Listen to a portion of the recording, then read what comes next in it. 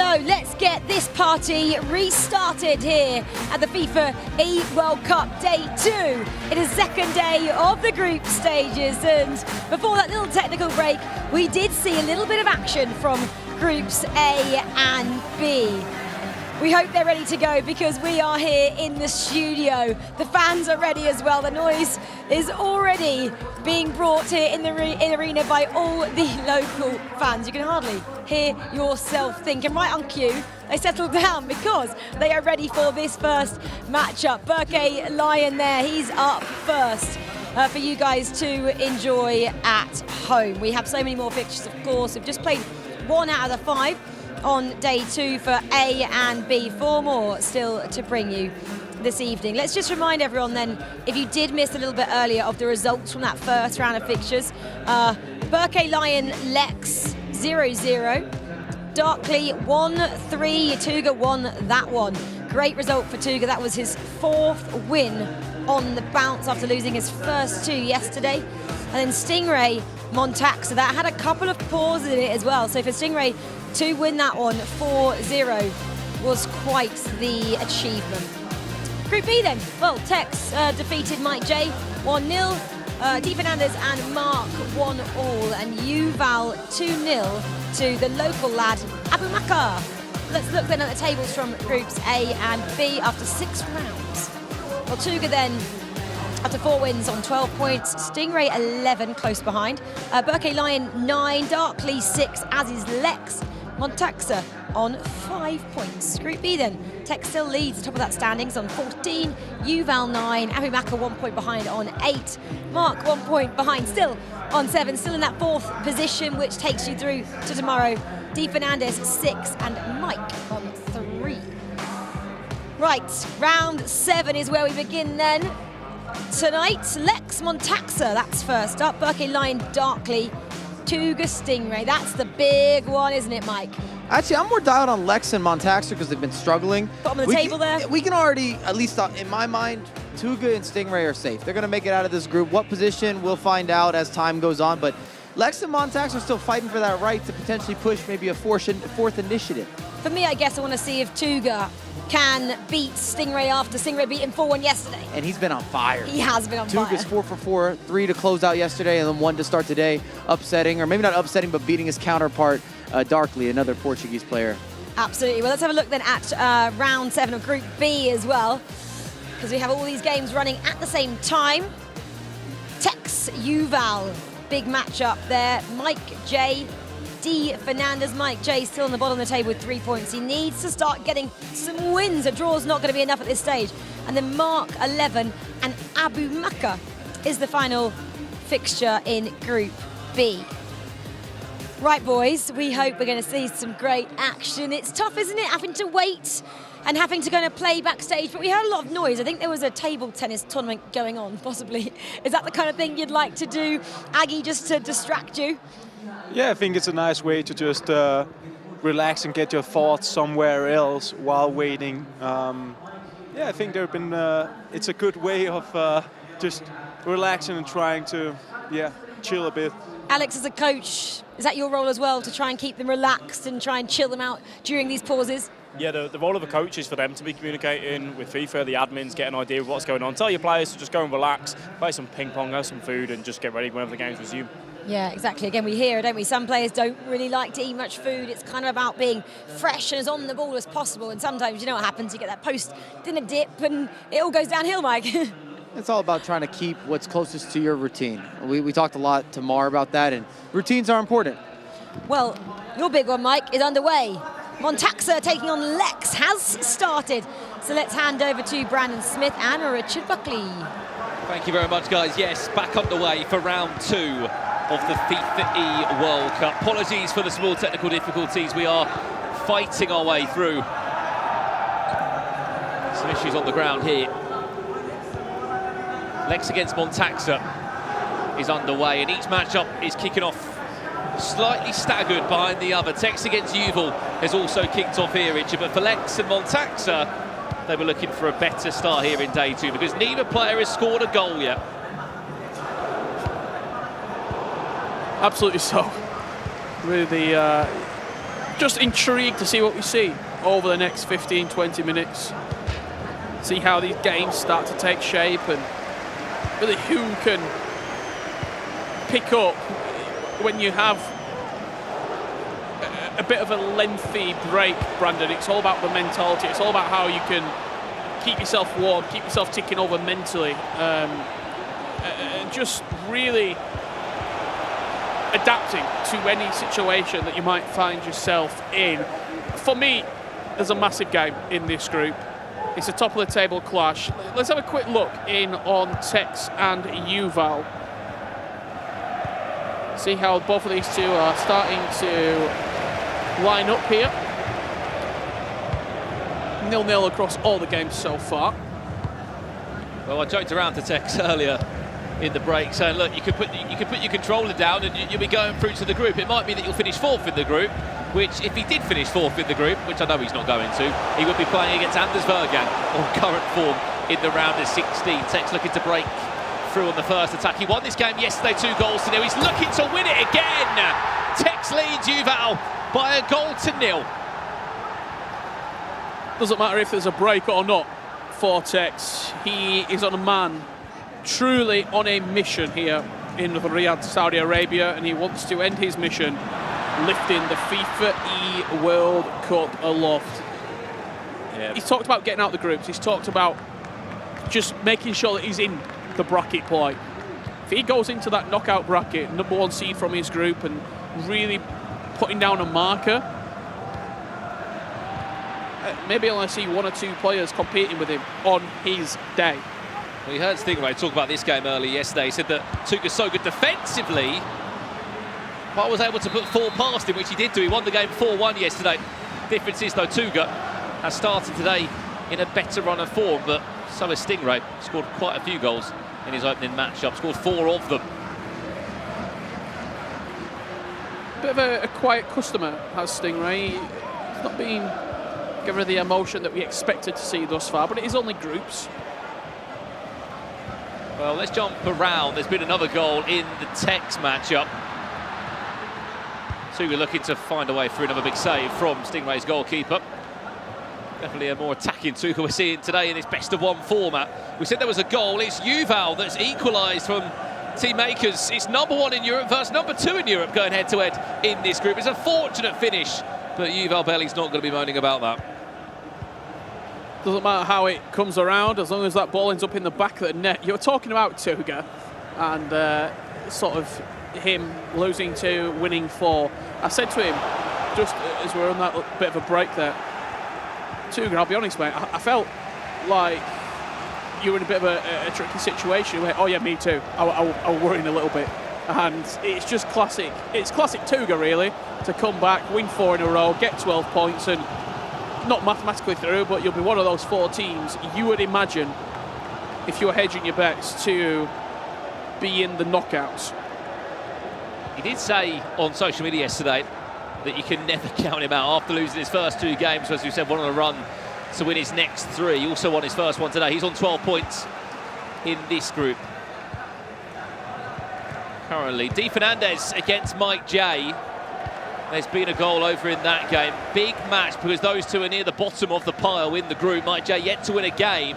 Must win. Where's the goal gone? If you're a Mike J fan, look away, because Di Fernandez took the lead in that game. Diogo Jota's esports player. That was after 15 minutes. It was Jude Bellingham continuing his run. There's also been a second goal in that game too. Di Fernandez looking to put those wrongs right this time round. Currently, as we said, was on 5 points yesterday, looking to add some more onto the tally. And what he's doing right now, he's almost eliminating Mike J from the conversation. He's just putting a little bit too much distance between Mike J and the rest of the pack, and you see that second goal as it was scored right there. He needs to press, he needs to do everything he can in his powers in order to turn this game around. Lex Montax are about to go into half-time, so we'll not go to that game as it currently stands. You're pointing to me, Brandon. Where do you want to go? Let's go over to Mark Abu Maka. If we can jump over to that matchup now, the hometown hero. There's been a goal in the game. Which way has it gone? It's gone the way of the Aussie. Mark 11 taking the lead 5 minutes into the game.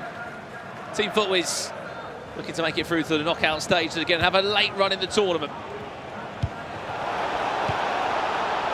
Abu Maka trying to find a way through. Yesterday when they played this game, it did end as a 1-1 draw. Half-time, as you said, Lex against Montax, so that is 0-0. Di Fernandez leading Mike J 2 goals still. Tex against Yuval does remain at 1-1. Here's Abu Maka again. Looking for that all-important equaliser, big save from the goalkeeper, goes for a corner. Let's go and see the closing stages, if we can, of Tuga against Stingray. That's at half-time, nearly. It's about 43rd minute into the game.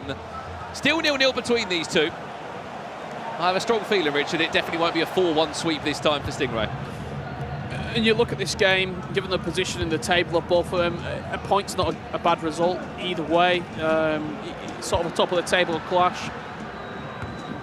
You establish the position at the top, if it is a draw, whoever wins, I mean, would find themselves in a great position to potentially go on and top this table. But I wouldn't be surprised if that did finish 0-0 between Tuga and Stingray. We're about to enter half-time here between Tex and Yuval. It was a quick reply from Yuval, but there's not been too much since. Not too much to talk about. Into half-time we do go slowly. Half-time here. There's been another goal in Di Fernandez, Mike J's game. Which way has it gone? Is it 3 for Di Fernandez? No, it's a goal back for Mike J. A player that is fighting to keep his tournament alive. He's very much back in the tie. That game's not even at half-time yet. That was just before the 40th minute. Melbourne City back in the game. Big goal as well for Mike J. Before half-time, start to build yourself into the game. I just say that, and Di Fernandez has a huge chance. Cuts it back with the driven pass. He wasn't able to find a finish and didn't even get a corner for his troubles. Did Di Fernandez. Closing stages of the first half. In this one.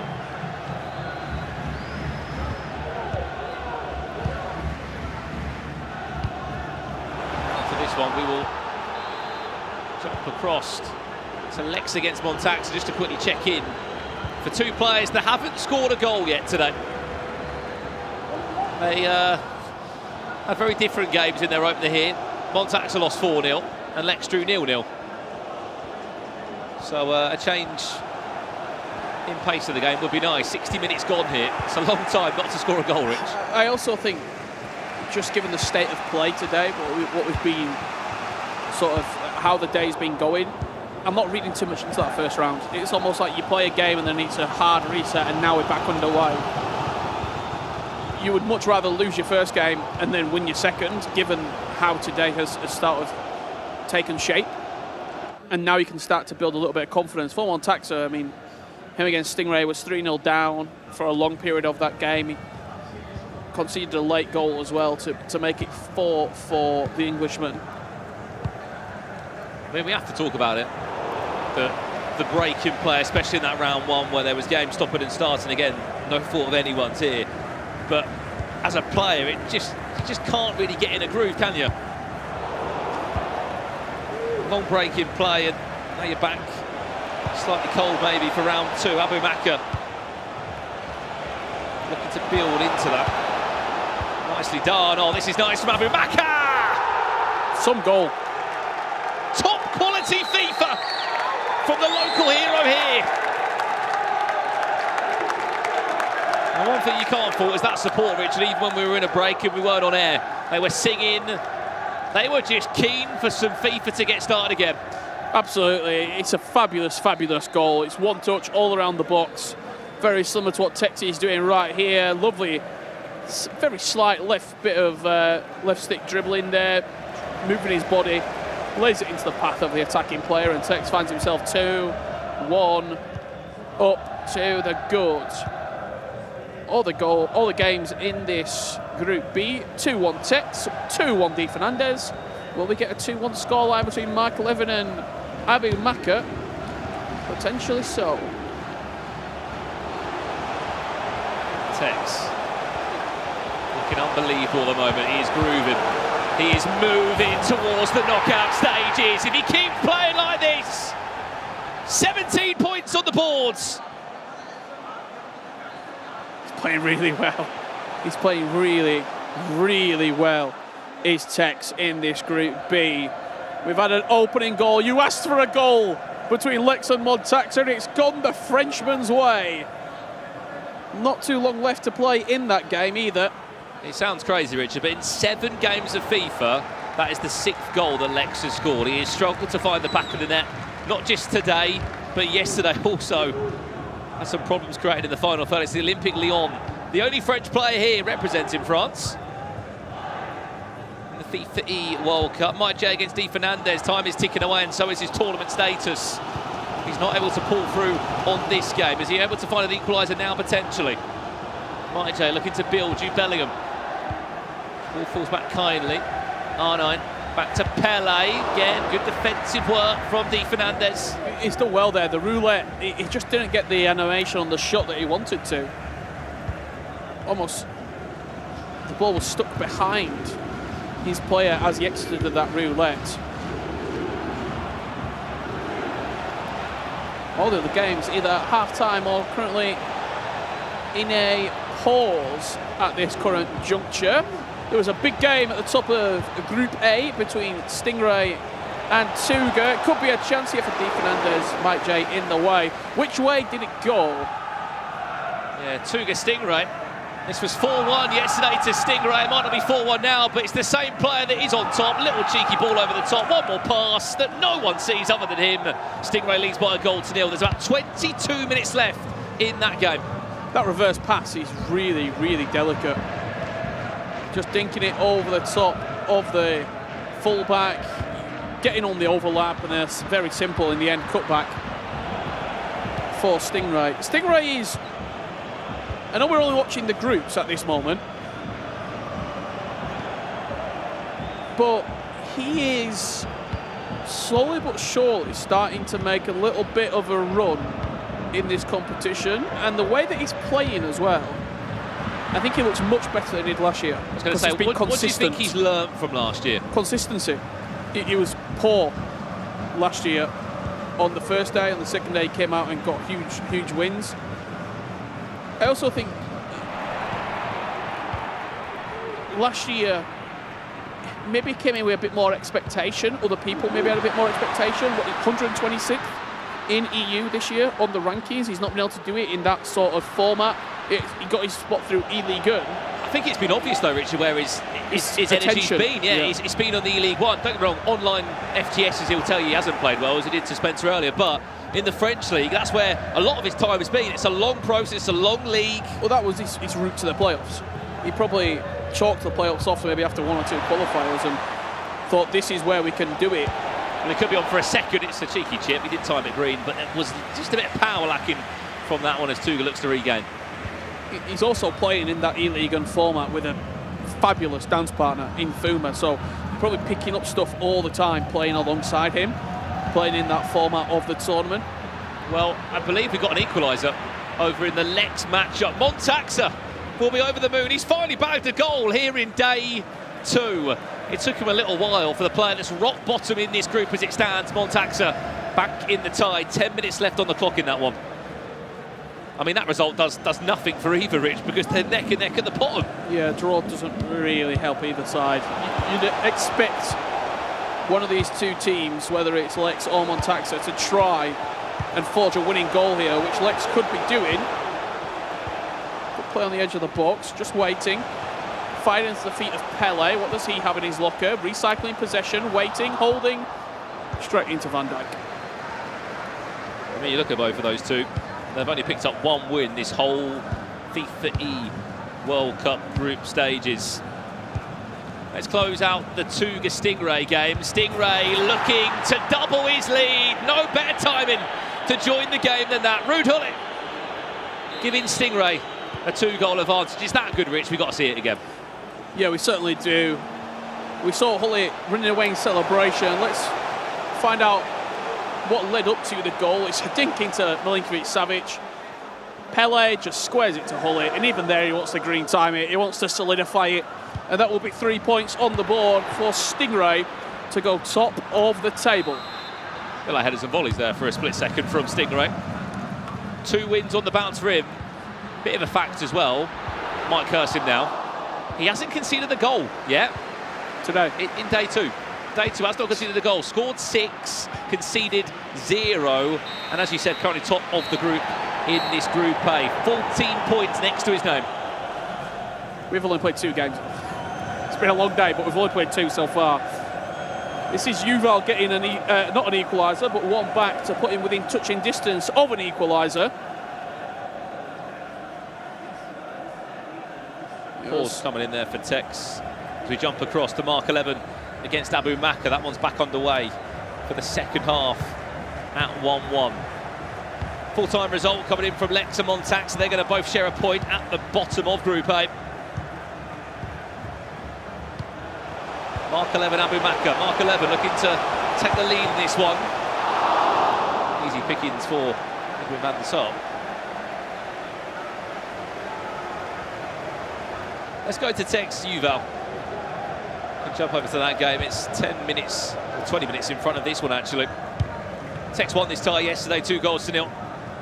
The only player that's actually unbeaten, you could say, from our early session in Group A and Group B. Him and Anders Vergang are the only unbeaten players in the FIFAe World Cup as it currently stands. Both had fantastic group runs currently.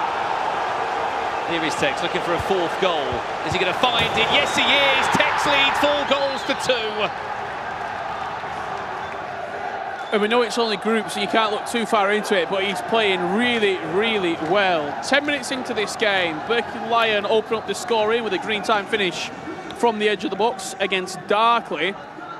And you might have heard the hometown crowd going a little bit wild for their hero, Abu Maka. 53 minutes on the clock. He is leading 2 goals to 1. Well, this is where it's going to get a little bit difficult for some of those players in the rock bottom. You can just see Abu Maka pulling back in the tie, but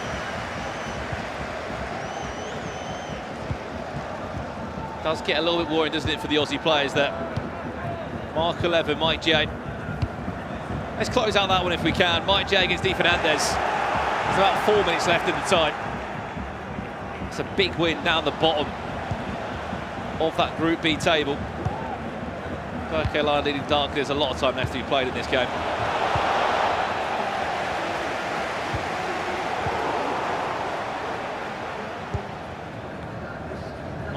Di Fernandez in the 87th minute. We can quickly check into that one to close out the game.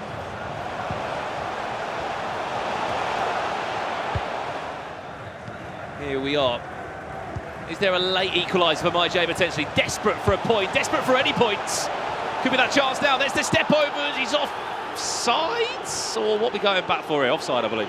Yeah. Unfortunately for Mike J, just a little bit ahead of play right there. Di Fernandez will take all the time in the world over this free kick and looks to get a much needed 3 points here in Group B. That will be Di Fernandez' 2nd win in the tournament, putting him on 9 points. Drew his first opening match up today against Mark 11. We'll be over the moon with that one, finding another big 3 points on the board. It's getting slightly worrying, isn't it, at the bottom of the table for Mike J. Over we go to Tex against Yuval. Every time that Yuval's asked a question, Tex has answered. This is such a good game, as we said. #1 being #2 in Europe on the most competitive FGS rankings there is.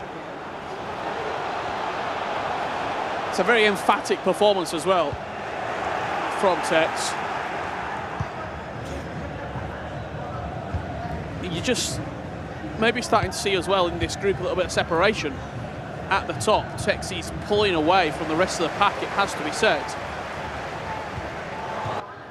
I'm sure he'll have all eyes on what is happening in Group D later on today. He's #1 seed in Group B. Who's he going to potentially be facing? So a really tough round of 16 match, whoever it may be. Barkley coming off the back of a 2-0 defeat against Tuga. He'll take that one all day long. Very fortunate bounce back but Darkley is back in the tie. Let's close out this matchup here between Tex and Yuval. Yuval's still in a good position to go through. Just see, nothing's going to happen in this game. Let's head back over to Berkey Lion and Darkley. We're just playing out the last 30 seconds. Yuval, I don't actually think he's going to get an attack out of this. We've got plenty of FIFA left to play in this particular matchup as we join with the ball in the back of the net. One thing that is very impressive, by the way, about Berkey Lion, so young, doesn't need anyone around him in terms of coaches. I know he brought his brother out to Riyadh to support him on his journey on the way through to potentially becoming world champion.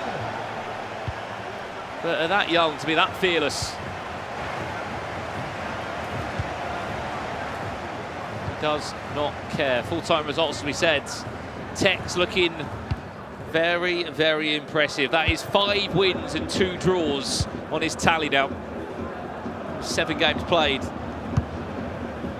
The FIFAe World Cup group stages after 2 group exits. That's not going to be the case this time round. And remember that his group will play the group of death in the round of 16 knockout stages. So Tex finishes first. He's going to be basically choosing 4th place in that group. Whoever it will be, of course, that will be decided later on today, fingers crossed. Half-time here is pretty much on the cards. It's the last corner of the game in the first 45 to Berkey Lion. Ball bouncing around the box! Berkey Lion leading into half-time with a 2-goal lead. What a turnaround, eh? We joined the game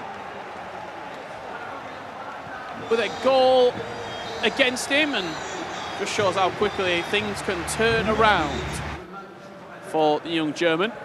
Berkey Lion.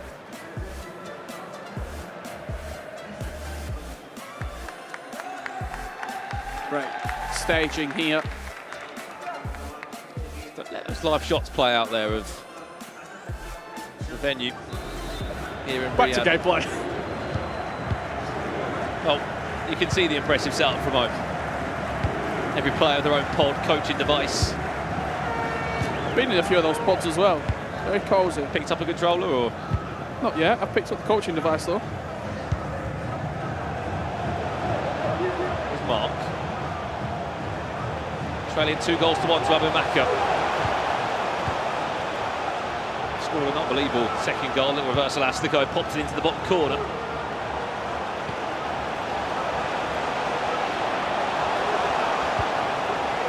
Zaha. Bruno Fernandes. Mbappe will try and... Every single player who plays against Abu Maka is basically playing an away leg, even if you are playing at home on the scoreboard, because this crowd will jeer and boo when you're attacking. They will cheer when you lose the ball. And if Abu Maka scores, well, even with the best noise-cancelling headphones, you will know about it, that's for certain. You're basically playing against Abu Maka and 100+ fans, aren't you?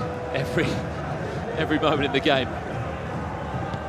They are with their local pro player from Saudi Arabia, who looks to be on his way also to the knockout stages. Still obviously 3 more big rounds to be played. Abu Maka will take on Tex in round 5. Mark, is he onside? Yes. No. It was nice FIFA. Up to the final pass, where it just strayed offside. Well, Mark 11. 2 games live at the moment, we should say, Rich, and there is Berkey Lion against Darkley 11. Both games are actually in the same part by about 5 in-game minutes. We're joining now, Berkey Lion. Serious talent. He's looking like the next big thing from Germany. I mean, not as big as Johnny, who is probably the tallest FIFA player I've ever seen. He's in action a little bit later on today in Group C, who's been superb.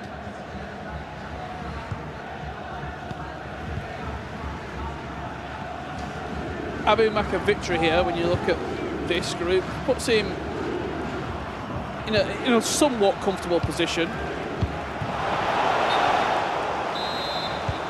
If you're thinking that Mike J is probably close to being eliminated, and then you're looking at just a couple of points here and there, separating third, fourth, fifth.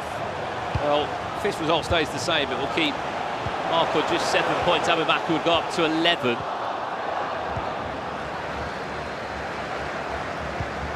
Tex, as we know, running away with things, 17 points next to his name. Abu Bakr looking to make that a certain 11 points on the board. Cheeky chip! Abu Bakr looked to run away with the tie.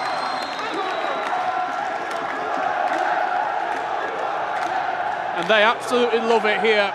Every single person in attendance. Flags are waving. Fans are cheering. And Abu Bakr is relishing this opportunity to play in front of a hometown crowd.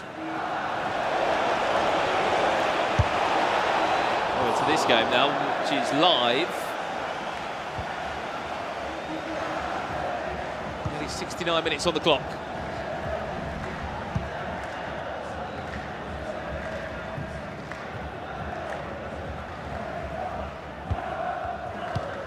Line looking for one of his most convincing wins so far in this tournament. Goal 5 might be on the cards. Just locking it from Darkley. And after what was a positive start, Richard, a 2-0 win against his fellow countryman Tuga, how the tables have turned.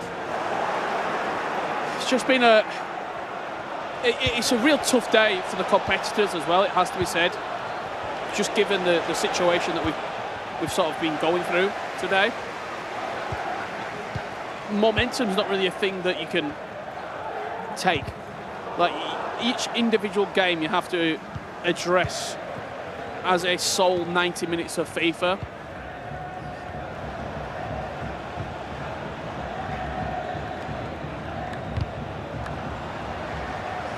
I think for Darkley, you're seeing sort of a tough start, and then you've also come up against it, in my eyes, what could be an E-World Cup quarter-finalist in Berkey Lyon. The way that he plays, the way that he knocks the ball around, he's got different avenues of scoring as Darkley gets one back, but I just think it will be too little too late. Yeah, not long left, is there, in that one? Let's jump over to Mark against Abu Bakr. Abu Bakr, as we know, leading 3-1, looking to cement himself in that second place spot in the group. He may be 6 points away from Tex, but still will be in the top 4. Puts himself in a comfortable position, and it also puts Mark 11 in a little bit of a precarious position as well. Lingering on the drop zone, it has to be said. Just on the bubble. My worry here, Richard, is if there's a world where Abu Bakr, let's just say, somehow finishes 4th, here's Abu Bakr again! Making it 4-1, maybe he won't finish 4th. But say just the tournament goes the way the tournament goes, Anders against Abu Bakr at some point in the round of 16, these local fans would have to choose a side. It'd probably be pretty easy, yes. But they've been a massive fan of Anders as well. It's always Abu Bakr. And then maybe Tuga. Tuga gets a lot of love. He's on the top 3. Gets a lot of love from these fans. I think what you're seeing, though, from a Mark point of view, just frustration as well. He's not really been able to get into his zone here in day 2 of the tournament. We saw it at the Club World Cup.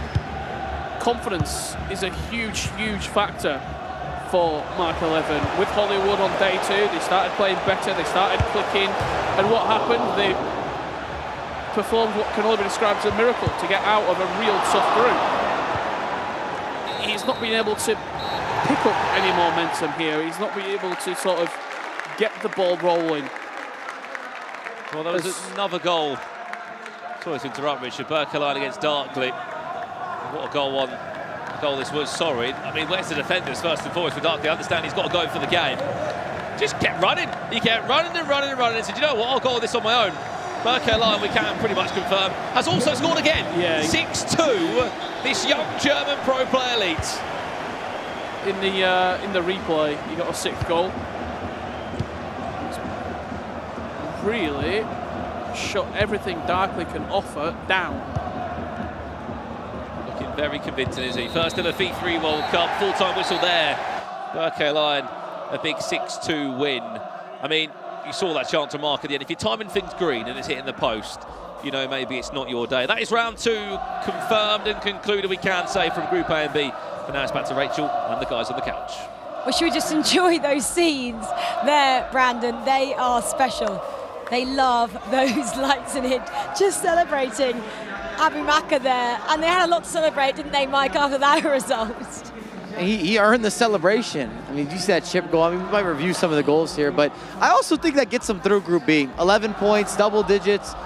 He doesn't need to do a lot here. I'm looking at what's happened and how many points are really available, who's chasing. I think he's sitting in a really good position. They should be happy. I mean, what a special experience Abu Maka is being treated to, playing here in front of not just your home fans, but home fans who really know and love FIFA esports. I don't think you could ask for better circumstances or better motivation in order to come into a FIFAe World Cup. I don't think I've seen a support like that before in general, and it definitely gives him a big confidence boost, and it also makes it even harder for his opponents. He's a very, very good player, and he would definitely get wins regardless if it was here in this arena or not, but it's definitely helped him that he had the crowd behind him. Well, we said we had a goal rush, didn't we, yesterday? 217 goals scored in all the groups there, Alex. He scored 4 for fun here as well, Mike. Alex, didn't he? Yeah, there's a lot of good material. This is the goal that really got the crowd going. I don't know if they're going to have his reaction, but after he scores the chip, he kind of revs on the crowd, looks over to him, puts his hands in the air, and this is really a moment where all the momentum has gone against Mark. I don't think Mark felt like he had a comeback. Extra pass, why not? Middle of the pitch, dance, prance, finesse, finish. Everything collapsed for Mark, and everything is moving in the right direction for Abu Maka. And it's not possibly the right direction, is it, for Mark? He keeps saying, Alex, he's never been grouped here at a major event or at an event. At the moment, he's sitting in 5th, and he's got Yuval next to. Again, Yuval on his day can cast Mark aside, right? Yeah, Yuval on his day definitely can cause issues for Mark. I also want to offer my sympathies for Mark, though, because not only have we got the crowd here, which, yeah, playing against that, as you said, probably never had to do it before in his career, but also that game did have a lot of stop and starts. They were out, they were back in, and for you to even deal with that along with the crowd is going to be very difficult for Mark, and I think that kind of came across in that performance ever so slightly for him. So sympathies there, but he's got to bounce back. He's got to start picking up points, and next up for him is Yuval, which, as you rightly said, Yuval's got the capability of beating anyone here in this tournament. But in that position as well, you probably couldn't ask for a better spot for Mark. If you win, you're going to jump ahead of Yuval. You can actually impact and dictate what happens in your group. You're not at a point where we need draws, you need losses, you need wins, you need help. You can still impact everything directly, which is all you can really ask for at a tournament of this stature. And both Mark and Yuval, of course, are trying to bounce back from losses. Yuval was just defeated there to Tex. So after 7 rounds, finally I can say that one. Let's have a look at the standings. Stingray then 14 points. He's now leapfrogged over Tuga. Tuga on 12, as is Burke, Lion, Lex 7. Montaxa and Darkley both on 6. Group A is looking very interesting. Group B then, Tex on 17. Well, he's not getting grouped, is he, this year? Abu Maka on 11. Di Fernandez and Yuval on 9. Mark on 7. Mike is adrift at the bottom of the table on 3 points. On day 2, he still is yet to pick up another point. Mike's also got Abu Maka next. Ouch, I wouldn't want to be Mike, but he loves the crowd just as much as the local man does. So let's get straight into this matchup then. Tuga taking on Montaxa. Tuga looking to bounce back after that defeat to Stingray. Right, Brandon, Richard, are you ready with this one? Can Tuga bounce back? Well, if you're a Portugal fan, you hope he will be after actually beating Montaxa 1-0 yesterday in this very matchup. And it looks as if you could argue, Rich, Tuga's just sort of fell into a little bit of a slump. Only by 1 game, though. He did win his first game. What we said about Tuga for the last 2 weeks, too many draws. I think he took that to heart. It just completely changed his play style, didn't he? Win or loss for Tuga, and that's what you can do. If you win half your games, lose half your games, you're on 15 points, you're guaranteed through.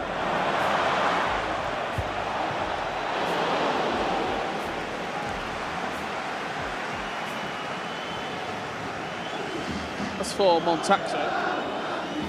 Points essential for the young Italian. We've seen a little bit of Montaxa throughout this year, Alex, joining us for this game. Saw him at the ECL. We've seen him numerous ECL tournaments as well. We know he's got quality, but offensively is where he's just lacked a little bit throughout the group stages here. Yeah, he's not had a good time of it so far. We're trying to put that ball in the back of the net. And top 4 at Serie A, and the times that I have seen him, I've backed him every single time to win that tournament. And he's just fallen short in those final hurdles. He needs to dig deep. He needs to try and find results out of nothing in these remaining 3 games. And for his troubles, he is facing against a Tuga, which, yes, Stingray beat him relatively comfortable then. Tuga has looked very dominant over the last few remaining games. As it is going to be the man himself, the one, the only. Spoke about him being dominant, and he starts off on that front foot, Brandon. Yeah, I think Tuga's also the only one that's got 2 coaches. He's got a Spanish coach, and he's got a Portuguese coach behind him, backing him all the way through to the knockouts. As we said, 30 World Cup. He's always made it out the group stages. It looks like, well, the 3rd time of asking, that won't be a question for him. Yuval against Mark. Mark looking for a run of form after a difficult first 2 games, a draw and a defeat. It's not helping him at all. For Yuval, big 2-0 win and a very difficult game against Tex. How does he pick himself back up, Yuval, after that Tex match? Look, I mean, when you play Tex, you're always in for a tough game regardless. You are, and I mentioned it yesterday, how I felt that Yuval Tex is very much a confidence type of game. Whoever went on to win that match yesterday would kind of take that group into their control, and it was Tex, and he's done it again today against Yuval. How does he bounce back? Well, just going out and doing what Yuval does best, which is putting that pressure on the opponent, trapping the opponent in as soon as they receive that ball. We know he's phenomenal in the pressing area. He can score goals for fun as well. And in the process, Mark's just had a bad result himself. He wasn't happy with that game against Abu Maka. So this is probably a perfect time for him to say, look, I can seal my fate. I can put myself into that top 2 position with a victory against Mark. But you mentioned there about Tex, Brandon. I do want to give credit to both of the English players in these groups, Tex and Stingray. Both of them right now are scoring goals, not conceding, and are looking unbelievable. I think for Yuval, he's sort of, because he's not being, I'm going to say they were consistent in his performances, he's found himself in a little bit of a precarious position in this group. You enjoyed that? Where if he doesn't play to the best of his ability, he might find himself struggling as Di Fernandez Panenka's right down the throat of Tex and squanders a pretty glorious opportunity. He must be feeling confident. Panenka down the middle against Tex, but Tex matches up well, and it doesn't surprise me from what we've seen so far. Tex beat Di Fernandez 2-1 yesterday. Could have easily been 1-0 down there. Yeah, you're showing that you are confident going with that Panenka. It's a risky manoeuvre, and the risk did not pay off there for Di Fernandez. Just got a glance at the coach, head in hands at that point, saying, why? Why? Just put it in the corner and ask more questions. You just have a deeper look at Group B. Yuval, 9 points. Di Fernandez, 9 points. Mark, 11, 7. Di Fernandez was able to get a result here. It puts him on 12. And it just starts to create that little bit of distance as he does open the scoring. The Yogo Ryota esports representative against Tex of Fnatic. Tex, maybe you start to see maybe taking foot off the gas ever so slightly. He's on 17 points. He's through no matter what. Like, you would have to, I don't think he can actually be caught at this point. You could even just say he's guaranteed top 2. I don't even think he drops down further than that. So it really is quite interesting, this group, and starting to see how matches do take shape. Yuval and Mark, let's head over there because this is a 4v5 clash. 9 points versus 7 points respectively. You win this game, you put yourself in a really good position. As for the loser, you're still in it, but it just becomes a little bit harder. Well, stay with this one for just the closing stages of the first half. Yuval against Mark, 11. you're right to say, Richard, two players desperate for a run of form in the last 3 rounds. This is round 8 for those that have just joined. Here's mark 11. Couple of step overs, tries to poke it through. Big save needed from the goalkeeper. That will do us for half-time. Let's go. Di Fernandez against Tex, if we can check in there very quickly. Still, I believe the scoreline is Di Fernandez leading by a goal to 0. We'll check into this one first, though. Darkley needed something to smile about after a poor start to day 2. Scores against Lex, the French player that is struggling to score. He's not looked great, has Lex, it's got to be said. And I believe someone out of the 3 of us commentating here had him winning the group. I think I may have got wrong in my statement there. I look back at my notes and what I submitted as the official application, and I believe I had Stingray, actually. The official application? Yeah. Is it a CV? I had Lex to do well. I know that for sure. Unfortunately for him, and for any French FIFA fan out there, it's just not been happening for him.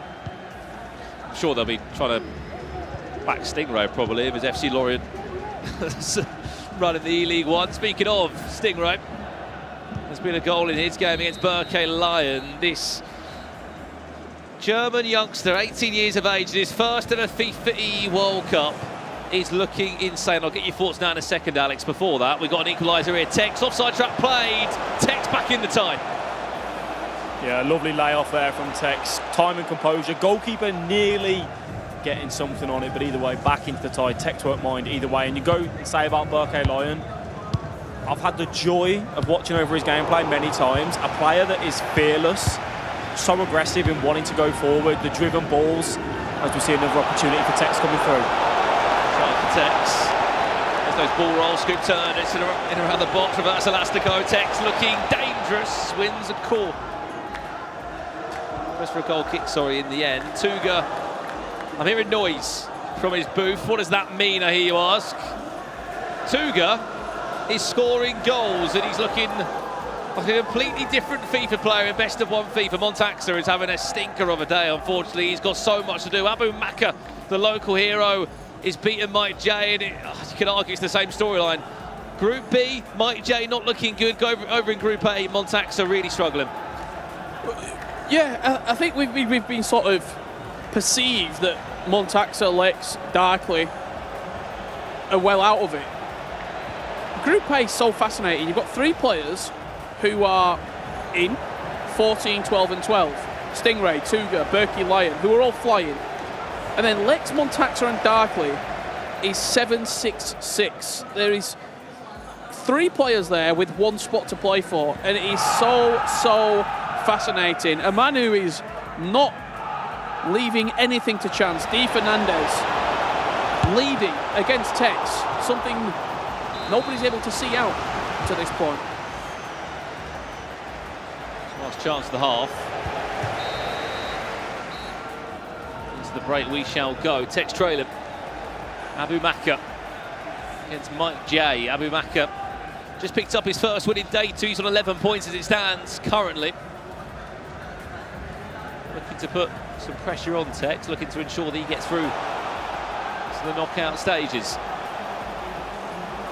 Abu Maka still, so much time, so much space. Mike J, where is your defence? I've got a feeling Mike J's head is very much back in Australia right now. He seems like he is done here in this tournament. Just no emotion there back from that, but credit where credit is due from Abu Maka. Goalkeeper comes rushing out, he doesn't panic, he takes that time, looking for that heel to ball roll, just working it past the goalkeeper and ensuring he's in a very commanding position.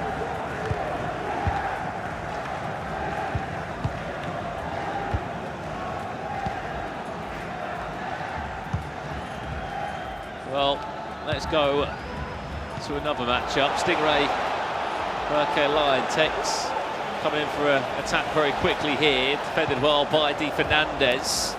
It's in Group A, this one. Stingray has had 2 wins on the board so far, was yet to concede a goal in day 2, did score 6 in total up to this point. It's looking like a guarantee that he's into the knockout stage again. Got round of 16 last time out in Copenhagen. Looking to build upon that. FIFAe Lion, though, as we know, makes it very difficult. He leapfrogs him in the table as well. If he was to win this game, FIFAe Lion, he would go to 15 points. Stingray's on 14. And on goal difference, I believe he goes top of the table, FIFAe Lion, even with Tuga winning. So a really interesting group starting to take shape here. The top three are going to be there no matter what. However, it's that bottom three which could get ever so tight as we head into our final 2 games. Last chance of the half for Stingray. Brilliant piece of goalkeeper movement just a second ago. FIFAe Lion, another great piece of defending. Oh no, big counter-attack. He was off his line, was brave, had to be. Just about able to get that clear. Half-time here, no added time. There's enough time for this one though for Stingray. Back post is there, well played. Very well played from Stingray, back in the tie at half-time. Ginormous goal there for Stingray. On the stroke of half-time, the cross coming in at that back stick. Composure at its finest. And FIFAe Lion is the first person to score against Stingray in the last 4 games. Both of these players looking to cancel each other out.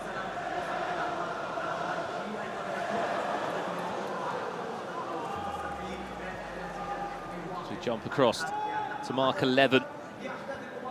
He's able to take the lead against Yuval. That's a massive game for him, by the way. Only 1 point from 4. Sorry, 1 point from 6, sorry, in today's matches. He did beat Yuval 4-0 yesterday, so he has already got the Israeli FIFA Pros number. Over to this one, Abu Makar, Mike J. This is live as it stands, nearly 40 minutes into the game. I think you're right, Alex. It could be maybe the end of the road for the Australian, who is still sitting rock bottom of this group.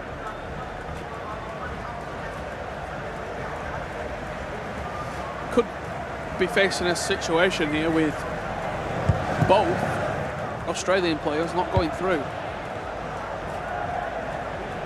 Yuval and Mark 11 look to be the potential playoff here, as we've got not long left to go in that game. We've got 6 points left to play for after this matchup.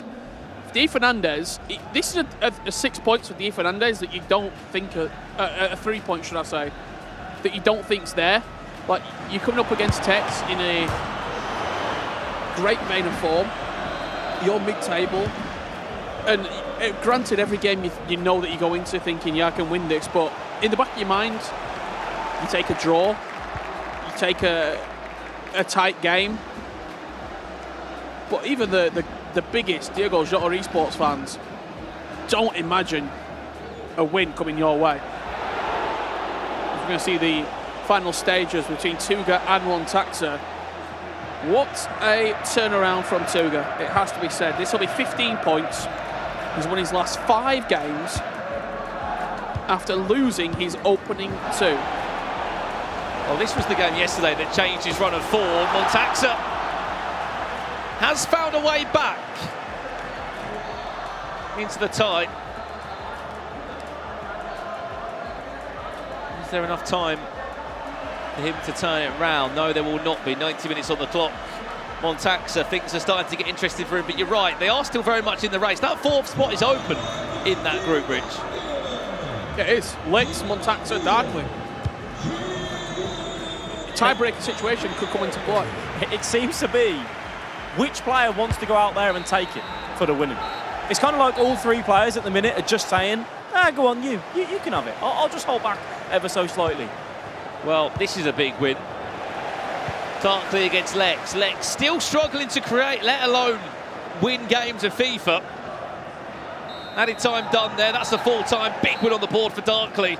Let's jump somewhere else to conclude another game. Yuval against Mark 11. This one's got 87 minutes on the clock. This could be a big one for Yuval. Started the day of a win against Abu Makar. 2 defeats on the bounce again. The inconsistency is just a bit weird from Yuval. Mark overlaps him as well with this victory. It puts him on 10 points, and it puts Yuval in an elimination situation. Let's not forget as well that Mark still has, as his last game to play, his Australian counterpart of Mike, which, from what we're seeing in that Abu Maka game, Mike J seems down and out. So all of it passes over to Mark 11 and says, this is over to you. Can you take that top 4 spot comfortably? Well, we knew that Stingray was in a bit of a game. This is full time here. It will be Martin that picks up a massive win against Yuval. As we were saying, FIFAe Line was leaning against Stingray. Stingray came back in the tie, and then Stingray wants 9 points from 9, apparently. 20 minutes left on the clock. Step over into the perfect exit for R9. We jump this one here. Is the Tex unbeaten streak about to end? It is. I know he's already through regardless. He's got 17 points on the board, but there are points to be won around him. Di Fernandez, big 3 points if he can hold on to that. Yeah, ginormous 3 points there. Does have 13 minutes remaining though, where Tex will be throwing everything at the kitchen sink as he looks to work that one off across, and maybe we shouldn't write him off so quickly, Brandon. 3-2, Di Fernandez with his back up against the wall, looking comfortable, but Tex bounces back straight away. Going back to that Stingray goal as well against FIFAe Lion. Just the confidence to take those defenders on and just get that strike off quickly. He doesn't hesitate, he's so aggressive and forward thinking in those areas that FIFAe Lion too slow to react. And it is 15 minutes on the clock here. Plenty of time remaining in these games. FIFAe Lion looking to knock on that door to at least try and take all points shared between both of these players. FIFAe Line.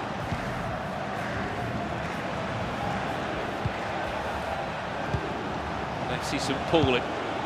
Looking to be the next right start coming out from Germany. Quick corner played in, 2 hands on it from the goalkeeper. Thank you very much. There are 2 games in the exact same timing as it stands right now. You've got Stingray against FIFAe Line, you've got Tex against Di Fernandez. Big save again, FIFAe Line still trying to do what he can do.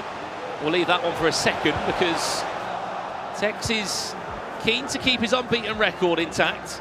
If he can pull a goal back here, he's got 7 minutes, he will create, he will get another couple of chances.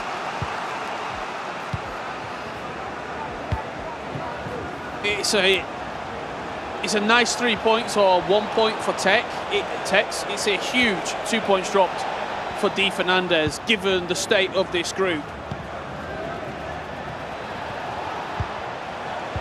Good defending again, possession in his hands. Nothing silly here from Di Fernandez. Massive switch of play. Was it needed? It's defended. So running race between him and Cristiano Ronaldo. Doesn't need to score. Doesn't need another goal. Big win for Di Fernandez. Perfect time for it to come in round 8 with still 2 more games to be played. I mean, there's no better confidence booster than that, is there, gentlemen? Just puts him well and truly in a comfortable position in this group when you start to look at what could be taking shape in the last couple of rounds. Only 6 points remaining to play for after this matchup. I'm sure Too Good to talk them a thing or two about how long you've got on a corner. Playing from the best in that area. Every second out the tie. From Di Fernandez. Why not? He's desperate for points, and I can't blame him. This is the FIFAe World Cup.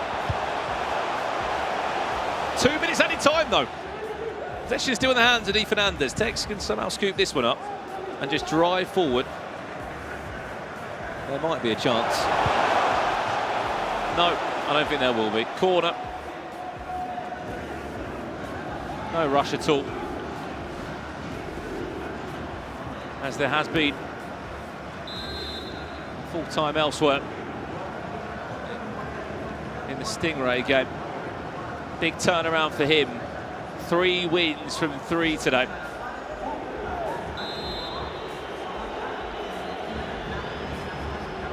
Just making sure, isn't he, Alex? Getting everyone to take the corner, I think. I don't blame him.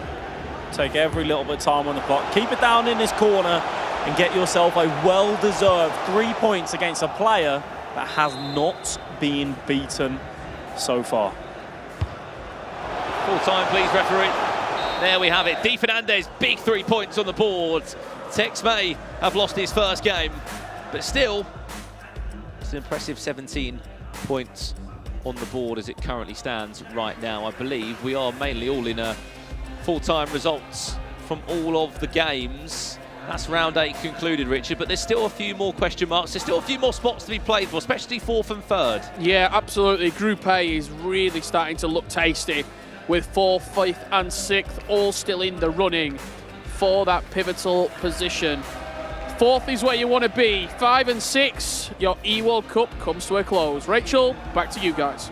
Yeah, thanks very much, Rich. Well, maybe we shouldn't be too worried just yet, but Alex, you were calling that last matchup. Tex, we're just starting to see the first little signs of weaknesses there. Did you read into it that much after what you saw against Di Fernandez? No, not so much. I think for Tex, he knows job's done. You know, we've not got groups at this World Cup, which for Tex is great. Yes, he's going to want that top spot for definite, so he's going to keep pushing in the remaining games. I think that game just maybe meant a little bit more for Di Fernandez to kind of secure himself a bit more of a stronger chance at top 4. Yeah, he's currently sat in 2nd, but because the Abu Makka Mike J match hasn't finished, that could change. Aggie Mike, a question on you, Val. He said Tex showing signs of weakness. He's showing the most signs of weakness here after yet another defeat. I enjoy watching him play. It's got to be said. Yuval's all or nothing in every single match. Either wins big, loses big, concedes goals, scores goals. It reminds me of Stokes in some ways. We talk about Stokes a lot. Whether you love him, you hate him, you fall somewhere in between, you will be entertained.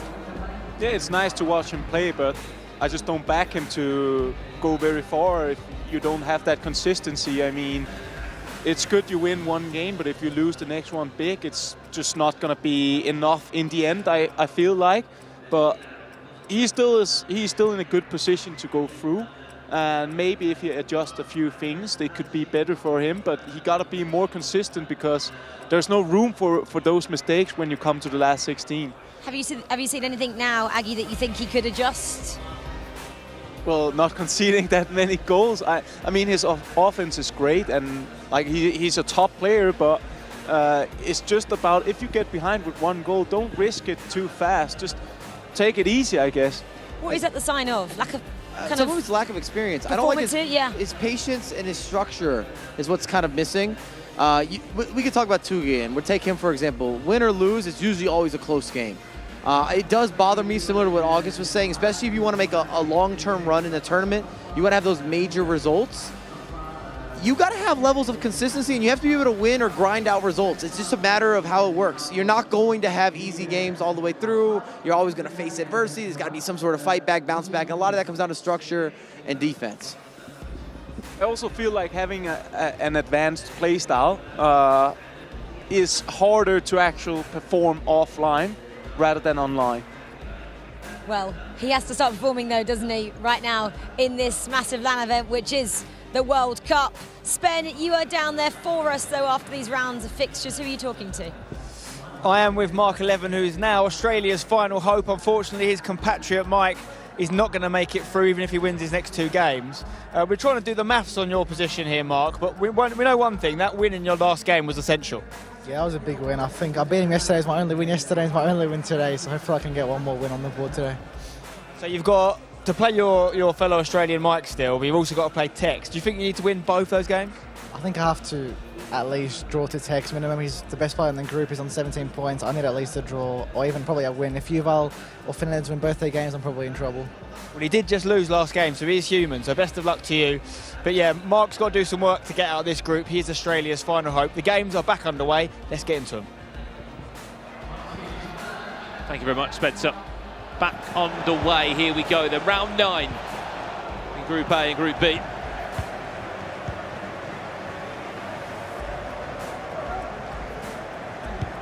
Darkley against Stingray. Is kicked off, and so is Berkeline against Montaxa.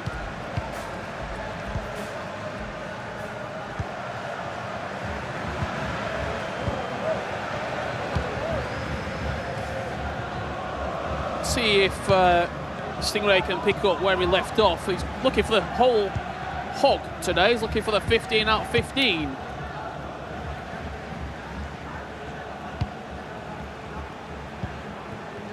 What a day it would be for him. Yesterday, look at the the run that he had in Stingray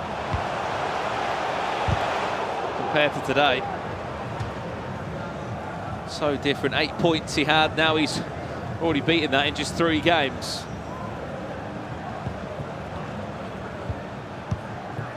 Not just good offensively, defensively he's also been so solid. Got another game underway, Berkeleyen and Montaxa. That one also in Group A. We've got a very special guest joining us for a little bit of around the grounds commentary. Spencer, you've been on the ground getting the verdicts from people. I still don't know with Mark. He doesn't look like he did last week or even the week before. He just seems a bit... I can't put my finger on it. There's a word to describe him, and I don't know the word. Well, he's only won 2 games, Richard. That's the big problem. In fact, between the 2 Australians now, well, we've 16 games between them, 2 wins. Both of them come from Mark, neither from Mike. So I think Mark had a bit of pressure on him, but he's kept saying this whole I don't get group thing. And he might have some work to do. If we assume, which we shouldn't, but if we assume he's going to beat Mike, he's still got to get a result against Tex. And he's kind of relying on Fernandez to drop some points, who's been unbeaten today. In fact, unbeaten in the last 4 games. So it's not looking good for the Aussie. Someone else is not looking good for is Montaxa, who could be 1-0 down from a mistake like this. Recovers well, but can't quite hold possession. Berkeleyen trying to make it difficult for the Italian. The 6 rock bottom of Group A. Nothing to smile about so far here in day 2, and he just can't get out of the box at the moment. So much pressure on him. Well, Stingray is in action against Darkley, as you would have seen. We teased you about Stingray maybe going for 4 wins on the bounce. That looks to be the case, as you can see from the replay. Headers and volleys from Stingray has been played. The ball's constantly in the air, he's knocking it down, he's looking for the bounces. What performance from him today? Yeah, we're seeing vintage Stingray right here, and if he can keep this form going in to the knockouts, I think he could make a serious deep run in this event. And I was thinking as I was talking to Mark about how the Aussies are getting on, I was thinking from an English standpoint, our boys are doing pretty good. I mean, Tex is going to make it out of the group, Stingray's going to make it out of the group. Bit of pressure on Stokes later on if we're going to see him get through, but he's given himself a chance. We could see all the Brits progress. Which something that probably not all the nations can do. We've got a Portuguese player in action here. There's 3 in the tournament. I don't see a world in which all 3 go through. I think for the Aussies, you might not even get 2 through. Yeah, we've got the 3 Portuguese that are in these 2 groups actually. And obviously Tuga's going to make it. I think Darkley might make it, and Fernandez is going to make it. So I reckon 2 of the 3 minimum. It's not bad from them at all. Just looking at sort of representation at the FIFAe World Cup. Well, England have got 3 players, Portugal got 3 players, the Netherlands have got 3 players. All in the same group as well. For once, Germany aren't actually the dominated nation they have been in past years. It's true. A German player might go as far as any of them, though. Berkeleyen has been a very, very serious customer. Still 0-0 in his match against Montaxa. Another game has just kicked off after this attack does come in from Stingray. It's Tuga in action against Lex. The French player Lex is also in a little bit of a rat race in Group A.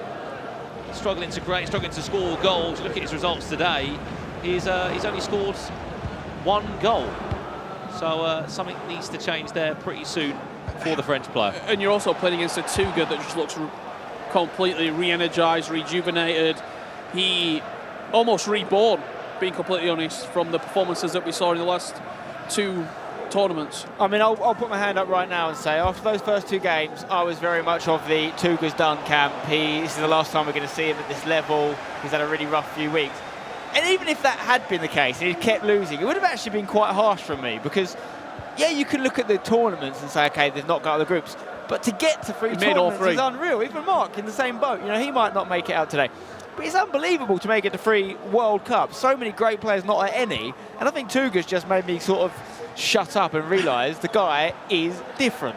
If you think of how many people started the year wanting to play competitive FIFA, it comes to be in the thousands. Signing up, getting to the elite division in Rivals, registering for the FGS. This is the best 24. It's truly the top 0.01% of FIFA talent. The margins are so slim that you can, especially in a one-legged game of FIFA, that's 12 minutes each match. It's so tightly contested.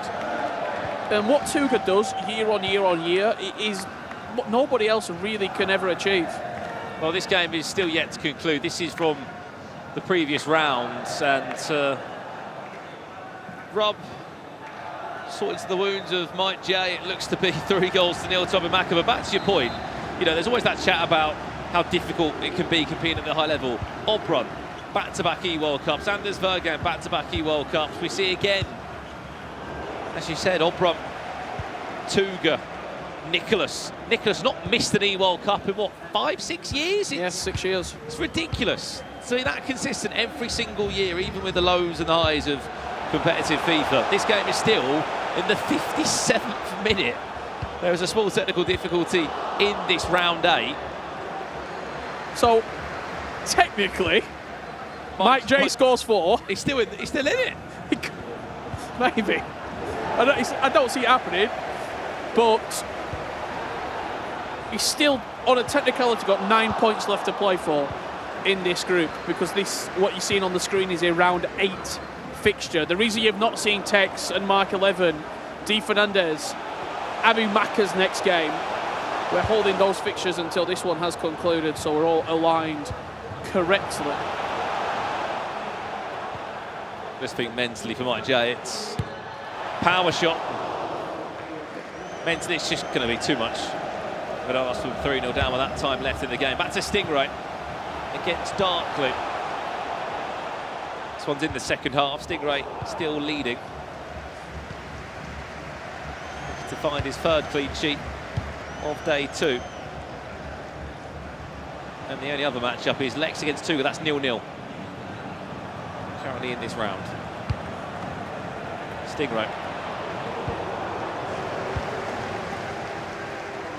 Lots of space down this left-hand side. As far as Milinkovic-Savic. Big tackle. There's been a goal in the Abu Maka Mike J game. He scored. Is he on his way? To be fair, I think when I said earlier that he was out, it was based on that result, and it hasn't actually finished. Like, you're completely right. It would take, I mean, because based on everything he said to us, and the manner in his body language and everything we've seen from him, it basically tells us he doesn't really care that much. There's no way you come back if you don't care at this point. It would take 6 red velvet cakes, at least. Maybe 7, to get him over the line in that game. There is 20 minutes left in it. 3-1. He trails. Berkeland against Montaxa. This is live in the game. Berkeland looking to go 1 goal to the good for the German. Oh, the cut-back was there. Montaxa also was defensively. I love the use of the player lock. He faked it, he then went on his own. But just coming up the other end here, Montaxa, the chance still on. We do have goals to show you, but we'll just wait for this attack to build up and see if it results in a goal. Good save. Where we headed, Brandon? We got goals. Yeah, we have got goals to show you. Lex Tuga in a second. Before that, Darkly Stingray. Stingray's fortunately conceded in that one. Darkly fighting for all the points he can get to stay in that top 4. That's 1-1. As soon as we've got the goal from Lex against Tuga, we'll show you which way that result has gone. 73 minutes in the clock between Abu Maka and Mike J. Still does remain the same at 3-1. Which way has the goal gone? Has it gone the way of the French player? It has, of Olympique Lyon, Milinkovic-Savic. And that's the 7th goal that Lex has scored across 9 rounds of FIFA. I mean, if there's a time to pick up 3 points, it's now. Hugely important goal for the youngster. We'll put him on double figures if he can see it out. Tuga's not been losing games. He's lost 1 in his last 6 games. So it'd be very impressive and much needed victory for the Frenchman. If he doesn't get it, it might even be too late, to be fair. So he needs to get it, but he's doing what's needed. Look, it's easy to say he's not won much or scored much, but he's also not lost that much either. He's been drawing a few too many. Curse of the draws. Exactly. That goes into half-time. Lex is leading 1-0. We did have a goal back. We painted the picture of a comeback story. Unfortunately for Mike J, Abu Maka gets a fourth and puts the tie pretty much to bed. 30 minutes left to play here. Just, you might be a little bit confused at home. This is a round 9 fixture, so in this group, this is Darkley against Stingray. It will be 1 point apiece with 3 points left to play for. And the fact that Tuga's losing means a draw is not even a bad result for Stingray. He stays top. You know, depending on the head-to-head record, he might not even need any more points after he gets 18. But I do think we will see him top the group in the end.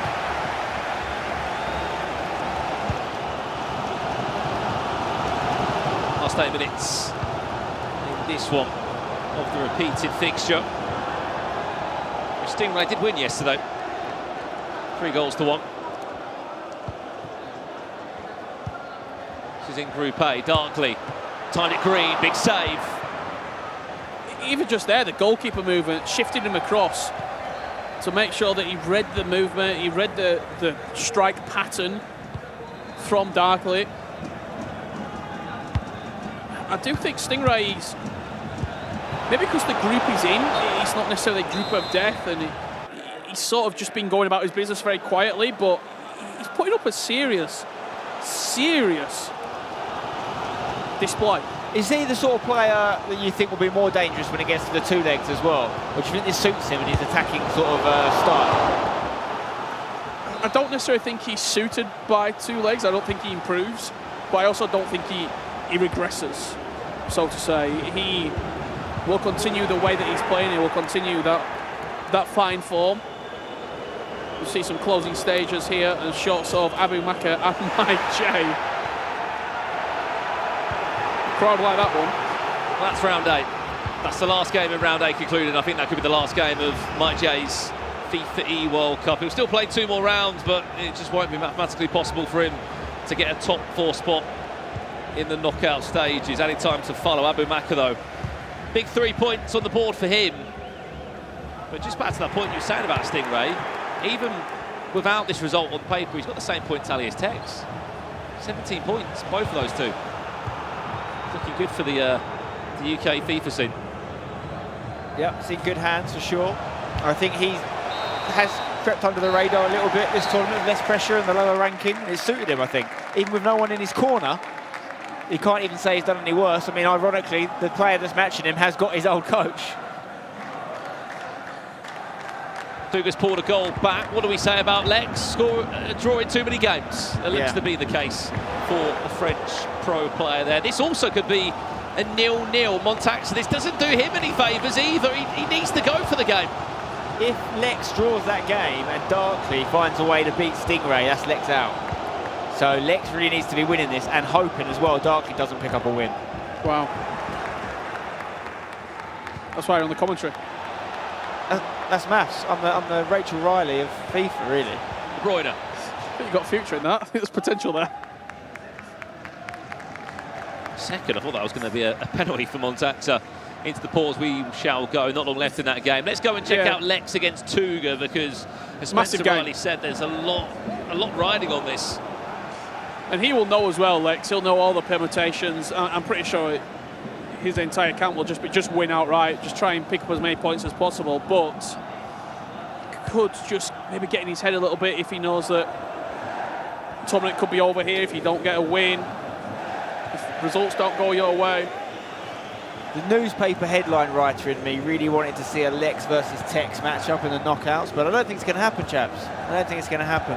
It's a real shame from a just purely banter standpoint, really. Lex can do something here in the dying embers. Can he get it in? It's actually got more time than I thought. Still got 30 minutes on the clock, so it's not right off the Frenchman just yet. Darkley Stingray's about to come to a close, and that helps Lex. The fact that Darkley's not looking like he's going to pick up 3 points there. So he's very much still in it, but he does need to score. And what I'm fascinated by with Tuga and his resurgence is, can he now, because we know he's a stronger two-legged player, can he now convert back to what he needs to do to become the Tuga of old and see those games out over 2 legs? Or could it actually hurt him in the long run? I do seriously wonder what happened last night with his coach and team around him, because he came out like a completely different player in the 1v1s, as we said. And just looking at Lex's history, what, 4 draws he's had. This could be number 5. Full-time result between Darkley and Stingray. That will give Stingray 18 points. There's been a bigger goal in the Montaxa-Burke Lion game. Wow. If Montax has got this goal, it suddenly throws this group up. It makes because it crazy. Montaxa will go to 9 points. Darkley will still remain in that conversation. Look at the time here, Wow. Montaxa has bagged a massive goal for the Italian. Well, you know what they say, Brandon, there's 2 things that are certain in life, death and Montaxes. So it doesn't really work, but you can take it. He scored a goal, well done to him. And it still keeps him in. And there's this, the headline from Montaxa right there. He goes into that last game with a real chance of going through. It's actually so wide open because of this Lex game is really interesting. If he scores and beats Tuga, he'd go on to 10 points. Montaxa will be on 9 points. Darkley will be on 10 points. Going into the last game, any one of those players could go through or out, which is really quite interesting. Well, Darkley plays Montaxa as well, as you said, in the last round of play there, which shakes things up even more. That is Montaxa's first one of the day coming into that. He lost and he drew his last 3 matches. And what's really interesting, is that obviously Montaxa beat Darkley in that fixture yesterday. So actually, suddenly, out of nowhere, Darkley looks like he could be leaving. If it happens again. Of course, it doesn't always repeat itself, you know. Well, as the table stand, as we said, in that bottom 3, Darkley's obviously confirmed. He's on 10 points, Montaxa's on 9. When this game does conclude, Lex will be on 8 points, unless Lex can go and win the game. If he can, he'll be on 10, and suddenly we're looking at that round 5 fixture with a lot more on the line. I think he has to win it, though, to be honest. I've done the full maths on it, but I think the draw wouldn't be enough because he can only finish on the most of 11 then, and you'd have 2 lads that could get more than that in they play each other. So unless they drew, it would then go down to head-to-head. So from Lex's standpoint, what he needs not only is to win this game, but he really needs someone in his corner telling him you've got to go for it. Change the way you play, open up a bit, which is risky against Tuga, but the game's the game, son. Well, Lex, can you keep your FIFAe World Cup alive here? Mbappe into Pele, no way through. Tuga playing dangerously along the back line. There's obviously Group A, so whoever goes through will be playing people from Group C. Looking like Johnny, who's leading that group right now, could win it. RVP Legend looked very dangerous until he dropped off yesterday. Oberon, there's some good players in there. If you can finish top, which Tuga still can, with a win here and another good result, that's going to help you. Yeah, you set yourself up nicely, it's got to be said. I'm just... can't take my eyes off what Lex is doing here. I mean, the pressure hasn't really been there. It feels like this is a real kind of opportunity for Lex. Like, we haven't covered him greatly. He's not had a lot of airtime. He's new. It's his first E-World Cup. Beat Tuga here. Not only do you keep the narrative alive, you kind of announce yourself on the scene a little bit when everyone's watching. So, challenge over to you, my son. And we're just seeing a round 9 fixture underway here. This is Mike J and Yuval. The changes have come in here for Lex. It's a 3-4-2 warning. He's all gone all out attack. Let's head back over there. We've only got a few minutes remaining. And it is Lex who needs a goal. I've just looked over my right shoulder. I can see Lex's pod. I don't think they've got any idea of what is going on in that group. There was no communication saying, you have to go and win this game. You have to go and push on for those extra 2 points on the board. 89 minutes on the clock now. Tuga is building for that last attack, that last chance of the game. There's Mbappe. Tuga scores this. Goal kick. Goes for a goal kick. There's a minute left of additional time. That ball needs to go forward now. Oh no.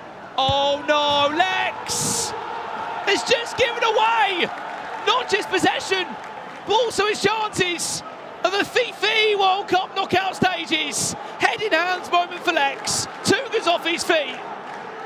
And you got to see that again on the replay, Richard Buckley. That's basics! He just passed it short. He went to try and build up the attack. Lex's E-World Cup comes to a crashing halt. Mathematically, As it currently stands, he's on 7 points. Look at the reaction. He's out. Heartbreak from Lex. Sometimes you can get a little bit lazy, even the best players just giving away possession there from the goal kick. Mike J against Yuval. It's a round 9 matchup. Mike J, as we know, is out of the tournament. Speaking of our commentary team, Spencer's subbed out, Mike LaBelle subbed in. Mike, you're joining us at a great time here. We're jumping in, obviously, to these round 9 matches. Round 10 is only around the corner. There's a lot happening. I'm surprised. I don't know that I necessarily anticipated Group A and Group B kind of going into the end and it mattering so much. You see a lot of space here. Abamak is stepping into that space, kind of adding to the arsenal, adding to the results today, adding some additional emphasis. With that result, he puts on 17 points. He's up there with Tex in terms of the performance from Group B. Your attention has to be Mike 11 and Yuval. Both of those two players, 1 point separating them. Yuval taking on Mike's countryman in Mike J. It's crazy that we sit here and there's a world where the #1 player in Europe could be eliminated in the group stages. This is also my point, though, where I don't always go into world rankings, and I don't like online as the major indicator of where somebody places in the world, because we know it comes down to what can you get done in person, and the energy, the ambiance, the pressure, everything all-inclusive, the gameplay. It's a little bit different in person. A LAN environment is different. Well, round 9, as we said, is concluded over in Group A. It's just Group B that needs to catch up. Speaking of catching up, Di Fernandez back in the tie against Abu Makr. He's letting them know about it as well. Boo from the fans there. Abu Makr's faithful, you could argue. They're going to be spewing him on through this round 9 game.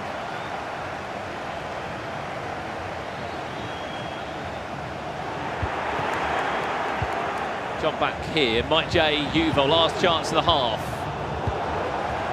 And that will do us a half-time. As we know, Mike J is out of the tournament, but he still could play his part in two people's tournament statuses, Yuval, and then he plays fellow countryman Mark in the last game of the day. Yeah, it's going to be a fascinating end to the day, it has to be said. Mike, J and Yuval, that is half-time 0-0. We are 20 minutes into Di Fernandez and Abu Makr. As for Tex and Mark 11, just having a look over to their booth, I can see Stingray stood behind Tex. I see Zach Marr off his feet. I see Jay Denman off his feet. I don't think that game's anywhere close to being underway as it currently stands. You don't think they're just standing next to each other, hands on it? We've had a good day. We're in the knockouts. Top of the group as it stands. No, I don't think they are. If you'd allowed me, I think the takeaway that none of us expected to be a possibility, if you go back over to Group A, the fact that Montaxer has a chance to progress out of this group, coming into day 2, based on what we saw on day 1, I kind of wrote him off. I don't know where you guys fall. He's kind of been one of those Italian players that's maybe not in the same clique when we look at the likes of Katia, or we look at Oberyn, who we're going to see in action later today, or we talk about Danny Pitbull. He doesn't always get the same notice, the same exposure. We don't put him in the same category, but he's here, and it's very likely possible that he's going to progress out of Group A and find himself in the bracket stage. Well, I hate to say it, I said he'd top the group in Group A. Clearly, I was way off of that, but he might still qualify for the knockouts. It's also in his own hands. It's just a one-leg game shootout. Got there in the end. Against Darkley too. Keeper's off his line. 2 hands on it for Abu Makr. These are the only 2 games that are currently live. Di Fernandez, Abu Makr, and Mike J against Yuval. We are waiting to kick off round 9 of Tex and Mark 11. And other than that, Group A is waiting to kick off its round 10. I'll also say this about Abu Makr, who's had fantastic results, but he's a little bit of a streaky player. If anything, he probably hopes not to go up against Yuval. It's the only player that Yuval's looked good against, had that consistency, had some of the intricacies. We saw some of the offense and even some of the defense, which is maybe my major surprise of these 2 groups, is the fact that Yuval has struggled so much. Yeah, I think for Yuval, I know you said we don't particularly look into those world rankings or the European rank. I think the one I do look into is the European rankings, because granted it is online, but it's over such a long period of time. And the consistency that he showed, making the latter stage of every single qualifier he played in. He then clutched up against Dosseri at the playoffs. Speaking of Saudi Arabians, there is Abu Maka. Once again getting the crowd off their feet. But I agree with you. I've been surprised by Yuval's lack of consistency across 10 games as well. And I would even argue, and I like Yuval as a person, but where's his heart? A lot of these matches, I feel like he kind of exits early if he's not in the game. If he goes down a goal or two, there's no fight back. We're not seeing him be able to battle or put himself into one of those positions to make a run or create some sort of comeback. Give us some drama. The crazy thing about Yuval into that conversation is the first time we saw him at LAN this year was the playoffs. Last year we saw him at the E-Champions League. He was not at the E-Champions League this time round. Here's the goal for Yuval. See Abu Maka in that game defending well again. As we said, Mike J has got nothing to play for other than just to stir up the pot. Yuval, thank you very much. Somehow finding a pocket space in that near post. But yeah, for a player that's been so dominant in Europe, the only place we saw him in LAN was at the playoffs. So don't get me wrong, he still turned up and he still got the job done there. We also just saw him in E-Nations.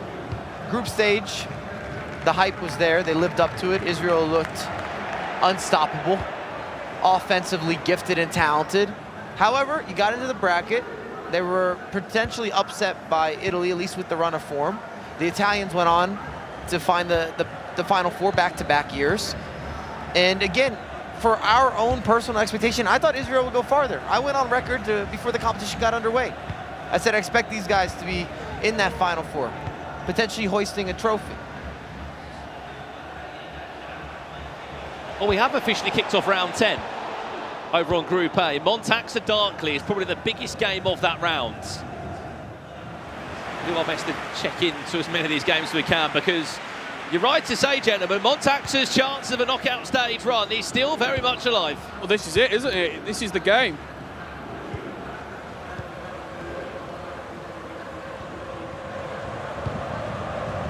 Somehow snatched a 1-0 victory, didn't he, Montaxa, in the 91st minute in that Group A.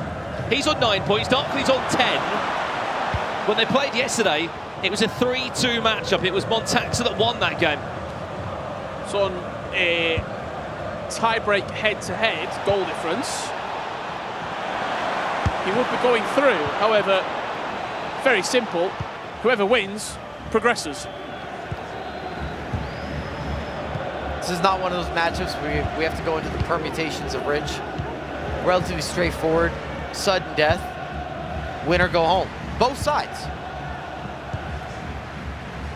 As we said, the big news, Lex is out of the competition. He can't qualify from Group A. There will be no French representation at the FIFAe World Cup in the knockout stages. And you might mention, well, Darkley could get a draw. But the reality is, Montaxa is going to put so much pressure when it gets to a late game situation and scenario. You almost have to go for the win. There's going to be space for you. You're going to have to do something with it. It's going to be difficult to draw this game.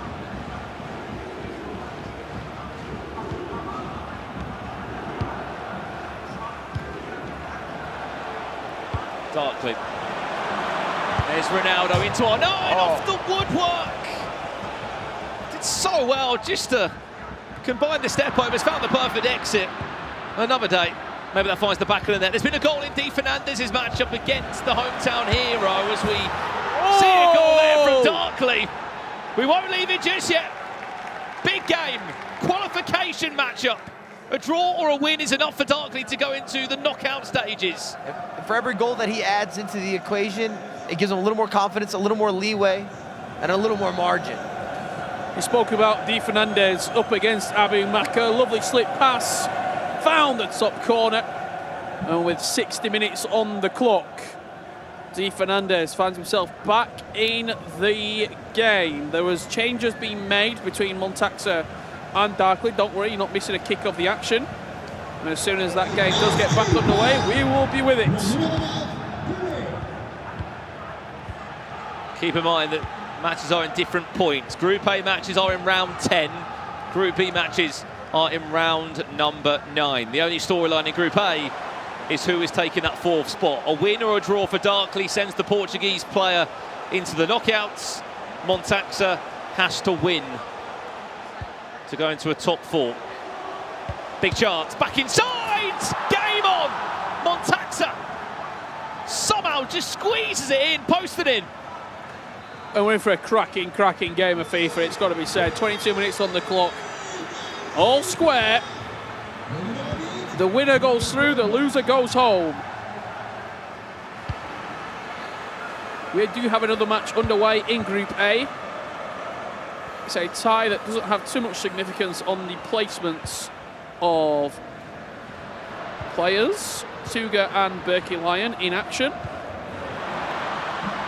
And regardless of the result, Berkey Lion will stay in 3rd.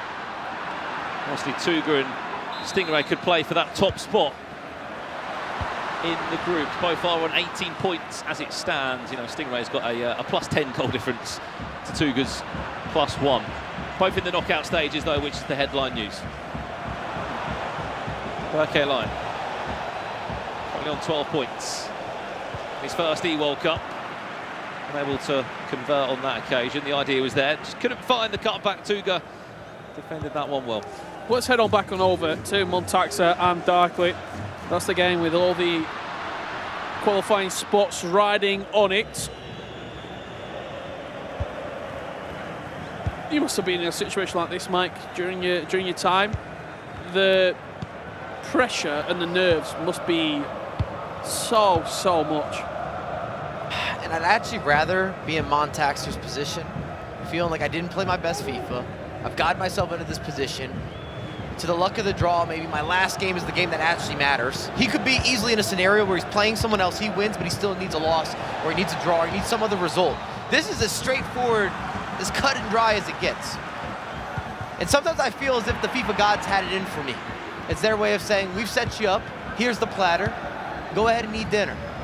Or lunch, or breakfast, or whatever it is. Go ahead and get your meal. You can argue that, yeah, he's a pretty terrible run in the tournament, but where everyone else has not picked up win after win, there's been so many draws in the group, it's just allowed him to always have a chance into this moment here. And that's what I was saying. Sometimes it just feels as if it's meant for you, especially when you know you haven't played your best FIFA. If we talk to Montaxer right now, he'll tell you day 1 wasn't that great, day 2 hasn't been that great. And the fact that he's in a position to get out of the group, when you sit there and you have your internal thoughts, a little bit of reflection, and all these pros do in between every single matchup, sometimes maybe even during the game, you start saying, I think this is going to be one of those scenarios that's going to go my direction. I'm going to have the draw of all draws. I'm going to get what's needed, what's coming.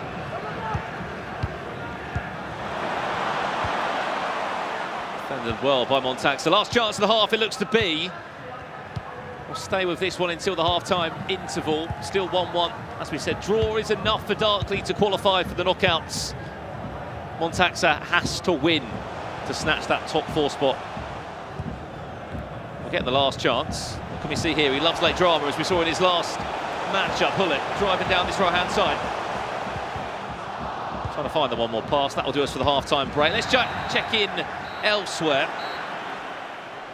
Well, there has been a goal over in Tuga's matchup against Berkey Lion. As we said, Tuga still could top the group. Berkey Lion, regardless of the result, will still finish 3rd. But why not go and get an extra win to give you that extra ounce of confidence for tomorrow? Also going and beating the man that has been pretty dominant in this group, it has to be said. In Tuga, confidence-wise, you'll be flying high. Just to give you a little bit of a roundup of what you're seeing here, this is a round 9 fixture on your screen.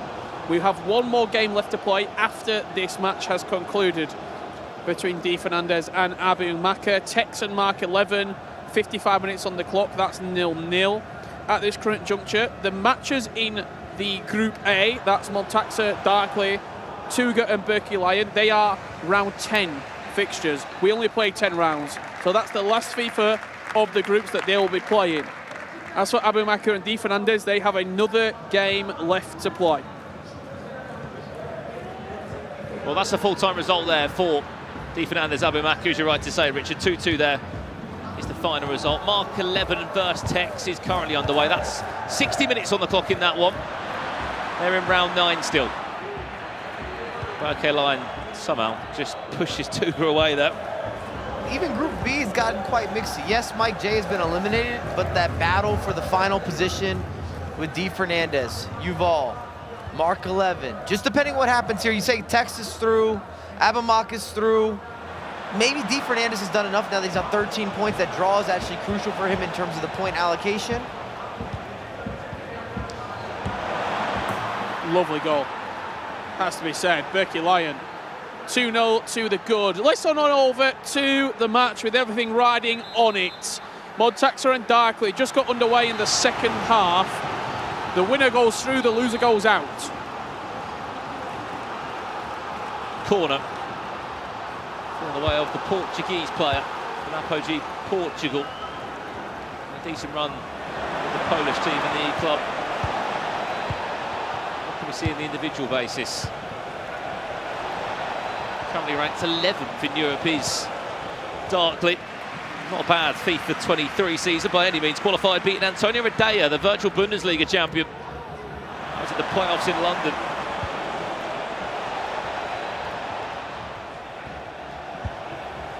Ronaldinho. De Bruyne, a big switch of play. Just about keeps it in, or doesn't, gets dispossessed.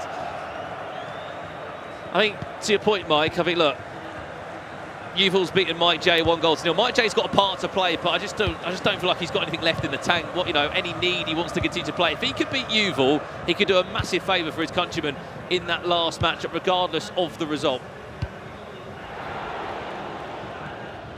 This could be that heroic moment for Mike J. Mr. Nonchalant made the statement on multiple occasions, looking forward to retirement.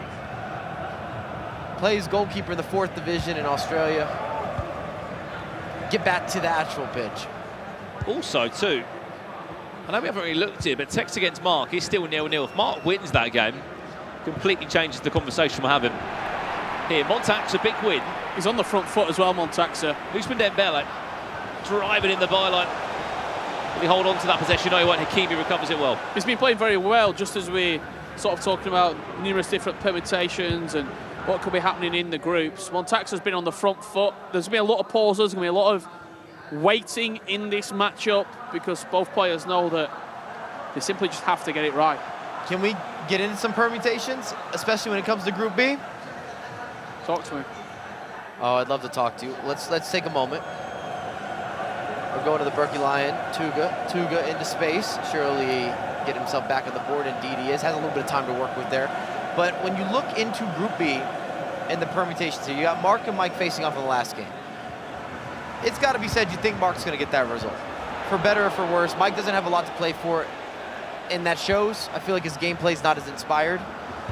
Yuval goes up against Di Fernandez. That's likely to be a deciding game as well of who goes through between the two of them. Going in that matchup, if Yuval finishes up, is able to beat Mike J, he's got just over 10 minutes remaining. He's up 1-0. He'd be on 12 points. So you have 12 points going up at 13 points with Di Fernandez. We don't know what's going to happen in the Mark 11 game. Still drawing even at the moment, 0-0 versus Tex. And then he has the Countryman game. Penalty. The rivalry game. Oh, boy. Mike Penalty J. for Mike J. Lovely little reverse elastico. This could be big to take the pressure off Mark 11. Does score. Everything Mike LaBelle just said, forget it, because the points are all over the place. Mike J taking points away from Yuval. And the only person he's really helping out is fellow Aussie, Mark 11. Yuval looks stressed. I don't think if he wants control of the group or to have any impact, at least without having helpers, he has to win that game. A draw won't do him any services in terms of his progression here. Huge goal between Montaxa and Darkley. It's a qualifying game. The winner goes through. Oh, no. And it's gone the way. It's 1-1 of Montaxa. 2-1, the Italian lead. 17 minutes on the clock in that game. 20 minutes away from top 16. Wow. And happy to go on record and reiterate, I just didn't see this as a possibility for Montaxer based on the form that he's had. A lot of games haven't looked very impressive. He hasn't been able to see him out when he has been leading. He's had a few games where he's conceded a lot of goals as well. But he's got himself into the position. If Mark was to win this game and Mike J draws against Yuval, the group is done. On a head-to-head record, Mark has beaten Yuval on the last 2 meetings. So it's done. You know, even if he gets 10 points to Mark's 13 and then Yuval goes and wins that last game to be on 13, he can't go through. Cannot go through. If Mark 11 wins the game, it could be all done before a ball is kicked in round 10. I mean, that would be easy, but you're up against Tex. When they played yesterday, Tex won 3-1 in this very matchup.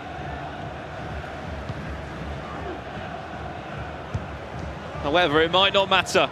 Goal has gone in. Mike J. Yuval. As soon as we've got it, we'll jump to it. We're building the storylines, we're trying to build the script, but they just keep being ripped up. Which way has it gone? It's gone the way of Yuval, who will then put pressure back on. A win here puts him on 12 points, and he will go ahead of Mark. Mark will drop down into the bottom 2 on 11 points. If he can hold on here. Mark against Tex is going to conclude first. 15 minutes left to play. Darkly, chance! Great block. Body's on the line. Oh no. This is going to be a stressful 15, Rich. Let's stay with it then. Right, Mark Tex is concluded. That's a 0-0. Ball into the box. Defended well. Everybody back defending for Montaxer. Jumping across. 87 minutes on the clock here. Yuval is winning. Mike J, have you got an equaliser to make things more interesting for us? Interesting skill move choice there. Press. Still in possession. Press is there. There's so many Melbourne City shirts around. Team Maker's jersey. It's a long ball forward. This should be game, set and match. Ball towards the back post if he wants it. For Yuval, doesn't need another goal. He'll be on 12 points. He goes back into the top 4 in Group B. Let's jump back to this one now. Montaxer Darkley. Remember, Montaxer wins this game. He qualifies for the FIFAe World Cup knockout stages tomorrow. Darkley needs a draw minimum. All he needs is a goal. Darkly, but Montaxer's keeping this ball as far away as possible. Another goal would be very much welcome. Is he going to look for it or just try and see this one out? Game management at its finest for an underdog in this tournament that has not had a good group running. But a couple of points, couple of draws that have saved him. And this big result here. Oh, it's gone back early.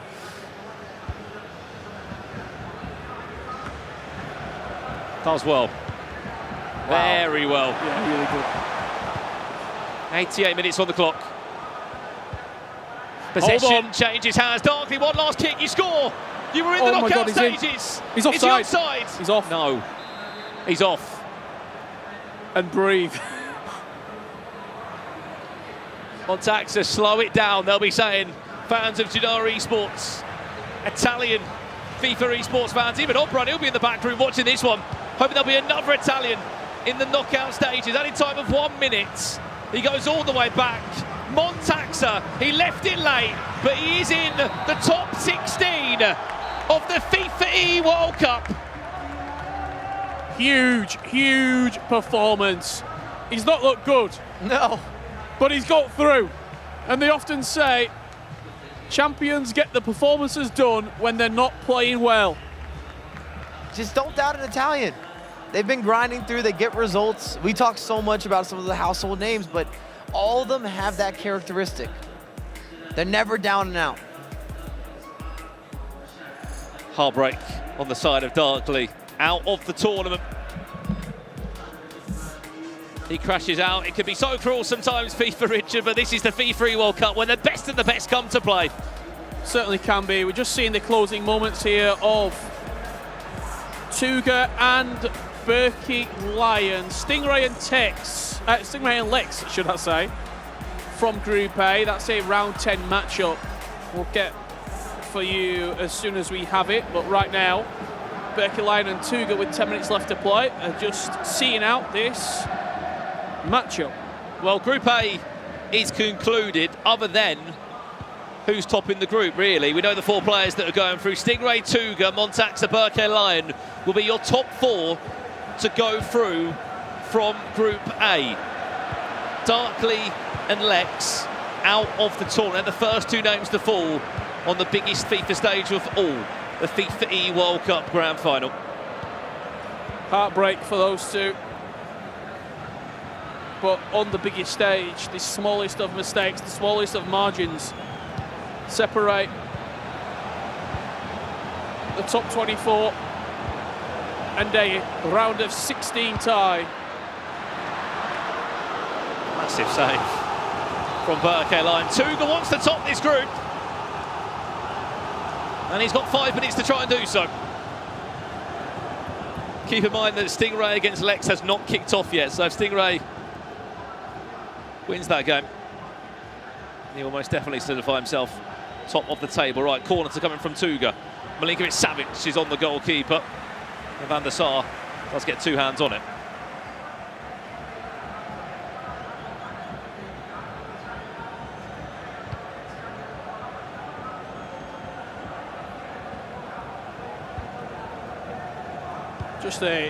We've seen the 4 players go through. Any surprises? I think 3 out of the 4 I pretty much had. I would have gone Berkey Lion. I mean, I think you look at that Tuga, group. Stingray. I also thought Darkley.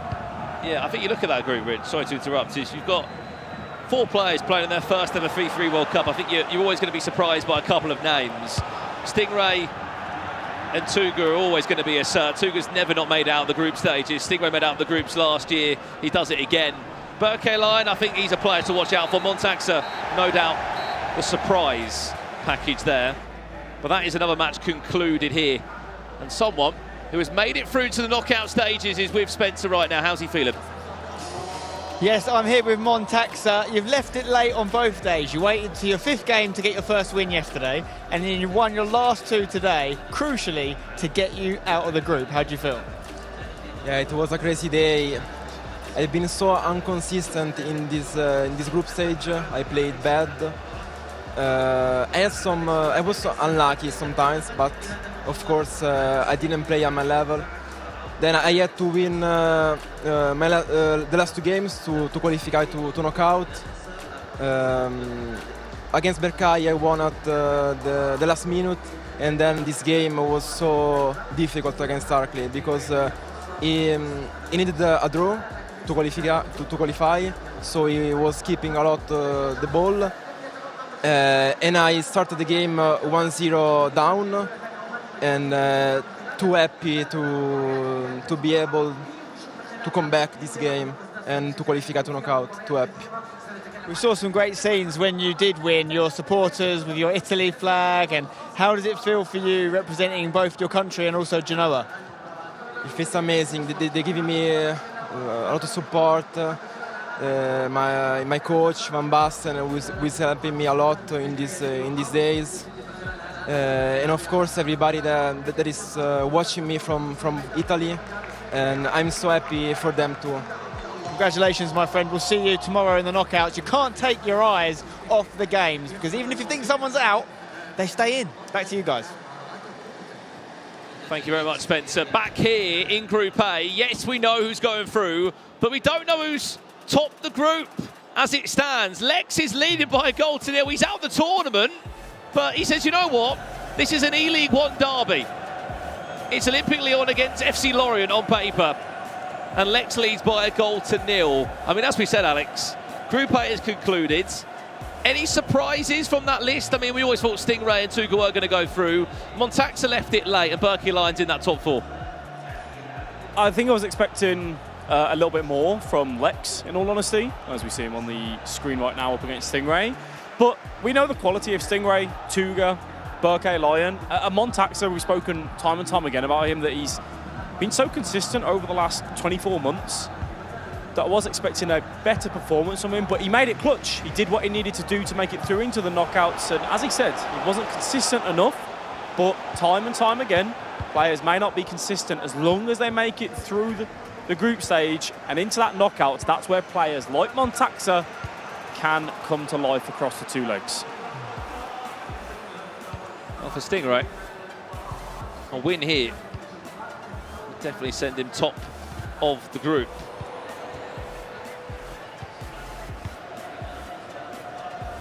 Both had shared points, actually, believe it or not, Tuga and Stingray. They both took a result off each other, but Stingray has got the goal advantage on their head-to-head, so even a draw, I believe, would keep Stingray top of the table. As it stands, Tuga on 19, Stingray on 18 without this game being added on to that tally. And I'll be happy to know that round 10 is also underway over in Group B. Yuval Belli against Di Fernandez, Abimaka against Tex, and then the two Aussies waiting to go to battle for the final time at the World Cup. Mark 11 against Mike J. Here's Stingray looking for an equaliser. Thank you very much, he'll say. 1-1. Yeah, fantastic finish for Stingray. Again, an area where we know he comes to life time and time again. And Lex, the story is just the same. When he does take the lead, he can't hold on to it.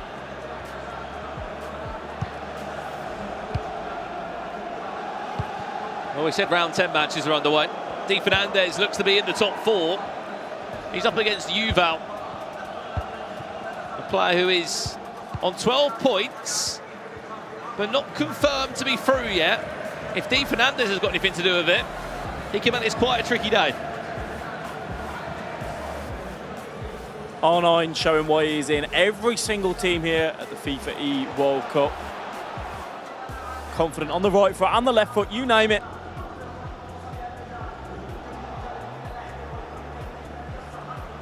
In the air. Oh, Di Fernandez! Headers and volleys at the FIFAe World Cup.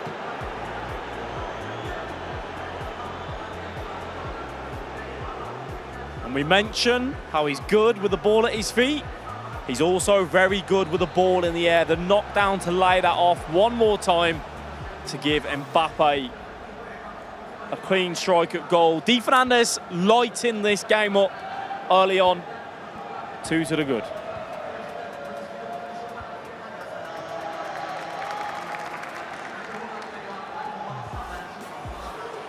Yuval. Such interesting groups he's had at the World Cup. Back in the game, has scored at 2-1.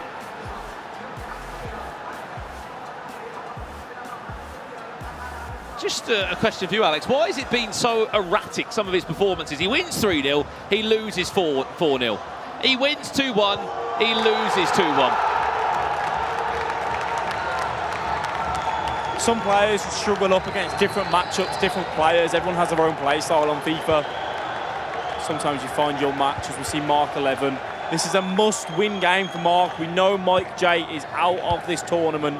As it stands, Di Fernandez beating Yuval would mean if Mark 11 can pick up a victory here against his Australian counterpart, as the chance comes. There's the goal. There is the goal for Mark 11. If he can win this game against his fellow countryman Mike J, Fulwies will have a player in the round of 16, but there's been more news in another game. Yuval against Di Fernandez. There's been a goal there. We'll go there in a second. Before that, Abimaka against Tex. We heard the loud roar. We know both these two are going through to the knockouts, but come on, it's Abimaka against Tex. It's a massive game for them. It's Sebes Tesari pretty much against Tex. We said there was a goal. Yuval against Di Fernandez. You were painting the picture rightly to me, Alex. If Mark wins his game and Di Fernandez beats Yuval, it shakes things up. Yuval was 2-1 down. He's back in the tie. There's only been 30 minutes played in that game, and they're all square at 2-2. All square at 2-2, and to paint the picture for you, that would put Yuval onto 13 points, Di Fernandez 14 points, and Mark 11 also on 14. Yuval has to win if Mark 11 wins. So draw's not good enough? A draw is not good enough. Di Fernandez, if he gets a draw, he's done enough. But there is still another half, Brandon, at least. Yuval.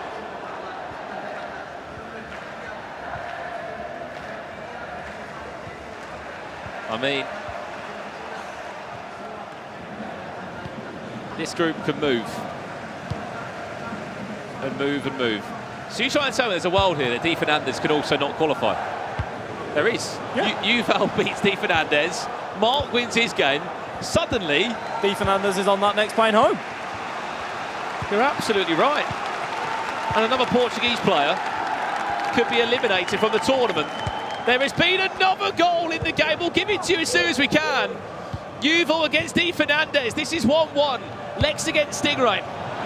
Remember, Stingray is playing to top the group. A draw would be enough for Stingray to still top the group. Now let's leave that one. And as soon as we can, there's two games we have to look at. Mark 11 against Mike and Yuval against Di Fernandez. There was another goal in the game. Yuval is taking matters into his own hands. This is all within the first half. It's the first time he's led in the game, Alex. He was 1-0 down, came back, was 2-1 down, came back, now lead 3-2. As it stands, Mark and Yuval are going through. Di Fernandez is out of the tournament as it stands. And we jump back over to the game between Mike J and Mark 11. We have a second goal there. Mark 11 putting himself into that commanding position. Here is that goal for you. The quick tempo, the moving around. Pele doesn't miss from there. Mark 11 doing everything he needs to do. His story is in his control. As we said, as it stands in that Group B, Abu Maka is through, Tex is through. And if Yuval can hold on to this and win, he goes through, and so will Mark 11. It will be Di Fernandez and Mike J leaving Group B. Again, both these games are in the first half. I know we're painting the picture early doors, but just to let you know at home what every goal and every result does mean. Is Mike J looking to shake things up. A game that might not mean as much. There was a penalty in it. Stingray against Lex. The All-French League matchup. Which way did this penalty go? It looks like it went the way of Stingray. Had a chance for a goal. Mbappe went down to ground. Lex goes into the book. Did he capitalise on it? Stingray looking to top the group with a really impressive 21 points from his group stages here. It was Pele that was over it for Stingray. Down the middle, thank you very much. It looks like that could be the case, Alex. Stingray looks to top the group. Yeah, Stingray looking very strong throughout this group stage. To top the group in the process as well. He has been phenomenal, not only in the attacking department, but the defensive department as well. And for him, he's got that first place to show for it. Half-time. Is there an equaliser from Di Fernandez? There's bodies just diving into tackles in and around the box. We'll have a breather for a split second. There's been another goal in this game. Mike J, he may be out of the World Cup, but he can still rustle a few feathers. 2-1 that game. There was another goal in this one. Stingray wanting to ensure that Tuga doesn't get top spot in the group. It will be Stingray that gets top spot. Remember, Group A will play Group C, and Group B will be playing against Group D tomorrow. We haven't kicked off the second half of Group C and Group D. That will come later on. This game, as we said, in the closing stages, hasn't got as much on the line. We know that Lex is out of the competition. Looking for another one. He might be out, but he wouldn't mind going out with maybe a small smile if they can stop Stingray from winning his last game. Just as we wrap up on this game as well, a big matchup in the arena here, which has got a lot of fans on their feet, is Abu Maka versus Tex. Abu Maka 1-0 to the good right now, and Brandon, as that stands, there is a chance that Abu Maka could take first spot off Tex, which is huge when we're thinking about who that group plays up out in the knockout stages. Well, I mean, the only indicator we've had from Group D is that Anders Vergang probably will top the group. So whoever comes fourth in this battle that we're trying to give you at the moment could be playing against the Danish wonder kid. But regardless of it, the group is stacked, full of names. And in time to come in this one, we have to talk about it, Stingray. What a group outing for him. Unbelievable outing from Stingray, as he gets one more chance probably to just score goals after goals after goals. That's what he's done. He's been so good defensively as well. Congratulations to him. Great performance. Oh my God. There is bigger news here. Mike J, outside the box, 2-0 down, nothing to play for other than just to try and stop his fellow Aussie companion from qualifying into the knockout stages. With that goal, we might just stop him. They were teammates last year. They were teammates in 2v2 FIFA in Direwolves. Now Mark might never be able to look at Mike J again. Foot Wizard Mark is saying, Mike, it's not going to plan. We need that win. And Mark has got a job on his hands. Over to the game of Abu Maka versus Tex. The shot cancel coming through. Gets a little bit fortunate, but either way, Abu Maka could be knocking Tex off that front foot. More goals in that one. We said Mike J has just equalised. Well, there's been another goal in the game. We'll give it to you in a second. Before that, we'll give you this one. Di Fernandez equalising the tie. That little Lacro Creta just to open up that space. This game has had it all. Back and forth between them. Yuval was 2-0 down. Took that way into 3-2. Both players knowing how much is on the line right now for this matchup. So as it stands now, Yuval will be out. Di Fernandez would go through alongside Mark 11. If Mark 11 can get that goal to put himself back into that winning position. Has Mark 11 done that, Brandon? Well, I sort of just gave it away, didn't I? you kind of did slightly, yeah. I forgot we didn't show the goal. I've got many screens in front of me here. Mark 11 is in the lead. 3 goals to 2, he does lead. So yes, as it does stand right now, the #1 ranked player in those European rankings, it doesn't mean anything. He could be crashing out in the group stages. Oh my. Another goal. Take that back, Brandon. Take that back, Yuval. It's your chance. Yuval, you're back in the top 4. End to end between these two. Mark 11, what have you got? Chance, goal! Mark's back in the qualification spots. What a terrible offside trap there from Mike. Just gifting the space to Mark 11. And both of these games with knockout FIFA on the cards are delivering. Both are giving us 7 goals as well, Alex, because in Yuval Di Fernandez, there's another goal there. Which way is this one gone?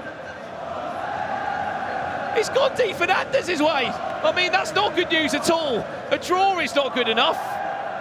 And obviously a losing position is not good enough. Yuval needs 2 goals if he wants to qualify for an World Cup, unless Mark will drop from a winning position once again. Right, let's give you a bit of context here. This game's in the 69th minute. Mike against Mark is in the 67th minute. There is 2 in-game minutes between the 2 matches. We'll try our best to give you the full-time results and what everything does mean here at the World Cup. The other story point is Stingray's top the group.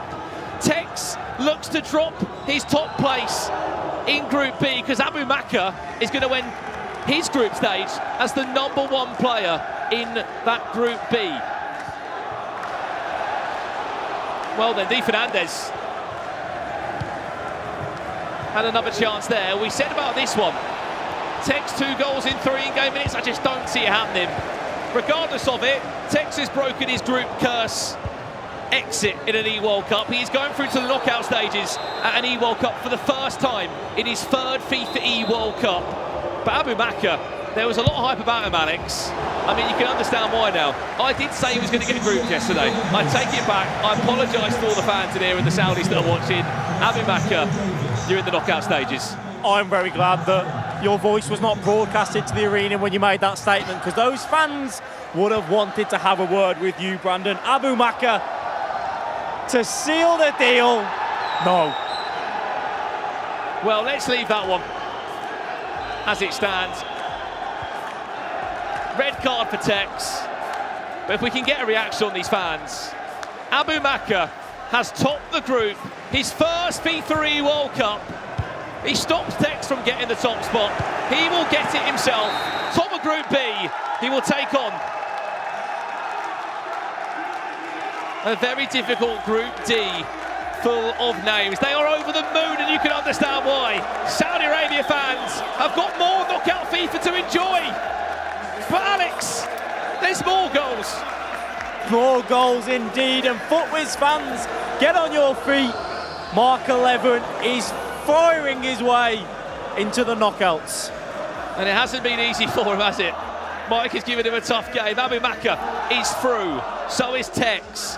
As it stands, it will be Mark 11 that's also going through, and D. Fernandez.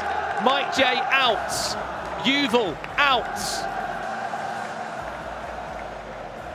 Unless we can see a ridiculous turnaround in these matches. Mark 11 looking for goal number 6. And able to find a way through there. This game will finish before the Yuval D. Fernandez game. Mike J, what have you got? I mean, I don't know what that was, but found into the back of the net. It might have been the goals of the day. Yeah, I was hoping to see that one fly in to maybe break it down ever so slightly. But no, Mike J. There's a goal. There's a goal in the other game. Yuval D. Fernandez.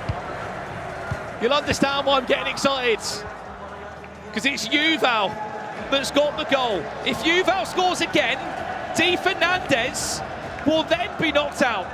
And it will be Mark and Yuval that would go through. This game's about to conclude now.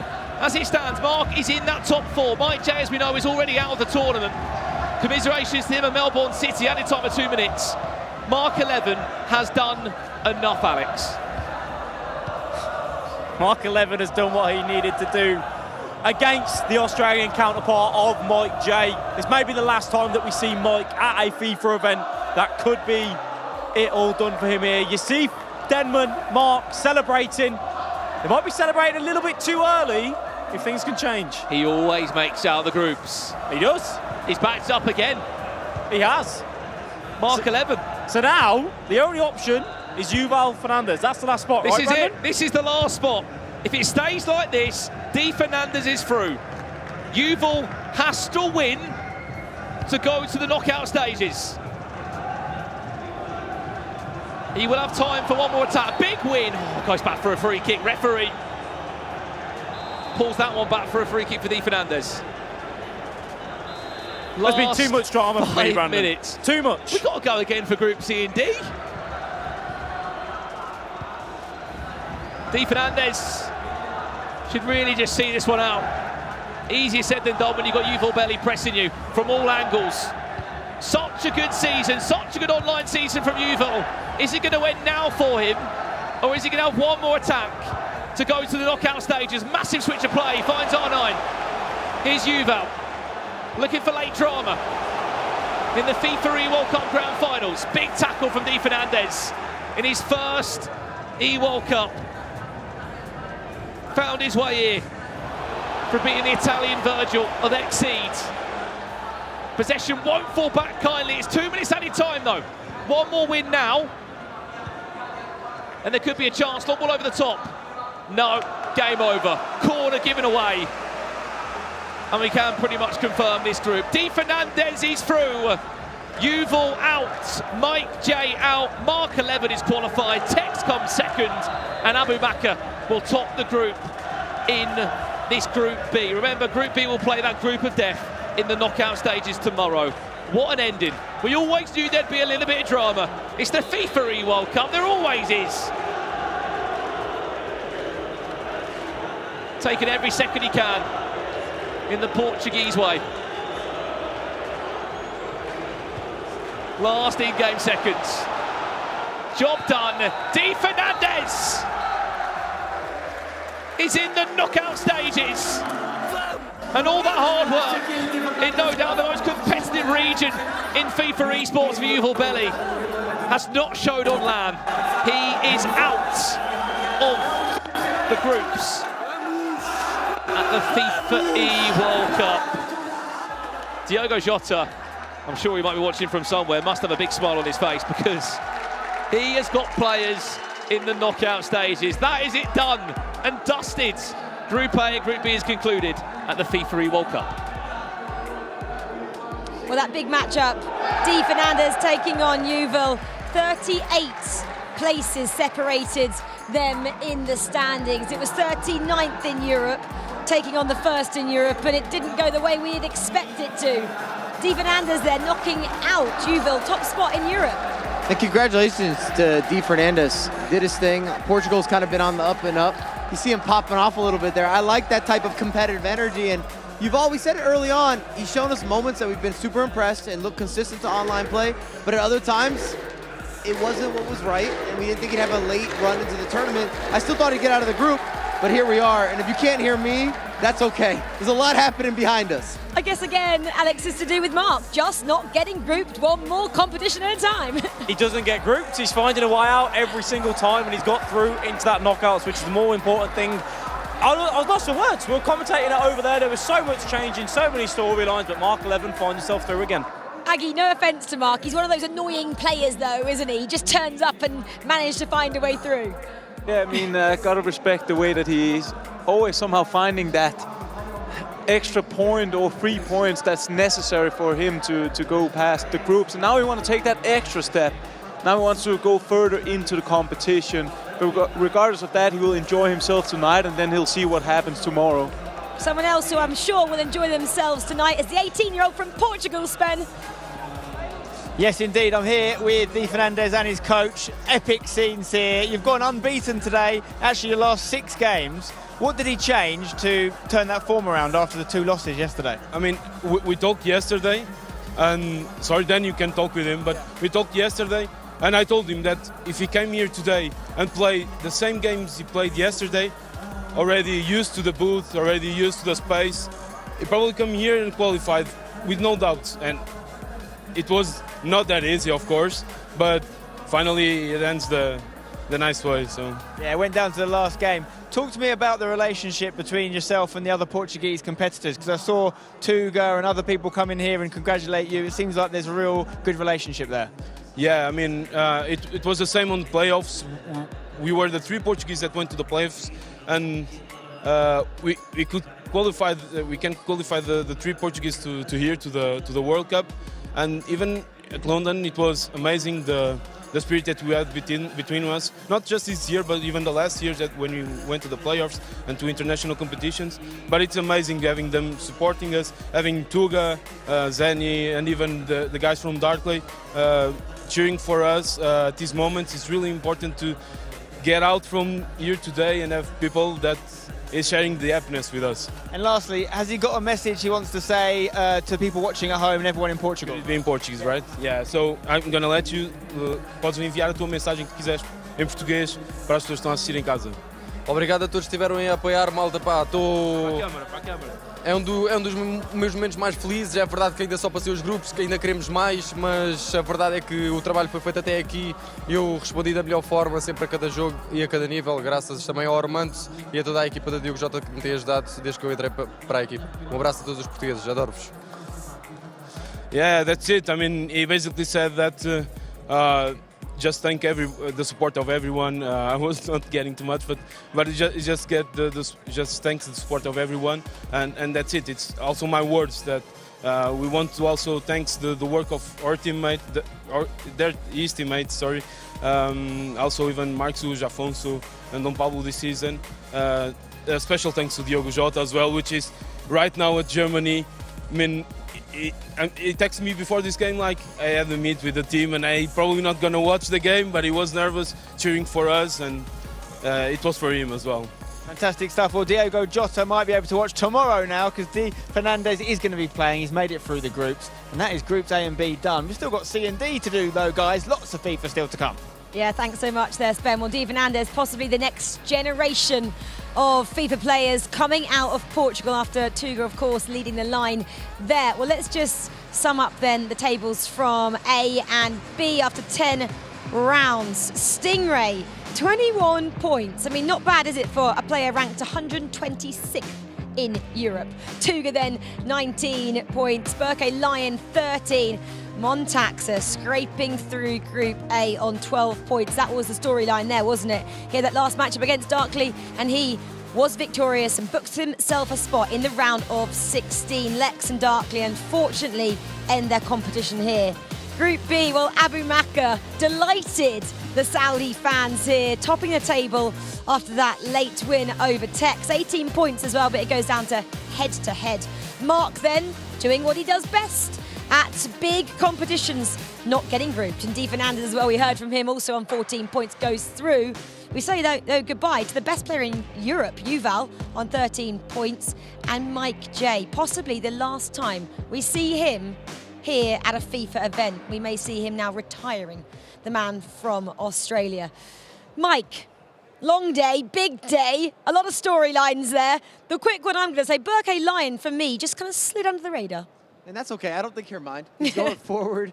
He's moving onward. And one of my major takeaways for everyone at home is you wonder, one of the major takeaways for all of you at home, we were talking about Berke Lion. I think he doesn't mind, of course, going under the radar. But we always do these permutations and we calculate and we ask, well, how many points do you need? Well, today, I mean, they needed a Mike J that didn't perform well, but 13 points for Yuval did not get him out of the group stage, which I think is kind of terrifying for the remaining competitors. If you're in Group C or you're in Group D, that's going to go on later, you're asking yourself, how many points do I need?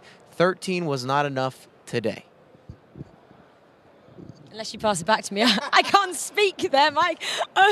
Anyway, let's move the conversation on. I help you out, and then you completely take it from me as well. I was going to say, Di Fernandes, guys, we were hailing him, the fact that he gets through. Can I say he might get one of the toughest draws in the next round from Group D? At this point, Ouch. At this point tonight, I don't think he'll be minding so much of saying, yeah, I'm probably going to face Anders in that first round of the knockout. For now, let's just enjoy those celebrations. Let's just, you know, have that little bit of enjoyment from that and then see what tomorrow brings. And to add on to that point as well, Mike, Yuval, yes, 13 points and he didn't get himself through. I'd say, and this is no disrespect to Mike J, maybe because so far throughout all of the FIFA World Cups that we've seen, every team has been competitive. Mike J picking up 3 points across 10 games, not getting a single win, that just simply isn't good enough at the end of the day. And Yuval as well, simply not good enough from a player ranked first in Europe. I mean, we talked about consistency and inconsistency, and it just goes to show that if you're not ready and focused in all of these games, it can come back haunt you, and that's exactly what it did here.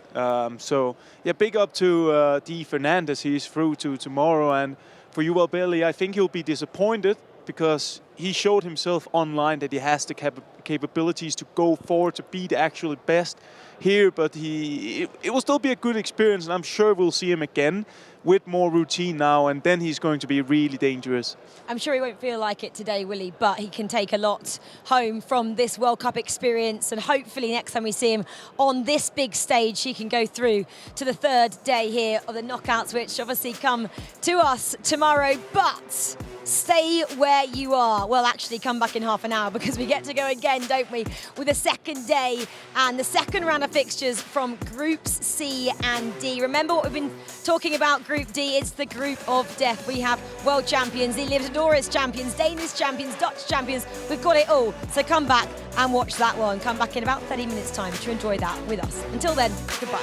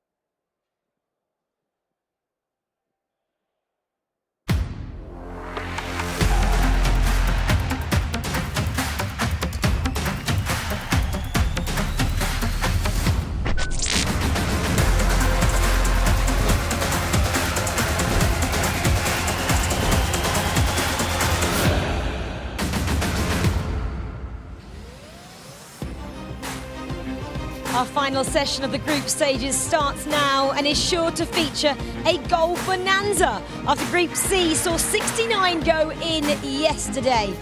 And, well, Group D, I have one name for you. Anders, Anders, Anders.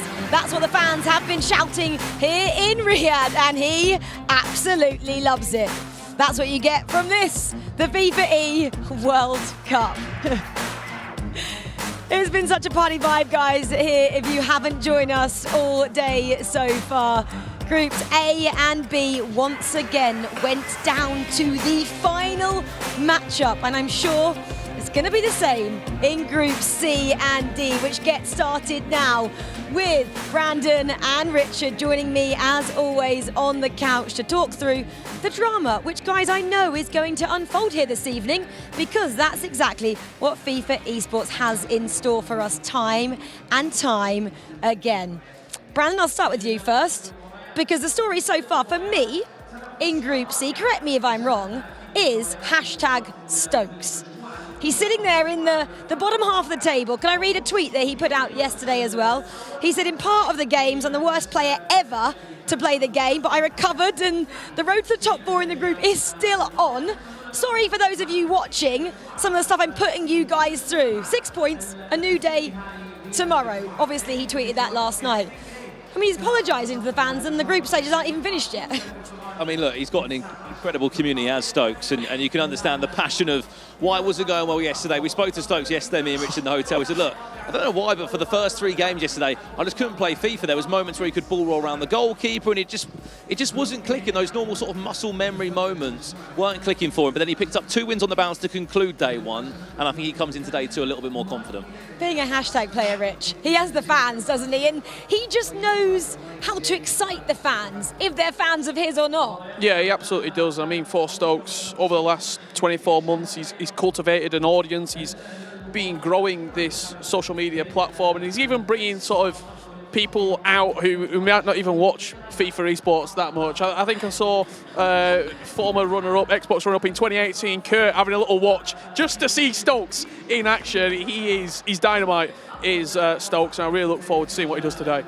If you are new to FIFA esports, watch his matchups. He's going to score a lot of goals, and I hate to say it, he might concede a lot as well. Anyway, let's move on from Stokes and have a look at the standings, because we've teased you, haven't we, with Group C already.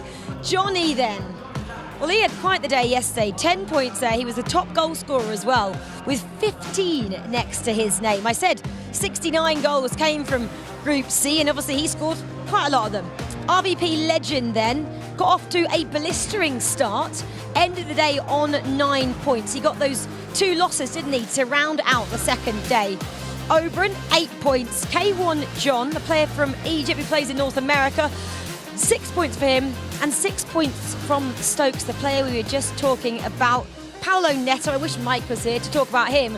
4 points, because we know how well he did as well, guys. Last year, he topped his table in the group stages.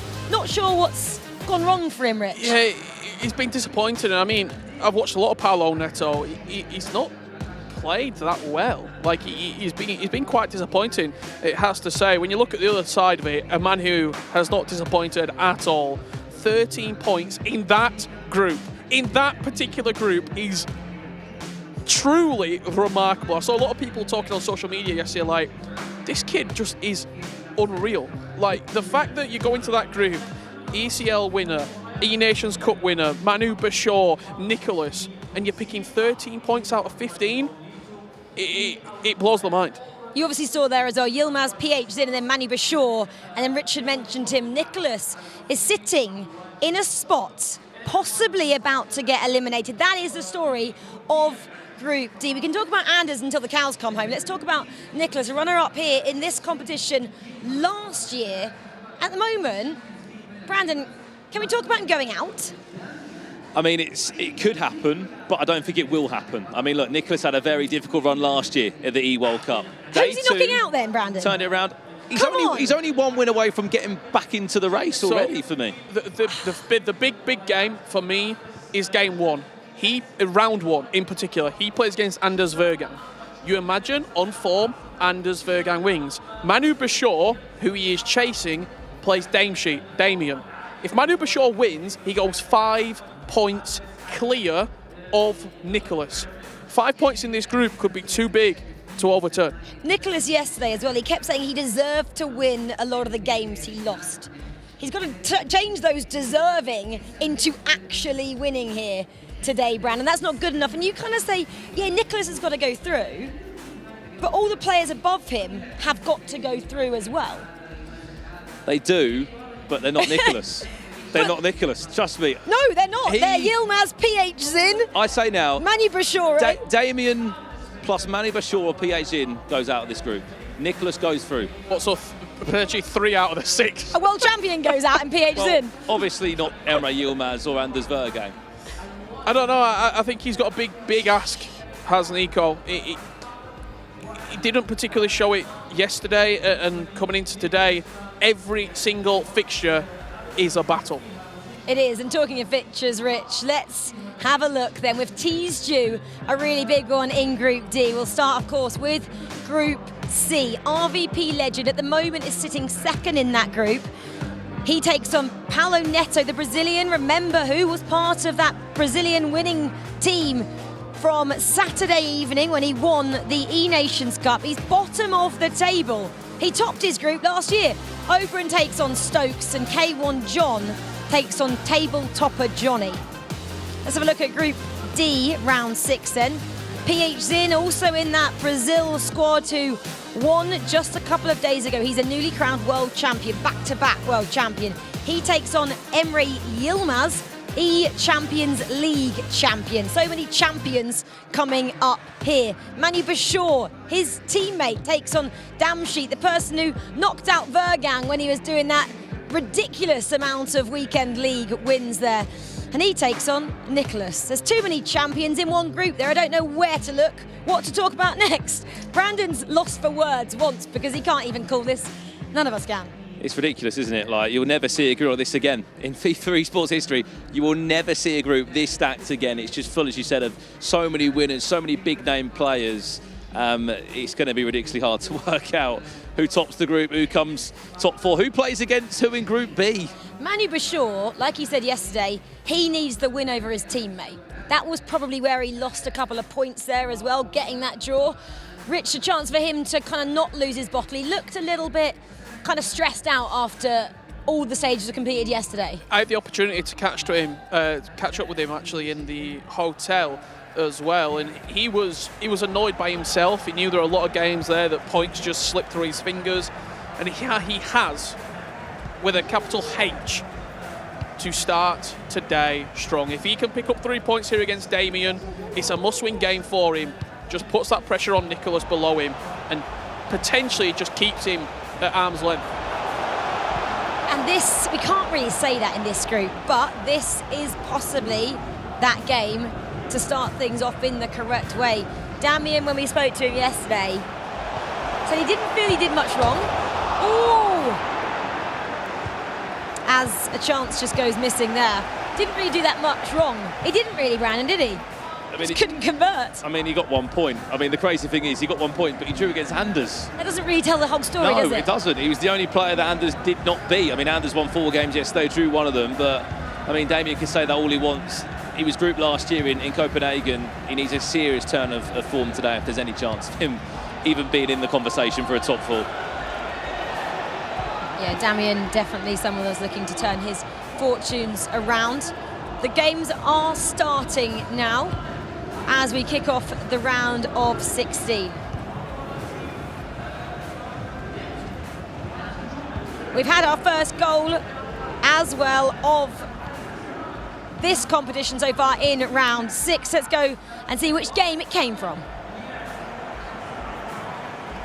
Well then, the goal came from this game here. It was RVP legend who won this game 4-0 yesterday. Looking to showcase that same run of form again as we jump over to Manu Bashir against Damien. Still 0-0 at the moment. That game yesterday, Manu Bashir won 3-2, and as we say that, Anders Vergang against Nicholas has just kicked off. Anders Vergang won that one 2-1 yesterday.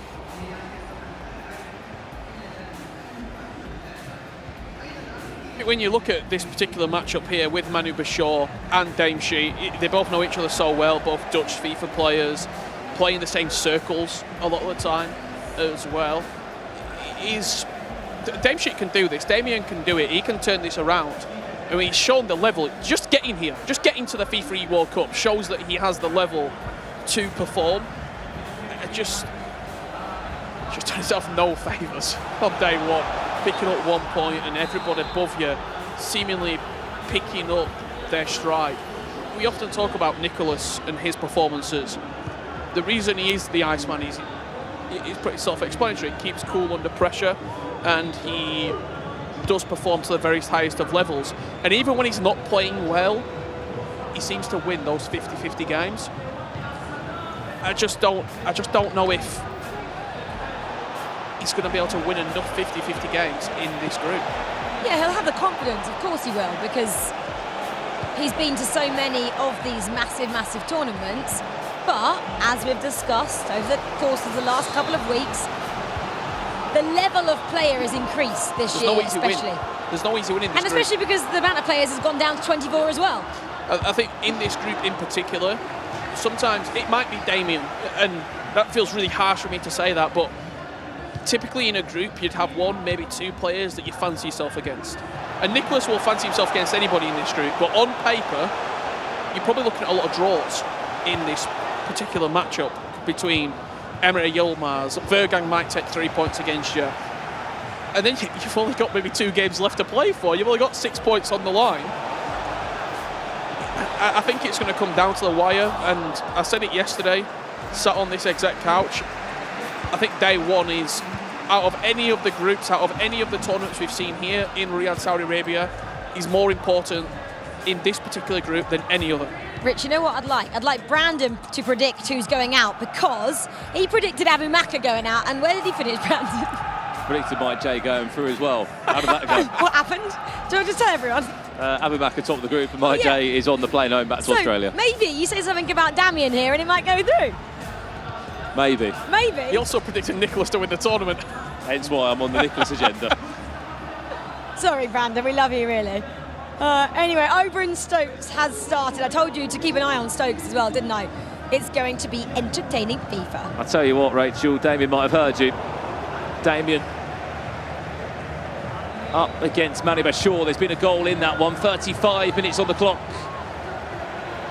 What has happened over in that game? He had 1 point all day yesterday. And I tell you what, he may have ended Anders Vergang's streak. He might be able to end his group run streak with a performance like this, leaded by a goal to do against Mani Bashir. Do we have a Brandon Smith curse? Or a cure, shall we say, that started to go around? Should we send him home early, Rich? Yeah, 1-0. Dame Sheet leading against Manu Bashir. As for Oberon and Stokes, this was a cracker yesterday. 0-0 so far, but we're only 10 minutes into the game. Let's see if creating here anything. Just going to clear his lines and make sure you keep an eye on Stokes throughout this tournament. He is guaranteed box office FIFA. We said another massive matchup as though we said PH's in, didn't we? Yilmaz, obviously it's 2. Oh, this is another world champion here against Nicholas. This is our massive matchup. We've been teasing everyone with this, and it was pretty exciting as well yesterday. Vergan did get that win in the end. This is the box office one, isn't it? Anders Vergang against Nicholas. What a game. I looked in the FIFA archives on land this year. Anders Vergang has only lost 2 games of FIFA. One was against Oberon in the E-Champions League, and Emre Yilmaz was the other one in the ECL final. He's never lost to Nicholas on land in a 1v1 tournament. They matched yesterday, and they matched in the E-Champions League. Beaten twice has Anders Vergang, and he was trailing yesterday. Nico went 1-0 up, and then Anders got 2 goals to turn the tie around. If Nicholas needs to get a win, he needs to get it right now.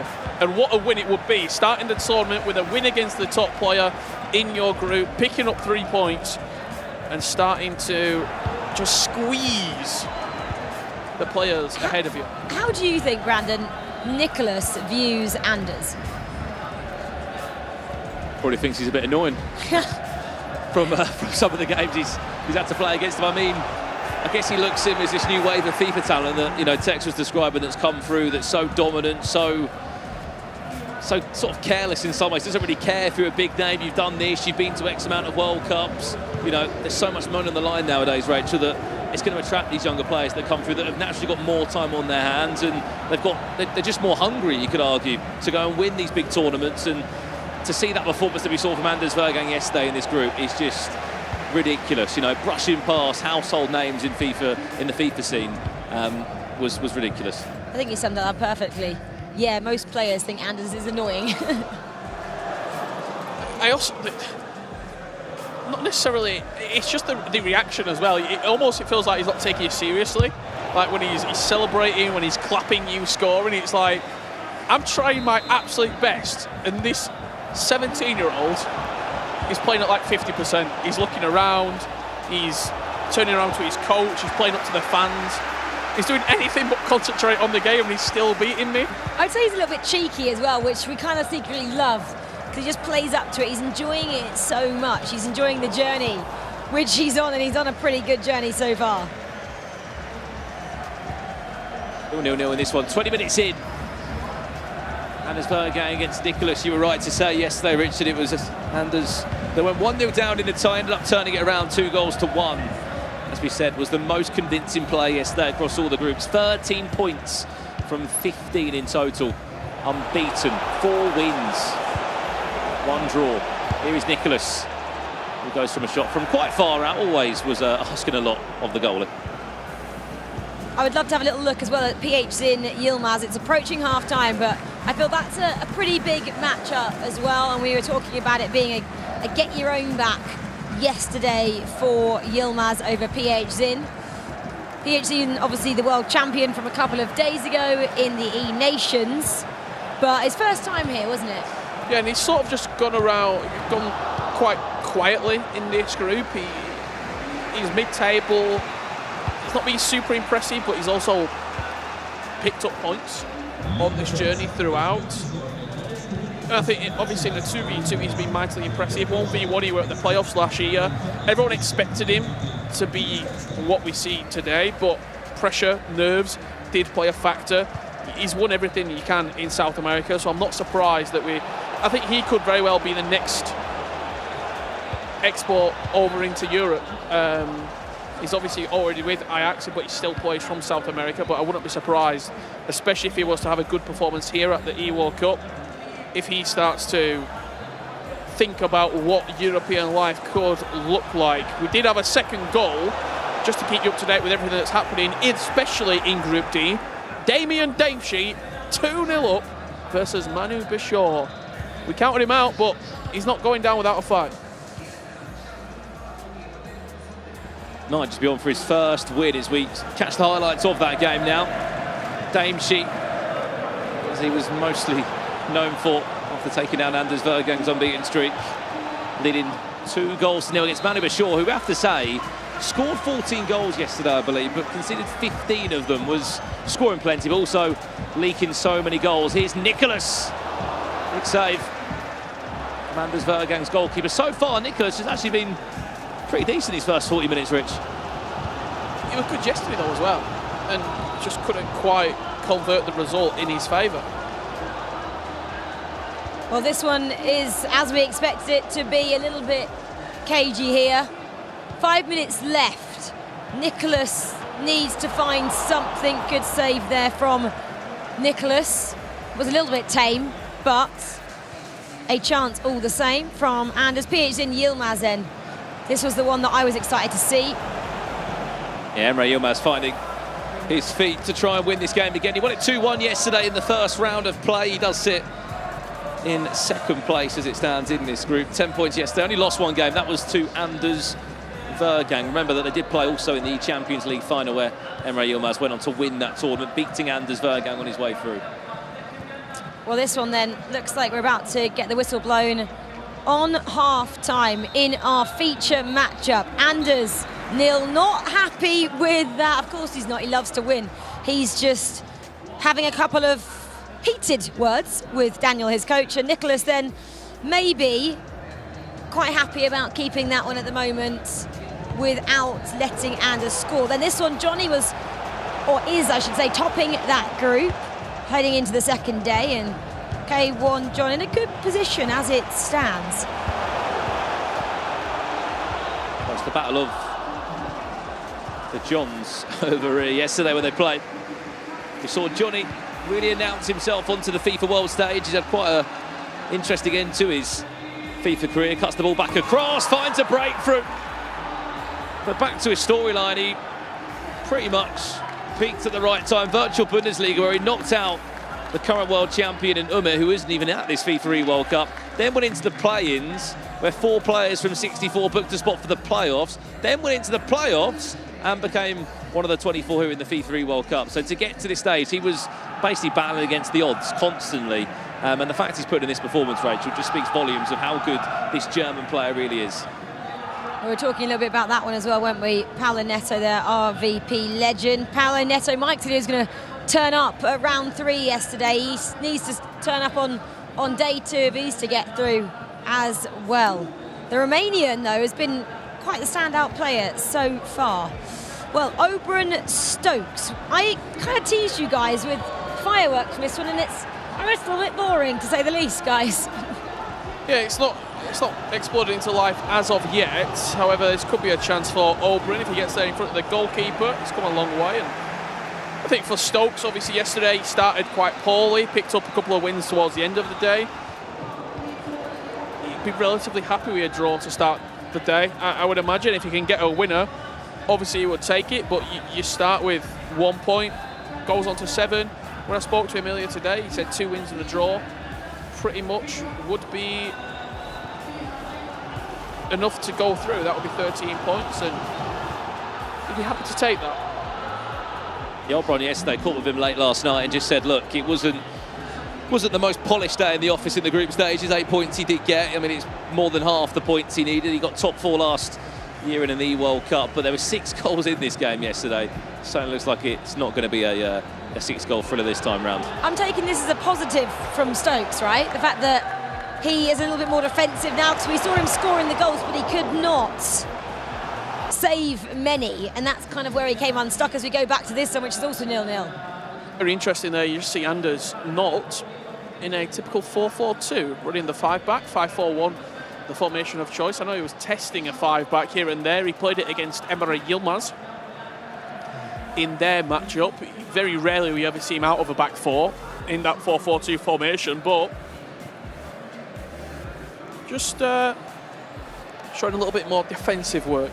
I think that's maybe why he was shouting at Daniel there. Daniel was saying, well, why? Daniel might have told him to play in the 5 as well. Yeah, possibly. It could be the fact of Anders going, look what's happening when I play in a back 5. I'm not playing very well. We'll have to get Spen to ask that question, won't we, from Daniel. Did Daniel make the tactical changes, or was it Anders? I think Anders is very much one of those players, like if he's just sitting around him when he's playing, you're probably getting the blame for something that isn't currently going his way. Had a great chance there. Big save from Nicholas. Still 0-0 in our blockbuster fixture. Got to keep in mind, it makes things very interesting if Damien can see out a lead that he did have. He was leading 2-0 against Mani Bashor. That game is in the closing stage. If we can go and see how it's ending, because if Damien wins this game, he'll be on 4 points. If Nicholas stays in a drawing position, he'll be on 5 points. If Anders Vergan was to go and win the game, they'll both be on 4 points. This is in added time now, 90 minutes on the clock. And we are looking at Damien picking up his first win in the tournament. I mean, what a way to start day 2 against Mani Bashor. Brandon, I told you to say something about Damien, and it might actually just work out. As we see, RVP legend as well gets another goal against Paolo Neto. RVP, when you looked at the group yesterday, obviously that wasn't taken into consideration Paolo Neto's poor start. He hardly won the 3 hardest games in the group and then lost the games versus K1 John and Stokes, who were 5th and 6th. So he could be one of those players that when he feels as though he's playing against real tough opposition, not saying that K1 John or Stokes aren't, but in his mind, a much harder game, he plays up. And when he maybe, similar to what Tex was saying a couple of days ago, when he's playing against someone that maybe he thinks he should be beating, he comes down. And if you're coming down to Stokes and Stokes is going up, Stokes is beating you. So it is a very interesting debate. When I spoke to RVP as well this morning, before we set off from the hotel, he said, Richard, I should have got 15 yesterday. I'm getting 15 today. Very confident young man. Well, he would be the only person to get 15 points. Obviously, that would mean he's unbeaten. He wins them all in one day of FIFA here. Back to this one, our main featured matchup here. Anders Vergan against Nicholas. Anders Vergan still unbeaten in his first ever FIFAe World Cup. And he's had a long time, and such as all of these players, a long time to wait to get going today. I'm sure he's played relentless games of ping pong on the build-up. He beat me early today, shushed me. Every celebration under the sun came my way. I won't be playing him again in a hurry. We heard that, didn't we? The players are loving the ping pong here in the players' warm-up area, and that maybe just keeps their competitive edge going when these technical problems have been happening as well, Rich. Big goal there for Oberon. 10 minutes left to play against Stokes. You talk about sort of waiting. It is scheduled, 8 p.m. local time this kickoff, so you've got a couple of hours there where you're having to time your practice to the right time. You don't want it to peak too early. If you play too many practice games, you might get worn out towards the end of the group standings as well. So there's a real sort of knack to making sure you get the right amount of practice, that you're not cold, but you're not overplaying as well, that you're eating at the right time, that you're making sure that you're prepared coming into this 5 rounds of fixtures. And you probably didn't even think of this, but you might be playing pretty late here in Riyadh as well. You could be playing 11:30, 12 midnight local time. Tiredness, fatigue, all these factors could play into this Group C and the final results. Well, this is a good result for Nicholas. I know we don't really want him to get a draw. Anders isn't going to be happy if it stays like this. No, by any means. He just strives for perfection in all ways in his FIFA matches. But a point could be huge if we look at the end of it today. Last 3 in-game minutes for Anders Vergang or Nicholas to try and snatch all 3 points from this game. Looks as if Anders Vergang will be working into the final chance. Nicholas. Not enough to just see this one out. A big point on the board it would be for him after a slow start to play yesterday. Losing in this very matchup. Anders will get the last chance of the game. Any time to come in any second now of just 1 minute. The ball has to move. Anders still looking for a way through. Unable to do so. Big point on the board for Nicholas. I love just watching these reactions. Anders, where is he going? He's doing the 100-metre dash. Just sprinted out of the venue. I mean, that says a lot, doesn't it? If he was happy, he would have stayed. He would have chatted. Nicholas is going probably to find Anders, and he maybe doesn't know that he's raced off. I'm sure he will go and have a quick word with Daniel there. He does. He congratulates him all the time, doesn't he? He might just have to handshake the controller or something. He's not there at the moment. Daniel, pass on my regards. I don't think I've ever seen that before. But anyway, that is a little bit of an insight into Anders there. He is unpredictable, to say the least. A draw is never good enough for the guy who really, really asks a lot from him every single time he plays. Well, that was Group D, the group of death, the most competitive group we've ever had assembled here at a World Cup. Anders gets 1 point and puts himself on 14. Very disappointed he will be with that game. He will be. I think when you look at the other results in this group, I think Emre Yilmaz was still underway and a couple of technical difficulties. That game will be concluded very shortly. He could start to creep up on Anders Vergang as well. Emre Yilmaz is the closest competitor. At the bottom end of the table, massive 3 points for Damesheep against Manu Bashar. That puts him on to 4. Nicholas is around there. Manu Bashar's around there. PH Zin's around there as well. So I would say, genuinely, from 3rd to 6th, anyone can go through. Rich, it's 7, 6, 5, 4. They've all been drawn in to that battle, haven't they? I said one win or maybe 2 in a row could change the game. Back to your point about Anders, look, I know he's annoyed because he just strives for perfection, but Nicholas hasn't beaten him this year still on paper. I know it's a draw, and I'll be thinking, oh, I've dropped a game there, but it's only a draw. He's still unbeaten in the group stages, and look, that group is getting very, very tight now. And talking about, I guess, groups that are getting a bit cagey, it's very cagey at the top as well of Group C. RVP Legend, he's got 12 points. Johnny and Oberon both on 11. And again, it's making it really, really tight at the bottom of that group as well. Paolo Neto is on 4, but he's not completely out of it because players around him haven't picked up particularly any points. Stokes didn't there, still on 6. And then K1 John on 7. I just think for Paolo Neto, I would be more worried that the performances aren't there. It's not necessarily the results, he's just not playing well. He's not scoring goals, he's conceding a lot. What we saw in the E-Nations Cup was he's coming off the bench and he's changing the game. He's free-flowing, he's scoring goals, he's playing well. This tournament right now, I've watched a lot of Paolo Neto this year. I've watched him all over, from Argentina to the Here East Arena. he has not played well. This is the worst he has played this tournament through the entire calendar year. 12 points still remaining today, though. If you look at what happened earlier, that's all I'm saying. Montaxa, we've probably written him off at the beginning of the day, and he goes through in dramatic fashion. Stranger things have happened, Brandon. I mean, look at Palaneto's next game. You know, nothing against K1 John, but on paper, he won it yesterday. He should win that. Again, he beat him 5-2. But you're right, I don't know what it is. Palaneto isn't clicking in the 1v1 environment, which is weird for someone who's played this tournament so much, does get to the knockout so often, and has such good success in 1v1. Topped his group last year. It's not happening this year. Sorry, Paolo. I think players will take kind of heart from what they saw a little bit earlier on.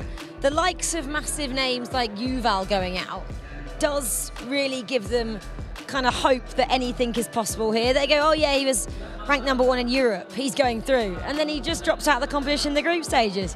It's a great example, isn't it? You can be dominant for months upon months in the global series, and then you come to a 2-day, or it could be a 3, or it could be a 4-day FIFA tournament. If you're not clicking and it's not working well, then it's game over. Well, Palaneto is going to start clicking, hasn't it? Very soon. Obviously, we had a couple of problems we just saw there. He's up against, like Brandon said, K1 John, the free agent. If he gets through tomorrow, will he not be a free agent anymore? Will teams start knocking at his door?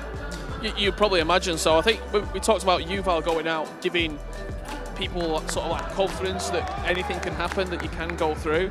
I also think for Paolo Neto, it worries him a little bit more that, well, if Yuval can't go through, #1 seed in Europe, the guy that everyone has been talking about this year, he's been unbelievable online, he's won a qualifier. Paolo Neto, he was lifting a trophy 3 days ago. Anyone can go out. If you don't play well, people will take points off you, and the performance level, unfortunately, for Paolo Neto just hasn't quite been there. Right, well, the games have started. This is the final game, isn't it, that we didn't get to see. This is Group D. PH Zin Yilmaz here. 15 minutes still left to play on this one. Yilmaz yesterday finished with 10 points there, and he did keep the scoreline like this, didn't he, Brandon, as well? He did, and this is a good result for Nicholas, or anyone in that sort of bottom 4 rat race, you can say, because look, PH will stay on the same points. Emre Yilmaz and Anders, will smooth out the conversation. They will move out the conversation naturally.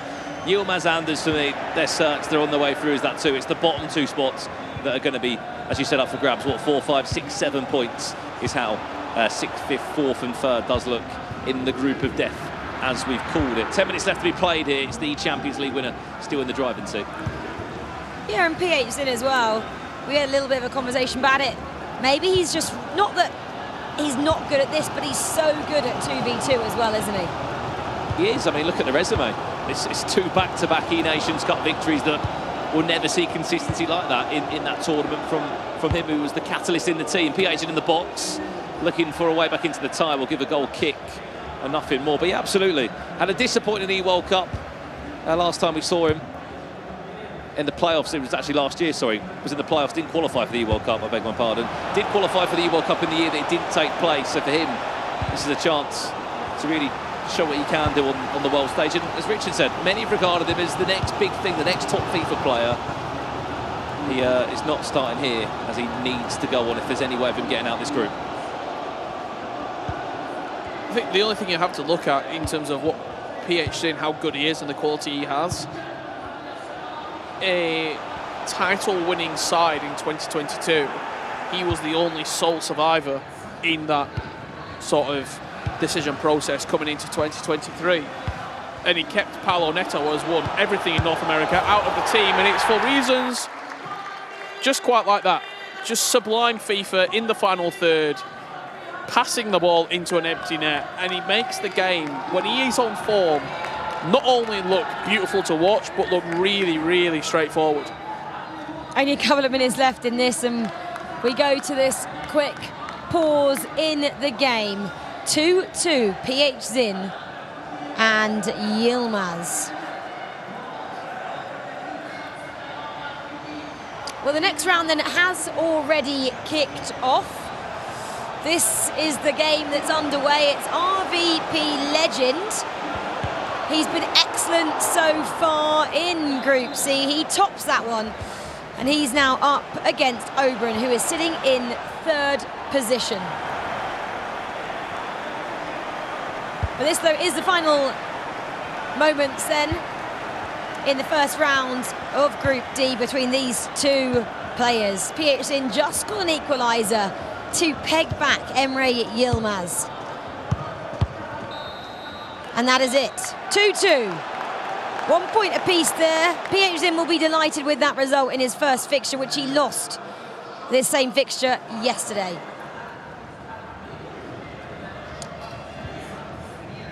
Right, well, this is the 7th round of fixtures then that has kicked off in Group C. I just teased this one, didn't I? RVP Legend, your table topper at the moment, taking on 3rd place, the Italian Oberon. Let's hand over then to Alex B and Aggie to take you through these fixtures. Yeah, thank you very much, Rachel. We are here for RVP Legend Oberon up in Group C. You join myself, Alex and Aggie, to bring you all of that action. RVP Legend starting the day off, as he did yesterday, Aggie, with that victory in the previous game, and goals galore, which has been doing so much throughout this group stage. Yeah, both players had a perfect start to day 2 here, and are basically playing, or they are looking after that first place in the group, just fighting for that place together with Johnny as well. So a vital match here in Group C, as well in Group D, where we saw drama, late drama, and Damien responding. So everything is open so far, Alex. Everything is open indeed. And RVP Legend came out today saying he wants 15 points. That was his goal yesterday. He just fell short of that, after picking up back-to-back losses for the last 2 games. But he has looked confident throughout. Oberon, on the other hand, though, it's kind of, so far, just tickled along, sitting in that 3rd position in that group. You would argue, if he can get a result in this next game against RVP Legend, or in that 3rd game, he'd also be looking very, very confident. Oberon, how have you made his performances so far throughout the group stage? Slow and steady wins the race. Just follow this, see if RVP Legend can do something, but Oberon just gets back there, and I think Oberon has been doing great. I mean, not perfect, but great. Don't have to peak yet in this competition, but was always in those top 4 spots. Never questioning him. With just a point here, or even 3 would definitely secure him. Even 1 point, I think both players would be pretty satisfied with that. That they would. RVP Legend just building up into this last attack on the stroke of half-time. RVP Legend let go of Team Hullet this time last year at the end of the season. He was a free agent and then picked up by Zeal. To see him at the World Cup, he's a player which we've known has had that quality. He's a player which I've been very impressed with so far as well. If you didn't know, what does he like to do? He likes to go forward, he likes to score goals, and he puts attack after attack. He is the 2nd highest goal scorer throughout this tournament so far, just closely behind Johnny in Group C, with them two looking to battle that out for that top spot to give themselves the best possible seeding as we move up into the knockout stages. Oberon, on the other hand, though, will have something to say about it as he looks to build up. He drives that one into the 18-yard box. Van Dijk stands strong, and that is going to be all square in at half-time. Just so we can see how round 6 finished up for you. Group C, RVP Legend sat in that top position with 12 points. Johnny and Oberon all square there with 11 points and goal difference, just separating that. K1 John, the only free agent in this tournament, as it stands, makes it into that top 4. Stokes and Paolo Neto with a lot of work to do to find themselves into that. Paolo Neto topped the group last year. This time he finds himself at the opposite end of the table. Moving over to Group D, we see Anders Versgang, a player which Aggie knows so well, who put in arguably one of the most dominant performances throughout a group stage at the World Cup. And Emre Yilmaz is also as well putting in a show for us. PHSIN takes that 3rd spot, Manu Bachor, and then Nicholas, who picked up that vital point against Anders Versgang to keep himself in the race. And then Damien. Dame Sheet was sat on 1 point when he came in today. That victory against Manu changes things massively in Group D. I believe he had to win that in order to keep his hopes alive of making it through from the group of death, and he did. In a fancy manner as well. I mean, he played well, and he's been playing well also on day one, where he didn't have the margins that you need to have against 5 world-class players. So, a vital one for him, and he is playing against Nicholas now, which is a 6-pointer once again. If he wins that, he could potentially go straight into top 4. That he could indeed. As we jump over to the game that you are talking about, Damien and Nicholas up against each other.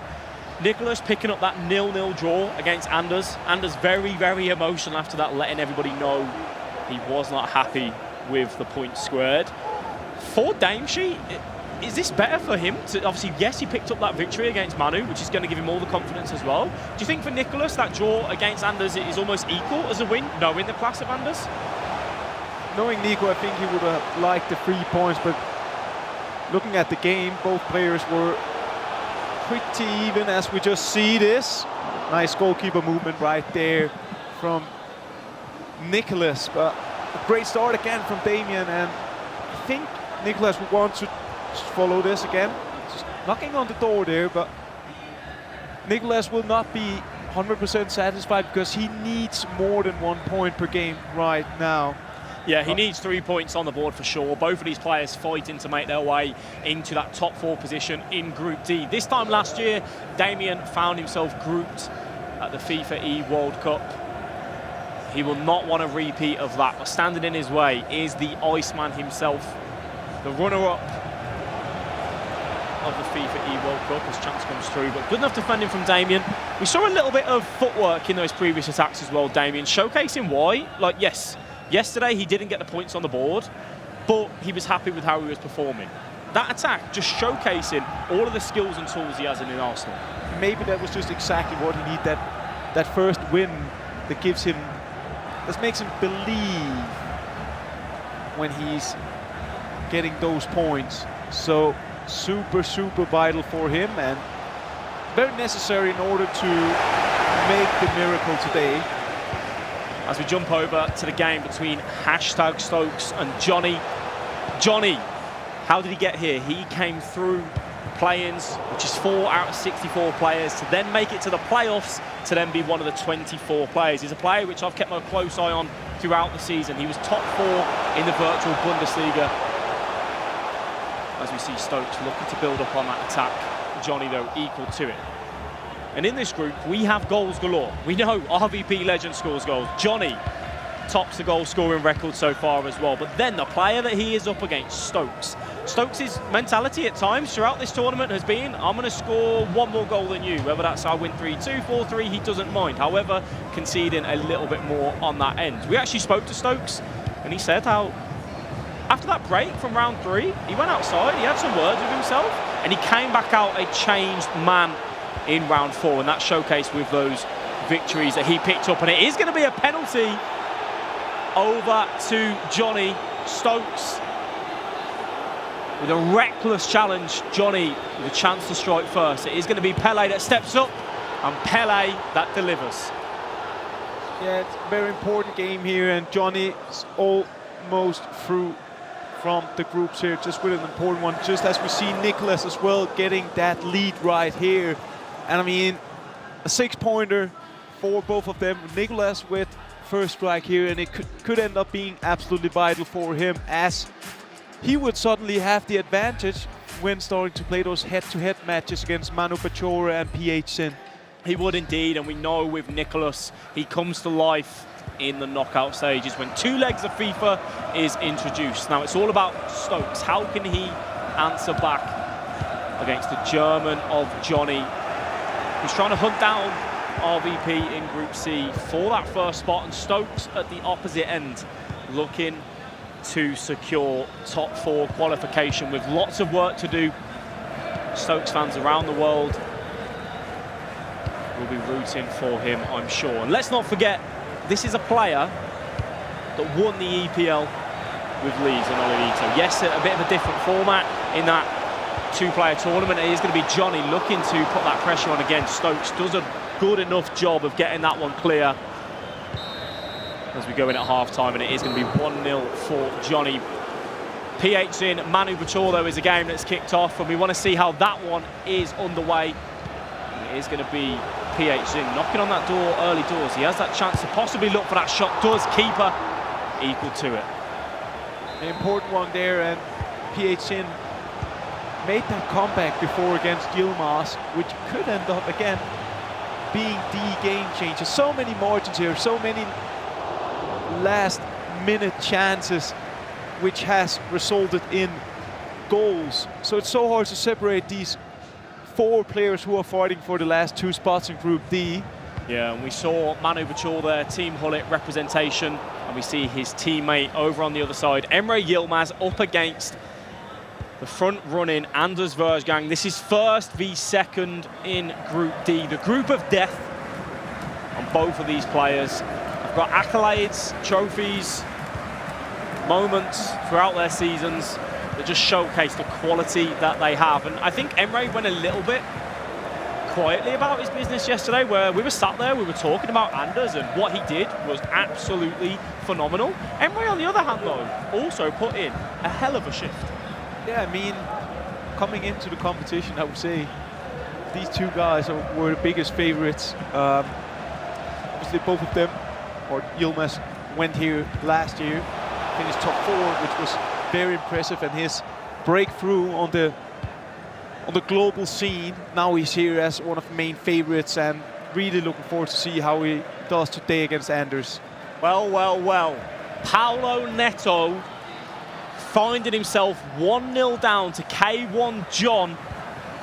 And you have to say, if you're a Paulo Neto fan, it is not looking great. Paulo Neto, he has the ability, right, to turn this around. He's an amazing player, and we saw that as well last year. We saw it last week, winning that trophy once again for Brazil. Yeah, definitely would be a shock if he were to leave the competition this early, and also in that manner. As we switch back here to the 2 wonder kids, playing against each other. So many tools to break down the opponent's defense, and the pace of the game, Alex, that is truly remarkable. Yeah, both of these players make it look like they're playing a different video game to everyone else at times. The way they move the ball, their quality on the ball, they deliver on the biggest stage, in the biggest moments. And right, we know both of these players have pretty much secured qualification, but it's about who is going to take that top spot. Anders, we know first is the only goal. Anything less than first for Anders is pretty much a failure. We have had moments and goals across the board. Let's jump on over to a huge goal in this matchup between Stokes and Johnny. Johnny, first time pass through, the lovely footwork, reverse elastico, green time, low driven, just to do it. You asked me before this tournament, Alex, why have you picked Johnny to go top of the group? Well, we're showcasing exactly why he is doing that. And that was the answer that I was looking to hear as we switch over here to Group D, because we have another goal. It is PH Sin against Manu Bachor, and just that driven pass, we've seen it a lot, into a tap-in, and Manu Bachor had a shaky start, while PH Sin is looking like someone who's carrying that victory from last week with him in that group. He is indeed. It's fancy footwork from R9. Bandasar, though, easy as you like. Looking at this Group D, we had those conversations going into day 2 here, where we will find out what players will be joining 8 players that are already confirmed. And looking at Group D, Nicholas wants to find that way into the top 4. Manu and PH are the ones that find themselves there as it stands. However, Damien also won't go down without a fight. We said, who is the person that's going to drop out? It was Manu. He's not delivering right now on the stage that he needs to. Do you think he has that ability to pull them back? Gotta say, I saw his face cam after that loss to Damien, and I think that loss could be very defining, because he looked very frustrated and upset. And you gotta keep your feelings cool when you're playing, as we see. Chance here. Jump on over to K1 John, Paolo Neto. This is in Group C. This is bottom of the group versus fourth. K1 John, we keep mentioning it, the only free agent in this tournament and possibly on a way through to the last 16. PH Zin and Manu Bachor in Group D. Sat 1-0 just on the stroke of half-time. A loss of possession, though. It is going to be Manu that looks to drive. Some good enough defending from Manu, who just couldn't break past PH Zin's defence. It's going to take that time and composure. And really, if PH Zin can get 3 points here, Aggie, it's just going to slowly start to edge him up and further away from that fourth spot. Yeah, I think a win here will put him in such a favourable spot that it would require huge mistakes for him to not go through, because he still have some games to play, and I really doubt that he will not get any points in his remaining games as well. So Group D and C is still rocking. It is indeed, and Stokes is carrying on from yesterday's story. Goals conceded. Johnny, 3 to the good. Emre Yilmaz and Anders Verjgang will go in at half-time at 0-0. And we do have goals from elsewhere. We're going to see RVP legends. The man, the one, Pogba, drives into the box, and just the confidence on that left foot. It's one of the reasons why we see so many players happy to run that item. Stokes, though, it ended so well yesterday, picking up 2 vital wins. Today, similar story to what we saw at the start of yesterday's group. Yeah, it's going to be interesting to see if he is going to respond to this start here, because it looks like a deja vu. And I mean, Stokes is here, most experienced player. He's been on for, I think Mike said, a decade. I even played against him many times, and we would expect him to have the experience to kind of rework his games. So we see another one there, which is pretty much deja vu. Yeah, that is game, set, match 1 as we jump on over to Damesheet and Nicholas. And it is going to be Damesheet that wins that penalty. Nicholas giving that one away. You saw that throughout the FIFA E-Nations. It's Damien that steps up with R9, saved from Nicholas. A huge, huge save, as we just see that highlight again from Johnny. The step overs coming through, the confidence, the goalkeeper in no man's land. And Johnny blows Stokes out the water. And there's a reason why he has scored so many goals. Back to the game now in Group C. RVP legend wants to keep hold of that top spot, and to do so, he needs to match the results of Johnny. And he's doing it with this 1-0 against Oberon, which would give him another vital 3 points in Group C. As we wrap this one up, Oberon will be very disappointed to not pick up a result, but he is on that attack. It is going to be the chance. One more. Take back the words. He won't be disappointed because he's found that equaliser.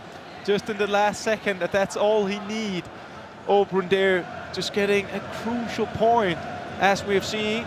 The long shot, Trivella there from Green. And Damien, I mean, he's not out of this conversation. He's still in it. He is still in that conversation. It is a vital game for one of those players to take 3 points if they can. Back over to this game of Emre Yilmaz and Anders Verjgang. 54 minutes gone in this. If you are just joining us, this is game number 7 in Group C and D. We have 10 games in total to play for these competitors, and only 4 of them will advance out of their group. 2 will be sent home. And we are currently sat watching the group of death with players that really are giving us, on paper, final worthy games in group stage football. it's been amazing, and I can't wait to watch the remaining games here. We'll see so many emotions, feelings, sad players, but also over the moon happy players.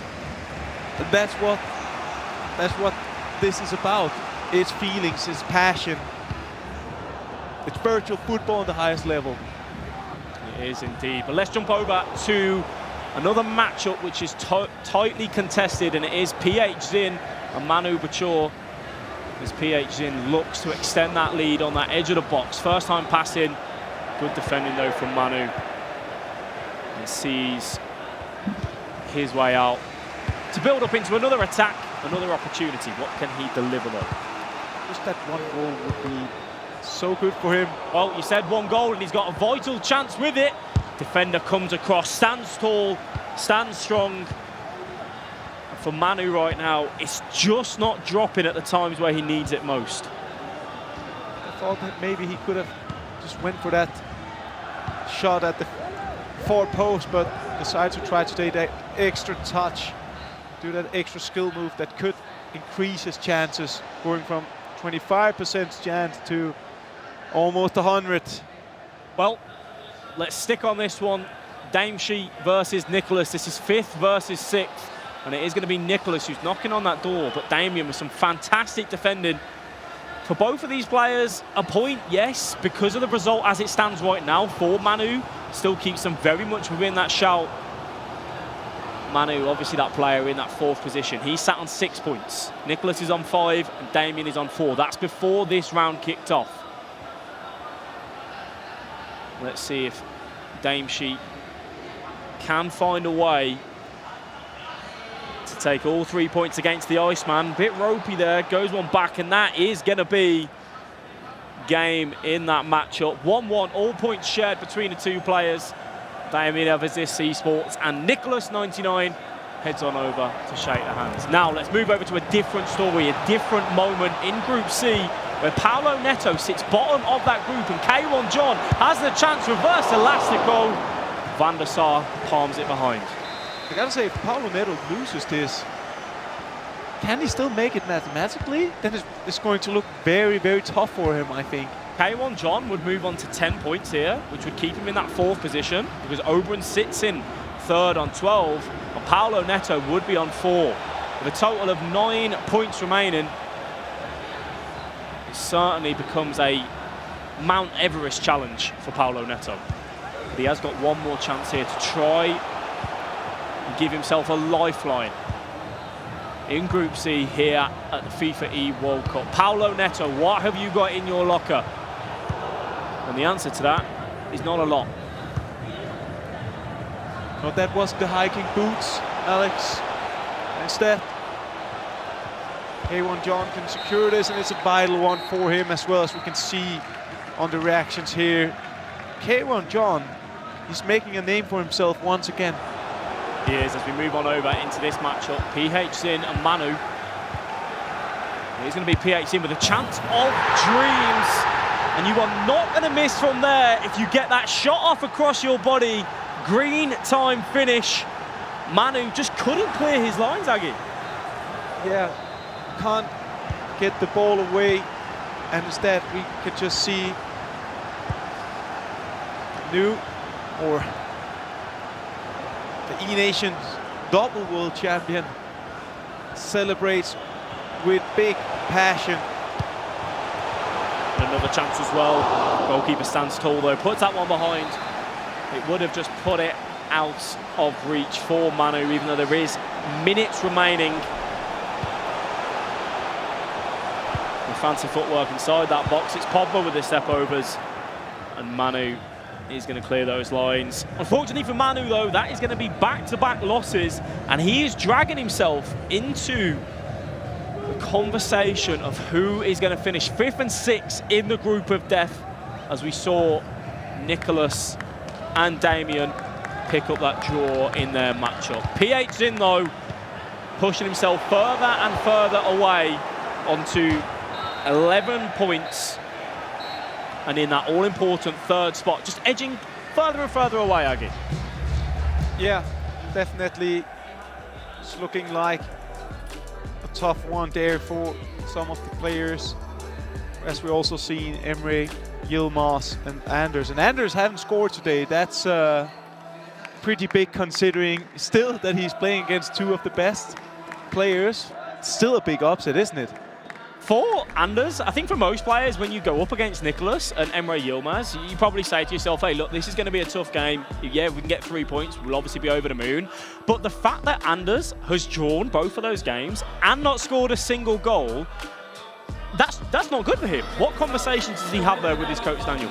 I think it's a lot of frustrations. I think Daniel's just trying to calm him down a bit, because at the end of the day, he's also aware of the fact that he is through. He is through to tomorrow. He just have so high ambitions with every aspect of the game. Every single second in game matters to him. So I think they're just discussing a few things, maybe some things he needs to adjust once he'll get ready for the 8th round of Group C and D. Yeah, as we see him walk off there and have some more conversations and chats with the team. But let's have a look at how the group stages are looking as it stands. Group C, Johnny and RVP Leshen. That battle between them two, and Oberon coming into that conversation as well. Johnny sat on 14 points with a 10-goal difference, and then RVP Legend 13. Oberon sat in third with 12. K1 John, again, just pushing himself further and further away.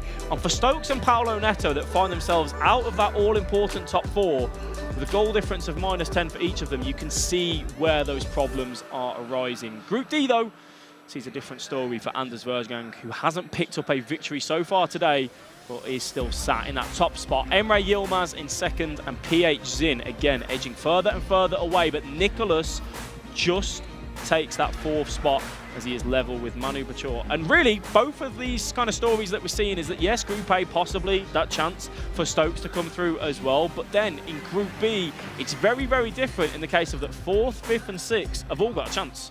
Yeah, and I'm looking at the upcoming match here we're seeing with K1 John and Stokes. I mean, if K1 John wins that match, I believe we already have a top 4 settled in that group. So a massive one for both of them. Stokes want to keep his dream alive, and K1 John wants to eliminate Stokes. Yeah, and we saw Paolo Neto bottom of the table there as we jump into the game that he has against Oberon. Paolo Neto is a back-to-back-to-back EMLS champion. He has just won the FIFA E-Nations Cup with Brazil. He won his group this time last year at the FIFA E World Cup, and he now sits bottom. Why? Yeah, that's a very, very good question, Alec, because he's a top quality player. And here we just see again, when you get into a bad mood, or you get a few results that doesn't go your way, you can very easy get into this bad spirit where you just feel like nothing is clicking for you and you can't seem to turn it around no matter what you do. And I think that's what may happen to Paolo Neto, but you would have thought otherwise he would be coming into the competition with so much confidence and self-belief. But again, it just goes to show that 1 versus 1 and 2 versus 2 is 2 different disciplines. It is, and for Paolo Neto, as each game goes by now, I think he will just be wanting to get this tournament over and done with, but we'll see if he can put up a fight against the Italian of Oberon. Oberon having a top 4 E-Nations finish with Italy. Was here as well at the FIFAe World Cup last season, finishing top 4. He has got accolades that go on time and time again.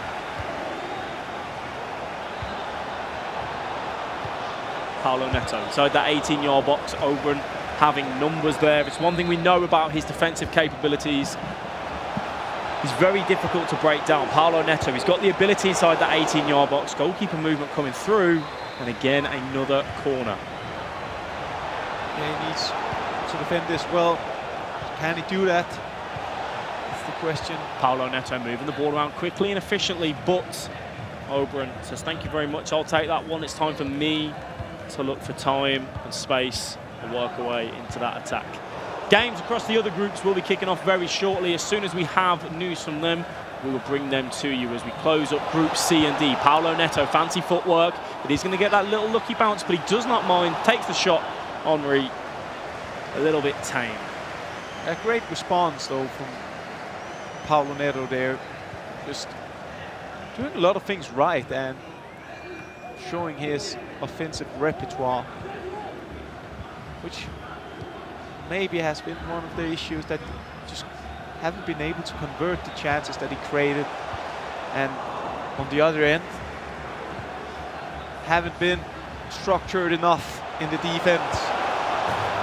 So we just see it.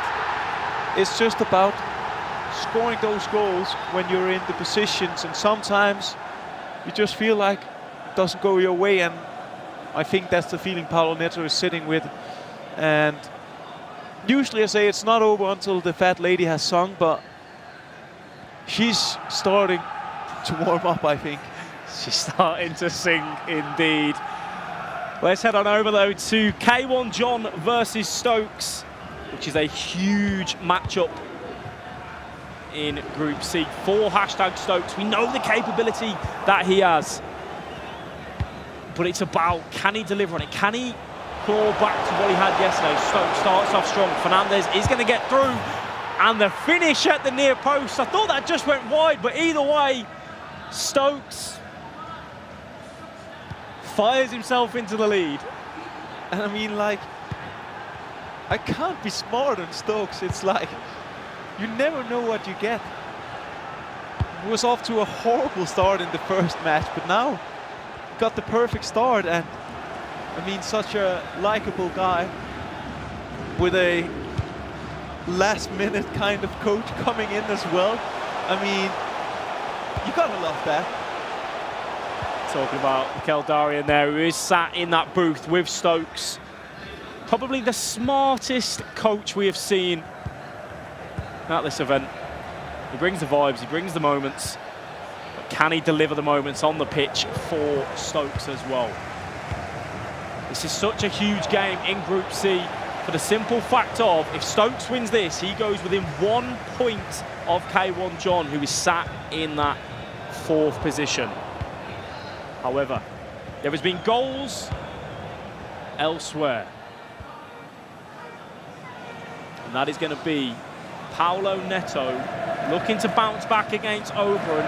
But he does that with one little turn. Henry, a fighting chance for the Brazilian. As we come over to Manu versus Yilmaz. This is teammate versus teammate for Team Hullet. And it's a penalty that Yilmaz is going to give away to Manu. Pele steps up, save from Van der Sar.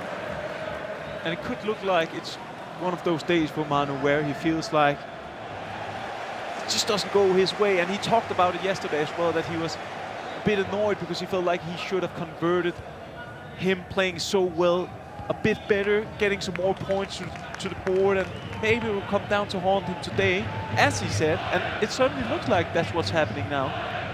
It does look like that might be happening indeed for Manu Bachor, but we see Nicholas on that attack against PH in the play a lot coming through. Brilliant defending. And you mentioned it, Aggie, that things just weren't going the way for Manu.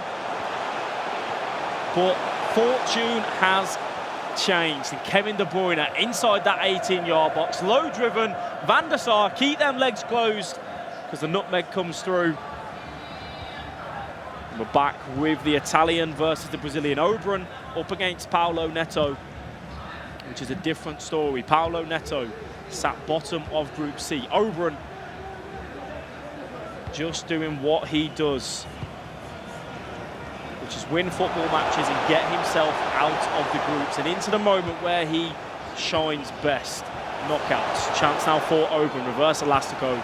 Paolo Neto stands strong in that defensive department. As we close up into half-time, it is going to be one more chance, but Davies, one of the quickest fullbacks on FIFA 23, very difficult to get past. We mentioned the game that has so much riding on it for Stokes. It's 28 minutes in, and I think for Stokes, when we're talking about opportunities and wanting to relish this moment that he has, yesterday he started off poorly. The last 2 games, he came into his element. He defended well, he scored goals, and he was mature in those performances. He can look back on that yesterday and go, yes, so far, game 1, game 2, not gone the way that I want. However, we did it yesterday. Why can't we do it again? And he's doing it right now. Yeah, and once when Stokes starts to get things clicking, he is arguably one of the best offensive players in the game. I mean, he's having his own very unique, direct style, and if he gets it going, things are looking great for him. And talk of getting it going, this is one player that can do that as well. Emre Yilmaz, just on the stroke of half-time, fires that one into Hullet, who does not miss from those angles. Nicholas and PH in now. A game which Nicholas needs to start picking up victories, especially if Manu can find a result against Emre. The step overs come through, and what a challenge that is. That's a proper tackle. Proper challenge. And yeah, just a South American derby here. I believe it ended as a draw yesterday, and PH Sin is in a very favorable position coming into this game. In theory, a draw would do him great as well. So he's not in a rush. But chance coming through. It is going to be Arnheim. Van der Sar with that big save. PH Sin looking to knock on that door just on the stroke of half-time once again as we round up the first half in games number 8 in these group stages. Let's check up though with elsewhere with K1 John and Stokes. Stokes being smart in that play, looking to build up for this last attack. The referee will blow that whistle. Big switch of play coming through from Stokes. Lovely footwork from Davis to evade that challenge. Centre-back goes on walkies. Stokes has put himself into a bit of a sticky situation here. We'll need to just pull that one out, and does that, thankfully, with a referee blowing that whistle. The pressure was on there.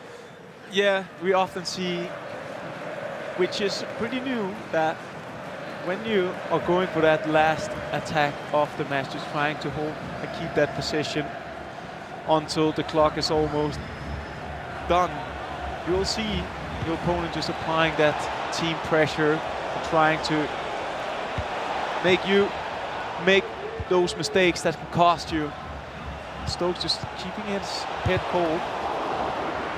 Yeah, he did that in ice-like fashion as we close up again for Manu and Emre. It is going to be last attack for Manu. Ball into the middle to R9. He's got a man at the top of the screen, which he does try to feed through.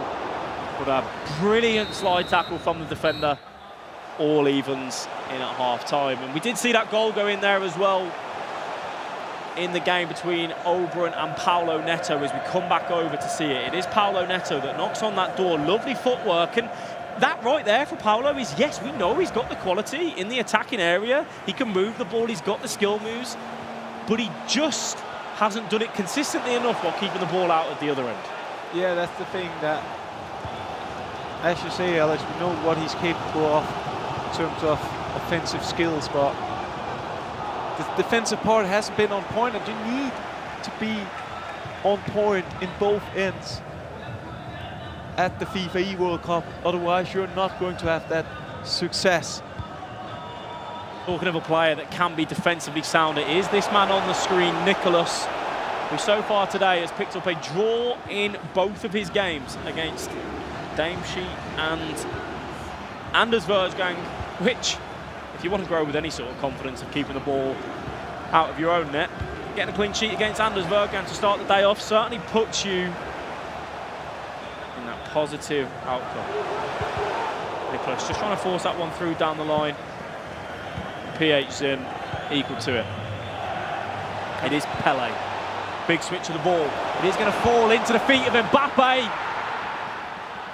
And he does not miss from there. PH in, I mean, what a performance today from him. He's really looking like someone who knows what it takes. And for Nicholas and Manu and Damien, I mean, surely they're isolated if the result stands as they are.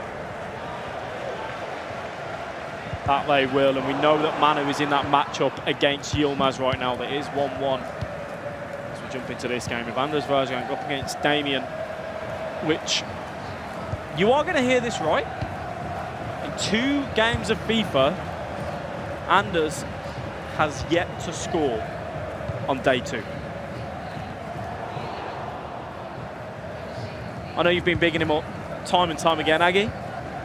How much will that play on his mind? Do you think it will? Or do you think he'll just say, let's do what I do here, which is get in the box with R9, keep him with a huge save? And I think that's the first time in a while where I thought, or where I think that he should have done something differently. I mean, he had that driven pass opportunity, but he decided to try to go for a shot like we just saw here with Manu Pachori getting a crucial goal in that Team Hullet derby. And Anders will still be looking for his first goal of the day, but we did see the face cam, and usually it doesn't really give you any hints, but he did look frustrated, didn't look too happy, and it might going to play a small part here for Anders. Well, Aggie, as you were talking there was a massive goal between the 2 Team Hullet sides, and it went the way of Manu Pachor, which means if you are a fan of the Iceman Nicolas from Argentina, Manu will be edging away from him in Group D. A player which we know has delivered on the biggest stages time and time again. We could possibly see Nicolas 99 not make it through the groups. If this stays this way and he loses to PH Zin, he has got a lot to do in those remaining 2 games. And then it's getting closer than we ever thought it would. We did speak about the potential chance of him not getting past the group of death, but now it's coming very close. Not only to us, but also to him. Yeah, there is just a technical pause in that game between Nicolas and PH Zin. So as soon as we get any information when that game's underway, we will bring it to you. Right now, though, we're taking a look at second in the group of Emre Yilmaz and Manu, who started off slow today, but so far in this game is looking on top. Clear the lines, that you do, Yilmaz. A chance that goes begging for Manu. We spoke about the current FIFA E Nations champion, Paulo Neto. PH Zin on the other side is doing very well in Group D. Paulo finds himself bottom of the group, and Oberon, from this game, if my math serves me right, is pretty much going to secure qualification, Aggie. Yeah, impressive from Oberon, just that consistency. I mean, he's always there in the fun stages of the competition. And he's looking like he's going to do that once again here. Just securing a top 4 finish last year. You want to go a step or 2 further. Yeah, it will, and that means for Paulo Neto and Stokes in Group C, they have it all to do, as K1 John is the only player left that they can chase in that group. Right now, though, back with Anders Versgang and Damien.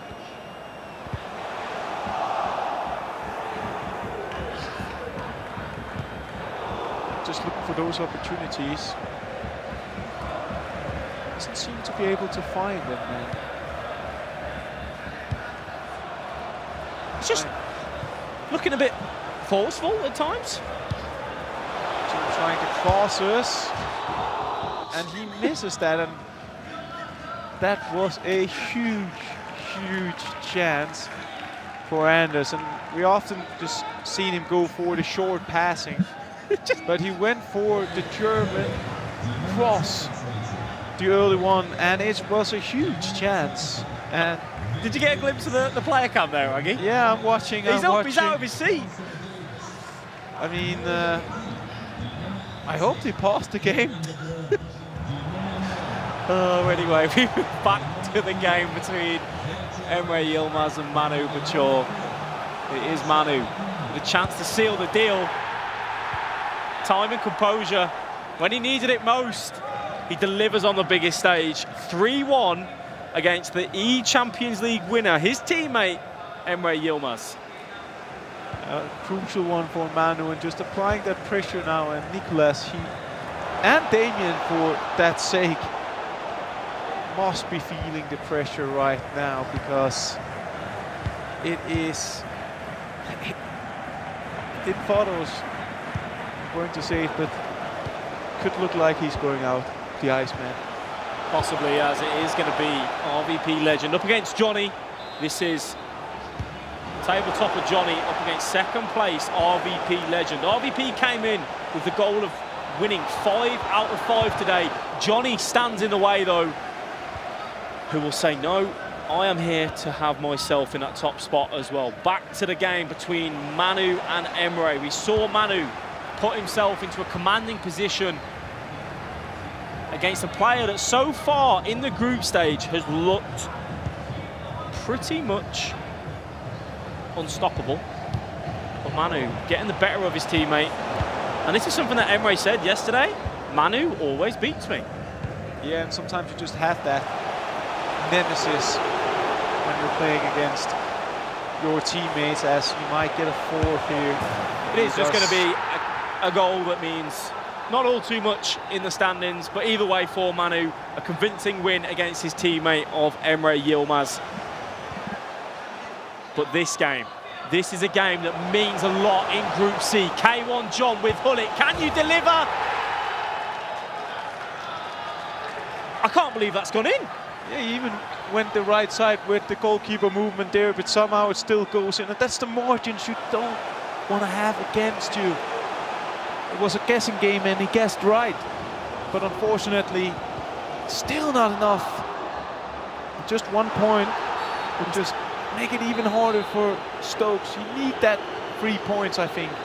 To add on to that, Stokes needs 3 points. Stokes does indeed need 3 points against John. There'll be 2 games remaining with a total of 6 points left. Stokes sits in 5th place on 6 points before this game kicked off.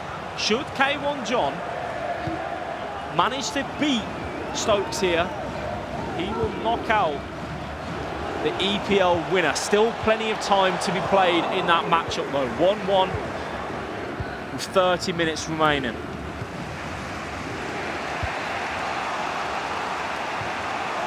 Yeah, we're just looking at RVP legend Johnny now, which we must consider as 2 of the true dark horses to win this competition. Group stage has been on a very high level. One thing we've noticed in the group stage here, compared to the previous tournaments that we've had in 2v2, there's been more goals scored. What is the difference between 1v1 and 2v2 in your opinion? Why are we seeing more goals? I think in general, when you are 2 players playing on the same team, you just have more manual control, which it does to you. It's easier to close gaps. It's easier to eliminate some of those small margins that can go against you. I think that's the major difference. It is the control of being 2 players. And also you need to be in sync with another teammate. Well, here you, in theory, when the referee blows the whistle, you only have yourself. That you do. There's 20 minutes remaining. It is Stokes looking to find his way past the defence of K1 John. I keep saying it time and time again, this is the only free agent out of the 24 players here in this tournament. He said he's not bothered about not having a team right now. His mission is purely about winning the World Cup. A surprise package maybe, but a package that is looking to make its way into the top 4. I don't think should just follow this. Oh, well, well. Well, well, well. K1 John has pushed himself in to the commanding position of knockout football. Wow. And I mean, Stoke were definitely not happy with that one. And it also means that you have to risk everything now. A draw would mathematically still give him hope, but it's just very unlikely. And there we have it. Anders Verdgang finds his first goal of the day, Aggie. First goal of the day in his third game. I don't think you'll ever probably hear that again in FIFA. Doesn't look too thrilled, to be honest. To be honest, at times I was thinking there, did I catch that right? Was it Damien that picked up that goal? But we went to it very quickly. Either way, though, I'm sure we'll find out, just to be sure. Conversations going on in all of the booths right now. K1 John and Stokes. Stokes needs to draw this game to keep the tournament alive. He has got Paulo Neto, who we know will be out of the tournament. Stokes has to deliver in this game at least to take it through to the remaining two.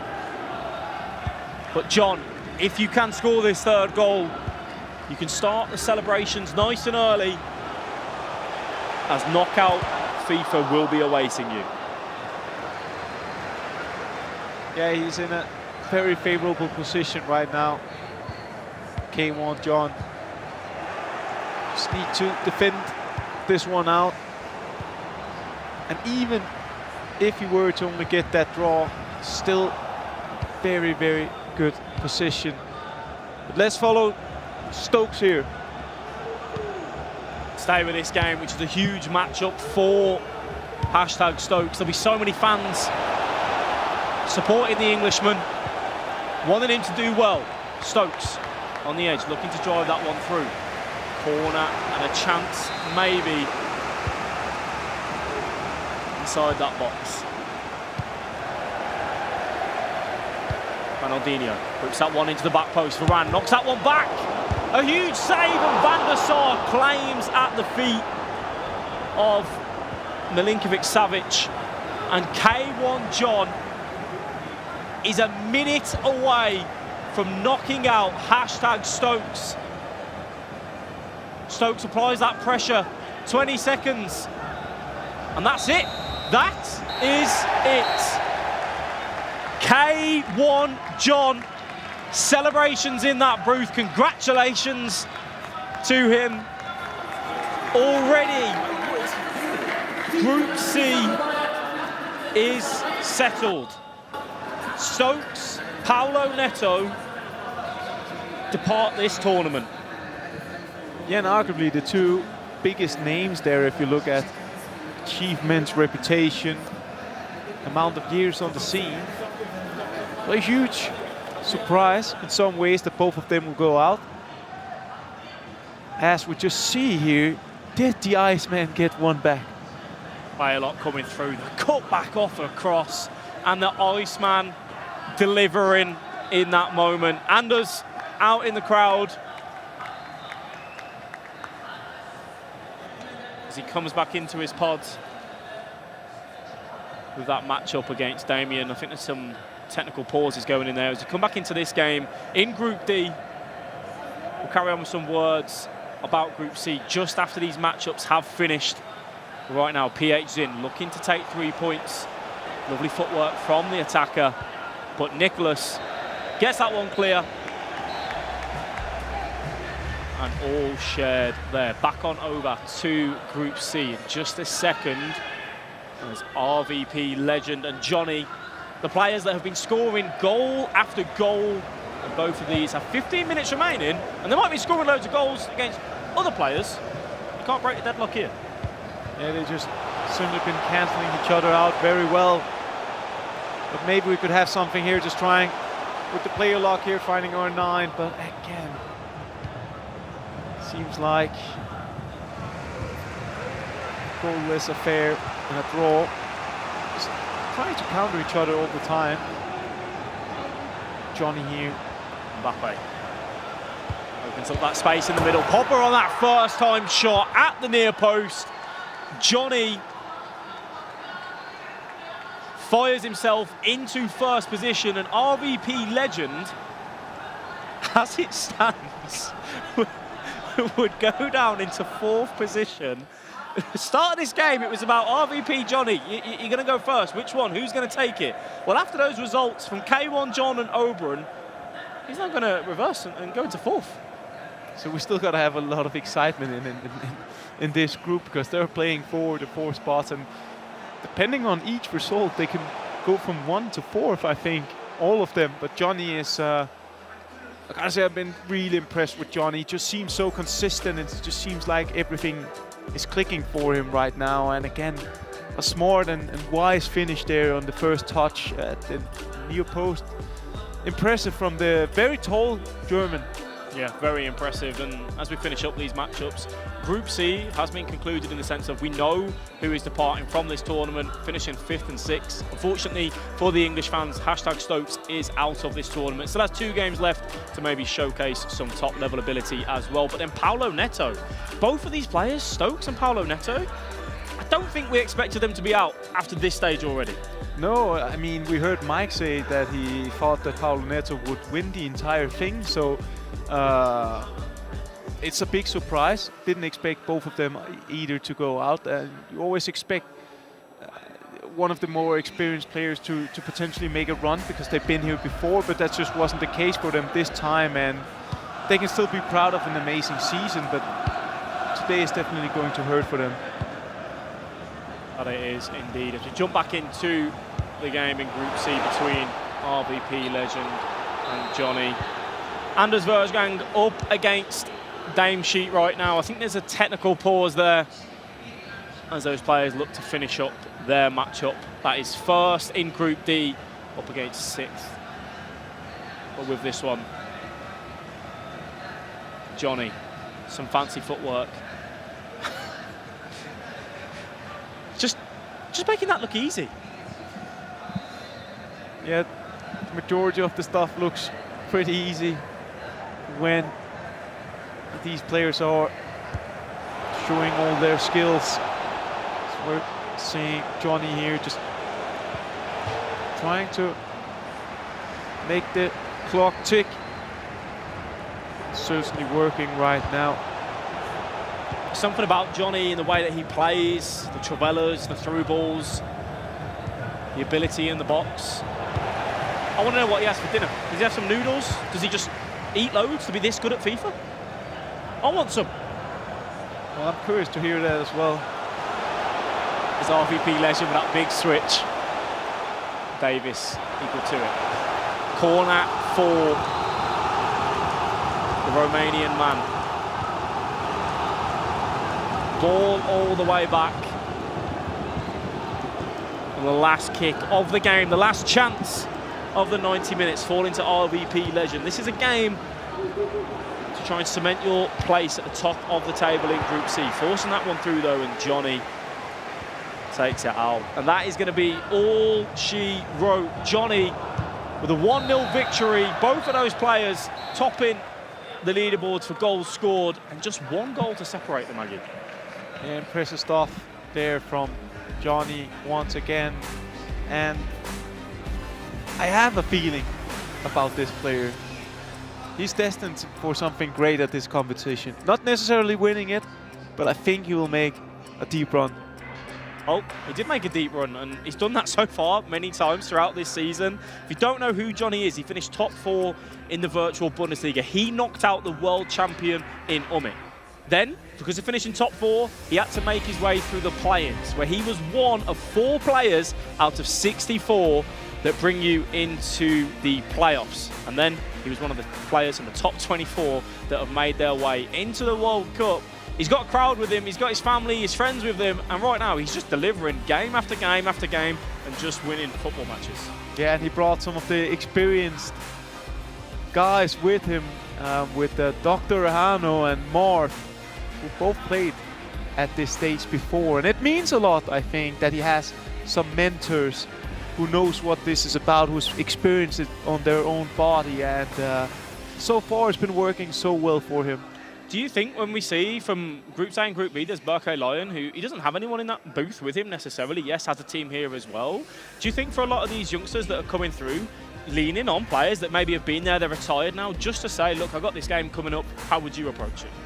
Yeah, I definitely think that they can get a lot of help from some of the more experienced ones who's been there, who's been trying it. I think it goes to show that both Berke and Johnny actually has Ahano and Marv as mentors / coaches, analysts, kind of, and both of them are through to the last 16. So I mean, something is going in the right direction for them. And talking of the right direction, for Group C, there are 4 players that have made their way in the right direction, and that is Knockout FIFA. Who are they, you ask? Top in the group so far with 2 games remaining, it is Johnny with 21 goals scored and 10 conceded in 17 points. Oberon, though, with 4 victories, 3 draws and 1 loss, sat in second. K1 John, the free agent, books himself a ticket into the knockouts with 2 games remaining as well. An RVP legend, one of the players that went into this day scoring so many goals, finds himself now sat in 4th, but 2 games remaining. And we do say goodbye to #Stokes and Paolo Neto, 2 fantastic FIFA players who just haven't found their way in this tournament. Yeah, commiserations to them as well. No, it doesn't mean a lot for them today, but I'm sure both of them will be extremely proud of them just reaching this stage, because it's so hard, requires so much, and it's really inspirational to see a player such as Stokes, when we see this new young wave coming forward, that he's still taking part. He's been on the scene for such a long time, and he's still managing to play with the best of the best. So from an old fox like me to him, applause. Applause to Stokes indeed. And it's not only just what he's been doing on the pitch with his performances and what he's won this season, it's also what he is doing in that community where he has a big Twitch following that I'm sure will be very disappointed to not see him advance through, but they will be happy enough to see him here all that way. And it is over to this matchup of Anders Versgang up against Damesheet of Assist Esports. This for Damesheet, we know he's been there before and he's beat Anders. He's the one that stopped Anders on that record that he had in FUT Champions, 535-0, if my memory serves me correctly. He was the one that beat him. Can you do it again? You got a draw yesterday. Probably not beat him since Anders is leading, but a draw. It's definitely not impossible. He did it yesterday. Now, difference is that he has to chase. That usually leaves gaps on the counters, and I don't think you'll find a better player at counter-attacks than Anders Versgang. That you will not. Let's see how this one finishes up with 20 minutes remaining. This is Group D, the group of death. There was a technical pause in this game, so it's just a little bit behind on the other 2 matches that we have seen round up. But now it's time for Damesheet, who got groups at the FIFAe World Cup this time last year. He currently sits rock bottom, but he's still in with a fighting chance. Finds himself 1-0 down to Anders though. Just went over to 3 at the back here, and it looks like a 3-4-2-1. Constant pressure. He knows he needs minimum 1 goal, but to get 2 would be massive for him as well. He would definitely jump into that conversation. And he also knows that Nicolas and Manuel is playing each other. They still have each other to play. So if he could get a point here and they would draw and he could get those 3 points, I mean, he could somehow sneak into that top 4 still. That he could. That he could.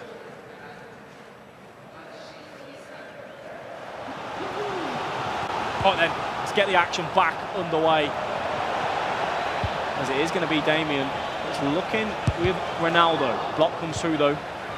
And Anders takes that one away.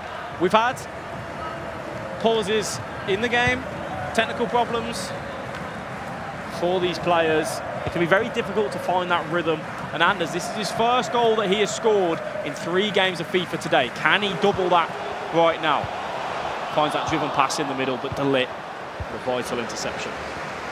The impressive thing about it is that it's a big surprise that he didn't score more than 1 goal so far, but he still didn't concede any, which just goes to show how good his pressure play are, how good his defense are. It's just like he's anticipating everything. No, looking for that shot, and there was a late challenge there. The referee says you are not allowed to do that. Anders, chance to double the lead. Ronaldo down the middle. He rallies up them fans, and it's 2 goals in 1 game. Just going down the middle there. Maybe a small mistake from Damien by making that penalty there. Could have avoided it. But I mean, he's still not out, but it would require a draw in the next game between Nicholas and Manu, and 2 wins on the board for Damien. So he put himself into a position where he can't really decide it himself. Look, you have to feel for Damien here. Grouped at the World Cup last year and then makes it again, which in itself is such a difficult task. So there's full props and credit to every player that is here. And rewarded for it, he gets put up against Emre Yilmaz, Anders Versgang, Manu Bashir, PH Sin, and then Nicholas 99. Right now he sits bottom of that group as the game's getting underway. Elsewhere, Oberon and Johnny, the players that know, you know what, we're through. We're now playing for seeding. Can we see maybe just some more free-flowing FIFA? We know goals have been coming through regardless, but can the players relax a little bit more now? I think so. We'll definitely see. We already saw a lot of goals in that group, but I think the players are just going to roll out a bit more, especially the players. Well, I mean, we have a game between Paulo Neto and Stokes coming up. Could be one of the most high-scoring goals.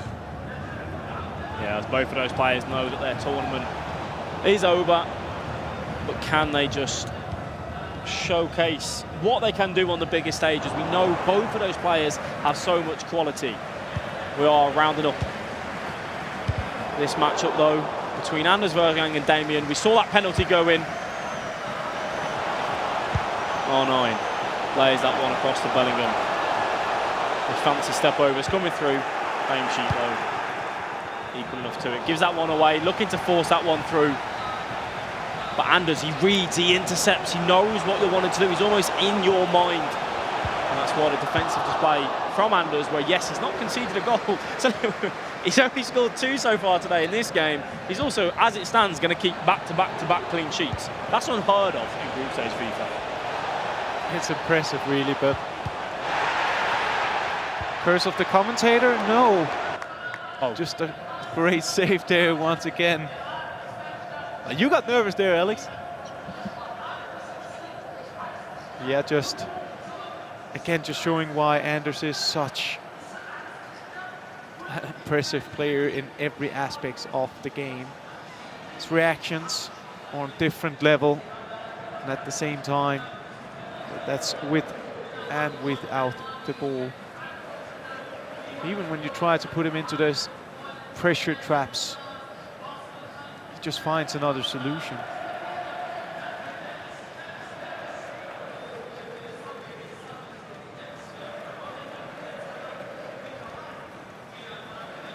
As we look to round up this matchup between Anders and Damien, substitutions coming through. Damien, who needs results to go his way if he doesn't pick up any sort of points in this matchup. 4 minutes on the clock. Can he find a lifeline of something, anything, to possibly apply that pressure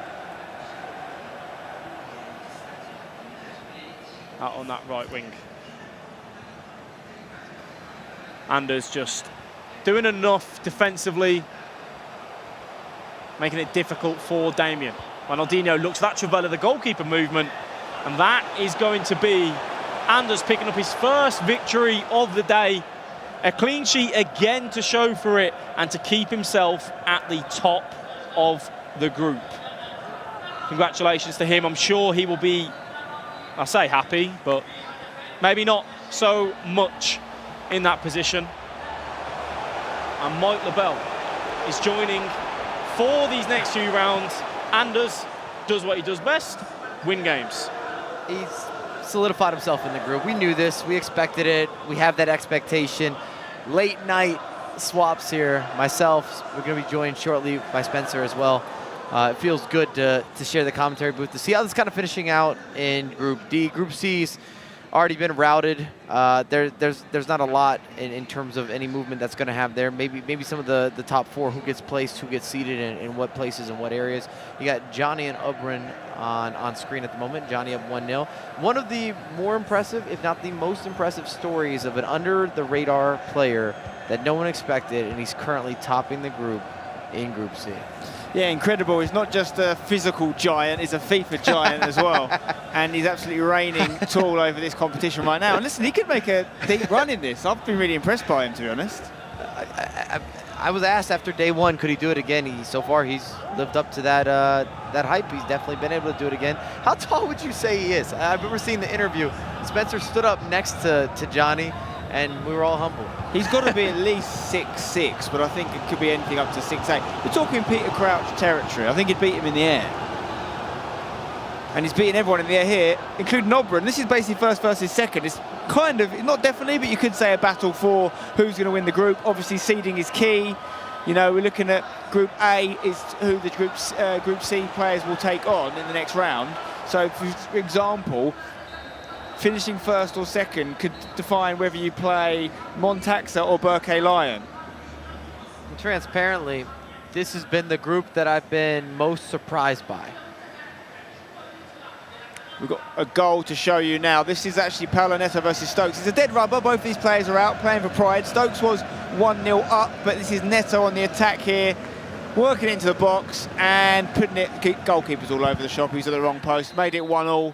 They may well share the points. This is how Group D is looking after 8 rounds of FIFA. This group very much still open. Even Damien can still technically qualify if he gets 2 wins, 11 points, may just do it. More importantly, perhaps, Nicholas, the Iceman, Mike, could be crashing out. Only 1 win from 8 games. And we said this early on, we somewhat teased it yesterday when Nicholas got underway, is that we know that he's known for the draws. And he's had quite a few of those. Another goal here in this game. It's a great one, perhaps because they're playing with freedom. Stokes gets his second of the match. If only he'd been doing this a little bit more often, a little bit earlier. Unfortunately, we won't see much more of these two players. But this game is another big one. Manu Bashir against Nicholas. We just said it, Nicholas, 1 win in 8. He pretty much has to win this game to have a chance. Manu's not safe and dry just yet. He's only 2 points ahead of Nicholas on 9. You could say if this is a win and a loss here, the losing team is out. Losing player could be going home. Yeah, I was going to give you the lay of the land. I was going to paint the picture. I was going to give you some of that FIFA artistry, but it's pretty simple. If Manu Bashir is able to get this result, as you were saying, or maybe slightly getting ahead of ourselves here, but it does create that degree of separation. I don't think there's enough points available, actually. That would wrap it up. So many of Manu's games have been close. I felt really sorry for him. In another world, he could be topping this group right now. And I feel like he's one of these players that if he gets out of the group, we could see a different beast tomorrow where he comes alive. I wouldn't count him out as long as he gets top 4. And again, part of that Renzo training camp, the boot camp, and the Team Holit collective. Another goal to look at here between Yilmaz and Damien. We said Damien has to win it. Well, he's got a bit of work to do because it's Yilmaz who's taken the lead with a fantastic left-footed strike to the top corner here. Yilmaz is going to go through, it looks like, but he could technically still finish top. It would require a collapse from Anders Vergan, which I think is very unlikely. He's still unbeaten. But Yilmaz getting those points in the bag. I can't believe it, Spence. We looked at Group D. We've talked about it being the group of death. That I'm not straying away from. But I did expect for the final game to make a drastic difference. And in theory here, as you kind of got the conversation started, if Manu Bashir sees out this game against Nicholas, still a big task in hand, he'd do enough. 12 points is enough. Yeah, and a draw would leave Nicholas on 8, meaning the most he could finish on 11, which is looking like it wouldn't be enough, but could still technically be. Let's face it, Nicholas needs to win. If not for the points, for his own sense of pride. Because the Iceman has not been winning anywhere near enough. He's melting in the heat of the Saudi Arabian desert. We've finally found what degree he can take. It's about 40 degrees. Once he gets to 40, it gets too hot. Or am I wrong? Is he going to score here? No. He's defended once again by Manu Bashir, who looks to go up the other end and break the deadlock. And to give you an idea of some of these future matchups, and this is looking past this round. Great ball in, Manu. Oh, he's offside. He's offsides. No, all good. We got Nicholas versus Yilmaz. We got Damien versus PH Zin. But then we have Anders Vergang versus Manu Bashir. So you could say if Manu Bashir doesn't get this job done here, you don't want that task, as you see the goal there, the opener for RVP Legend, scoring for fun. Again, that's a seeding matchup if you're looking at Group C. Yeah, the group's done, but anywhere from 1st to 4th is still available. So you could see massive seeding implications in that group still. But we're going to jump back with the Manu Bashir-Nicholas game here. This is a huge game in the group of death. And I just want to reiterate, the final game here for Manu Bashir is against Vergang. So you have to get the result here against Nicholas. It's true. Quite the finish for the day, Nicholas. And then you get rewarded by Anders Vergang. But just the fact that he's been so untouchable, people are not getting wins off of him. Best case, maybe you get a draw, and I don't know if that's enough for Manu Bashir. That's why he needs this versus Nicholas. He knows that, Nicholas knows that, Vergang knows that, everyone in the group knows what's happening, the situation. Can he get a goal here? Because I think you're right, Mike. I think a loss here pretty much puts Manu out, unless he pulls off the unthinkable and beats Anders. And he would also need Nicholas to drop points, because if Nicholas wins, he'd be on 13, Manu Bashir based on the tie. I guess it depends what happens in the last game. They could both be on 13, and now we got to get into the calculations and permutations. I'm not ready for that at midnight. Well, this group's going to go the distance. We know that. Group C is done and dusted, but Group D is alive and well, even though it's the group of death. We'll see what happens here as we approach half-time in Manu Bashir-Nicholas game. Obviously, we'll keep you up to date with what's happening elsewhere as well, because there's plenty of teams that can still make it out of this group. It's Manu on the ball here in the darker kit. Wow. Great ball in, great header, huge goal for the Dutchman of Team Hullet. Has he just knocked the Iceman out? And that is something special, just spectacular. You see the vision, back post, converts, header, not stopping it. We've got another goal in this dead rubber here between Paranetto and Stokes. It's back and forth very much, 2-2, plenty of goals. Just one for the neutrals, that one, because we won't be seeing them progress. Back with Manu Bashir-Nicholas as we approach half-time.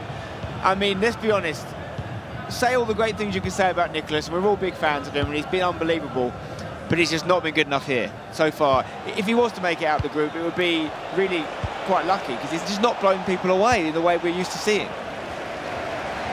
And we saw him have to battle last year as well, and he got himself into the finals, but his group stage wasn't that impressive. He had to come on big into that second day in order to make a run, and he just hasn't been good enough this time around. He hasn't disrupted enough. He hasn't gone for it offensively enough. He's generating, again, those draws. And we just talk about the deadly draws. It does not work in these one-off games in the group stage. Yeah, I think he really does prefer the two-legged matches, but we might not see him in any. We have had a highlight to show you, though. There's been a penalty, I believe, in this game. It's fallen to K1 John. The question is, did he score it against RVP Legend? Let's take a look. Does the free agent convert this one to make it 1-1? He does. Both players through, we know, but they're playing for seeding, and it could really be the difference between going out in the last 16 and making a run to the final. Who you play in the next round is crucial. And I don't care how much FIFA I play, I can't get used to Henry being a left footer. Of course, with that new foot item. Oh no, did you see that? Oh, you hate to see that. Horrendous goal, and Yilmaz is fuming with that one. I think he gave the monitor a head nod. I wasn't ready for that. I saw a little shake. He might need a new one there. There was an own goal. It was absolutely horrendous goal to concede. He'll be fuming with that. Back to RVP Legend here at 1-1. RVP Legend looking to reinstate his lead here. As we mentioned, this is Group C. We know who's going through. We just don't know in what position. So the game's still very much important. Manu Bashir-Nicholas is back underway in the second half. So we will try and join that one as soon as possible, because that is a huge, huge game. Well, that's the game that impacts the group. A lot of the remaining matchups in that group don't technically matter if we're just looking at progression, depending what happens there. We might have our Final Four, or this might be wide open going to the last set of fixtures. Joined it here with Manu Bashir, making strides into Nicholas's box. He loses the ball on this occasion. If he can get a second goal, and if he can get it now, he'll be looking very good to progress and potentially leave the Iceman in his wake. It's very much possession football for Manu here. Nicholas needs to show us something. He needs to just change gear, shift into an offensive strategy, because I'm seeing him almost passively potentially head out of this tournament right now, and I don't like it. Manu Bashir back on the ball to double his lead maybe with Ronaldo. Oh. Good defending in the end. Thought it was a ball roll away there. I will say this from Manu Bashir, he commits a lot of bodies, and he does have a high press, so there will be space for the Iceman, Nicholas, to work with. If he can get in behind, if he can speed up the tempo a little bit. Can he get a goal here? Nicholas needs something. He needs to call on all that experience he has at the very highest of levels. Is it now? Is it a goal? And it is! And Nicholas is still in this. It's 1-1. I feel like we spoke that one into existence. You see the step over, a little bit of hesitation from Manu Bashir. Opens up the opportunity. Goalkeeper movement not done right. Near post. 1-1. And there's been a goal, and guess what? It's Anders. Took a while to get going today, but now he's very much scoring on all fronts. 1-0 up against PH Zin. He could be closing out the group stage unbeaten with a potential 21-point haul, which is not bad at all. Same as Stingray, incidentally, or Stingray did it with a loss. Nicholas might be leaving it late, but if he's able to draw this game, 8 points, he's got to cause, I guess, an upset at this point going up against Yilmaz in his final game. But if he does the deed, he does the job, and Manu Bashir can't get points off Vergang, Nico's slipped right in there. I feel like this has been a real test, not just today, but yesterday as well, of Manu's sort of patience and his just strength of character, because he's had to really struggle in games. He's had a couple of 90th minute goals going against him, which have caused him to draw instead of win matches. He's thrown away leads, like, you know, this is going to really take it out of him and test if he's got the resolve to progress. Another goal here, RVP legend against K1 John, and he's reversed it from 1-0 down to 2-1 up, and that could see him finish as high as second in the group. I'm surprised it hits the back of the net, but he's had quite the tournament this far. Another player underrated, under the radar, not talked about a lot. Got himself into the tournament, and he's made the most of it as well. Representing Egypt, as he's not assigned to a club, as Mike mentions, but I don't think that will be the case for much longer. Going to get out of the group of the World Cup. That puts you in a pretty high bracket of FIFA player by anyone's measurements. And it is Damien here trying to keep himself alive. He has to win this game to have any chance of progressing, but he's going up against a very talented Yilmaz, who incidentally has not won today, despite winning 3 group games yesterday and 1 draw. 2 draws and a loss of his 3 games today. Definitely hasn't been as good as yesterday. That's why we talk about accumulating those points. Yesterday he gathered 10. Currently on 12. Clearly not a day to brag about, not holding your chest high, but he's done enough to get himself out of the group. Yeah, we're going to see him tomorrow, but hopefully we'll see a better version of the Yilmaz we've seen today. If he's going to live up to his tag, obviously E-Champions League winner, that's no small feat, make no mistake. This is still the biggest game for me. He's going to pause though, so we're going to jump over to another match. Here we are in Yilmaz, Damien again. Damien's got to score. It's a great result, a draw against Yilmaz, but it's not good enough to keep yourself in the competition, my friend. He's got 20 minutes here, but you're right, Spencer. If Damien's able to get this upset, comes out of this, he's got 8 points. He needs some help, but he definitely puts himself back into the discussions depending what happens. The crazy thing about Group D that we know is that whoever goes out is going to be a shock. We kind of thought it was going to be Damien, no disrespect to him, but he's actually maybe proved us wrong. He might still stay alive.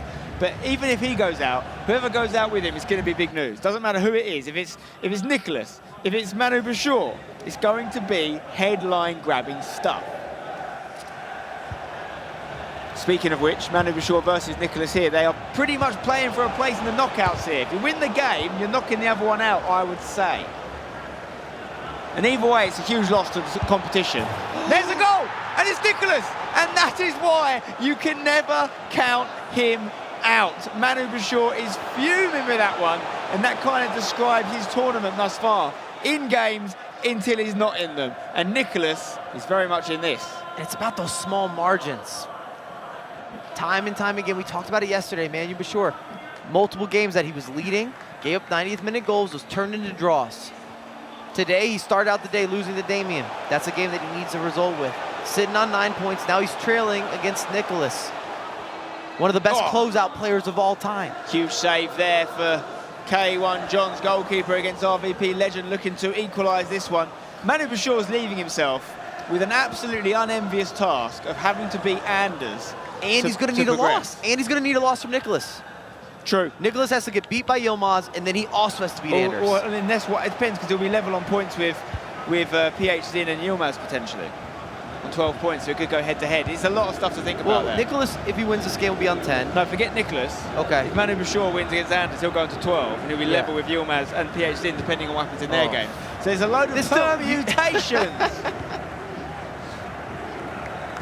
Anyway, 15 minutes left in this game. RVP Legend versus K1 John. Again, the group is done, the seeding is very much not, and I can't stress enough how important seeding is. We're talking about, this is a $10,000 game right now. Everyone that's in the group is getting a minimum of 10 grand if they get knocked out. If they progress, that goes up to 20. If they can get themselves a nice seed and a decent run in the brackets, that then goes to 45, which then goes to 80, sorry. It goes to 150, then it goes to 300. As you know, that's what the winner gets. Every game is worth a significant amount. You could say of life-changing moolah. Oh, what a save that is. 10 minutes left. As things stand, Manu Bashour is not looking good to progress, because he has to get a result either here or against Anders Vergang. If you haven't heard, he's pretty good at FIFA. I don't know if he's going to get a better chance than that. First shot blocked, green time, falls back to a favorable position, right place, right time, right location, right player. Van der Sar with a beautiful, beautiful save. And Nicholas is not the man you want to be playing against in this situation. He's bringing the keeper out, Manu. Nicholas, what an intervention that is from Courtois. Huge chance. Nearly gives it away straight away. Right, this could be your last chance, Manu, and it could be your last gasp in the tournament. Are you going to do it when it matters? When you need to step up? Have you got someone? No. Never. To do the job, no, and you've given the ball away to a man who's been in this position so many times before, knows exactly how to shut games out, and he could score here. Courtois again with a Superman punch. This is insane, but as long as Nicholas has the ball, Manu is in real trouble. What can he muster up now? It's the last attack of the game. Don't lose the ball, Manu. Take your time. A draw's not a great result for either of them, really, but it's better than a loss, obviously. Thanks, Michael Owen. Here we go, back into the middle. Play it through the middle, yes. Chance, 1-2 maybe. Can he complete it? Could do! The rebound's in! The rebound's in! And there could be one more chance What of have we kickoff. just seen? Insane scenes, Talk Michael, about the build-up. Penetrating passes, quick movement, tiki-taka, hits the post, comes off the post, taps it home on the rebound. There's some confusion here, though. There's something's happened here, because Manu looks very confused. Is that the full-time whistle on the goal? I think he's happy about it. That was like a positive reaction. The goal must have gone in and the whistle must have gone. We don't actually know right now. We're looking to confirm this for you guys. But Manu celebrating in that manner tells me he's got something he likes out of it, which a draw isn't actually great for him, to be honest, but it means Nicholas stays behind him. I'd have to look at the head-to-head, but I think what this leaves him is a little leeway. If Manu Bashour was to draw against Vergang, he'd be on 11 points. Let's say Nicholas wins 11-11. I just don't know what the next permutation steps are in terms of the head-to-head. And when the previously played yesterday, Manu beat Nicholas, I believe.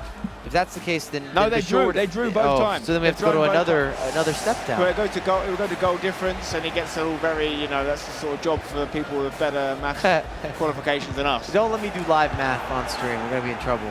But we will find out what happened there. In the meantime, we're here, RVP Legend versus Damien John. beat Yilmaz. Damien beat Yilmaz. That's massive. Wow. Honestly, that actually changes the whole group again. Do not Damien might be coming up. He might be doing it. Damien might do it, Spence. Guys, in the words of David Gold, do not go to bed. I would have never guessed it out of this group. RVP Legend as well has turned this round, by the way. We should talk about that. He was 2-1 down. He's turned it back round to 3-2. And I think it's going to end in this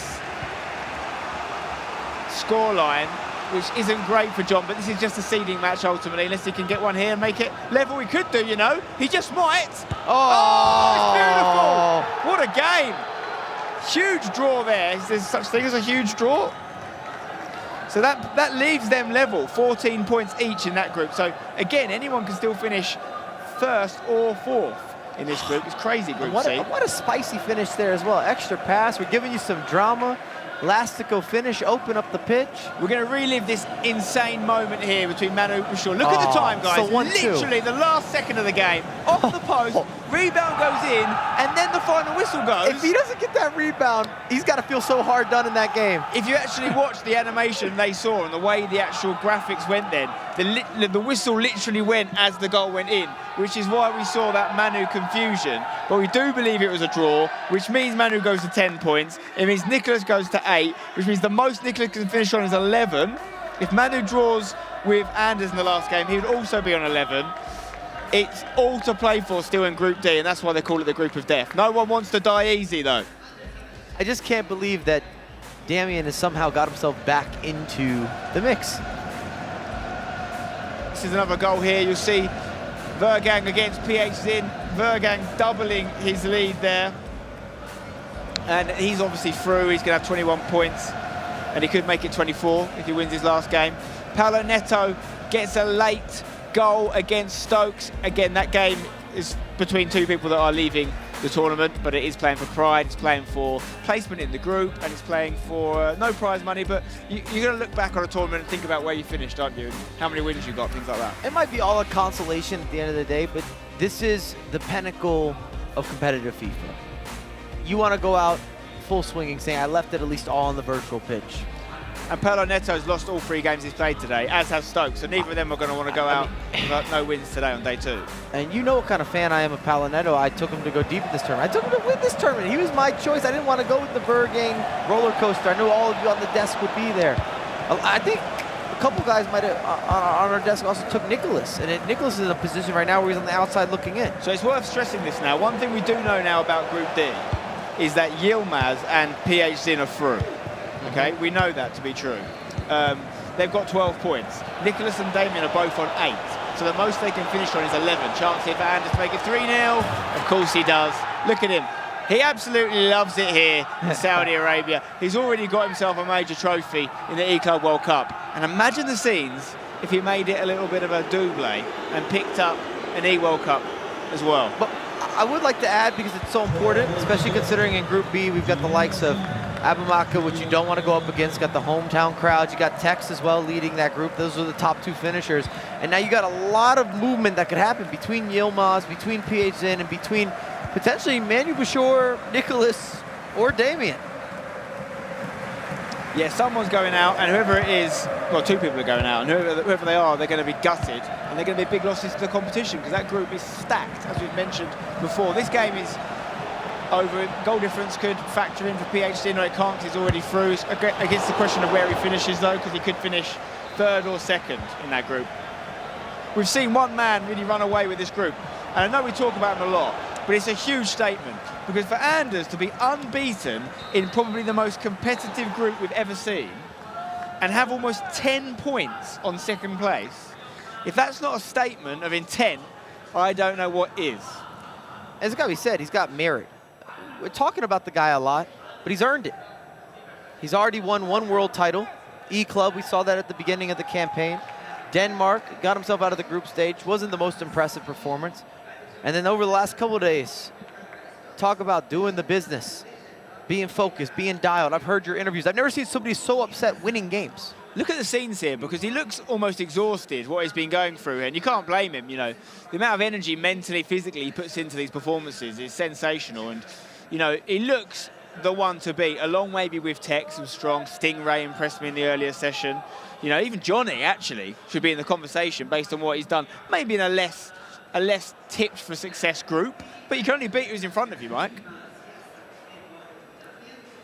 And here we go. This is how Group D looks, so bear with us here. As I mentioned, wow. Vergang is loving life, 9 points clear of 2nd place. We know he's won the group, and he's done it in real style, unbeaten thus far. Now, Yilmaz and PH Zin, both level on 12 points. They've won 3, drawn 3, lost 3. There's only 1 in between them on goal difference as well.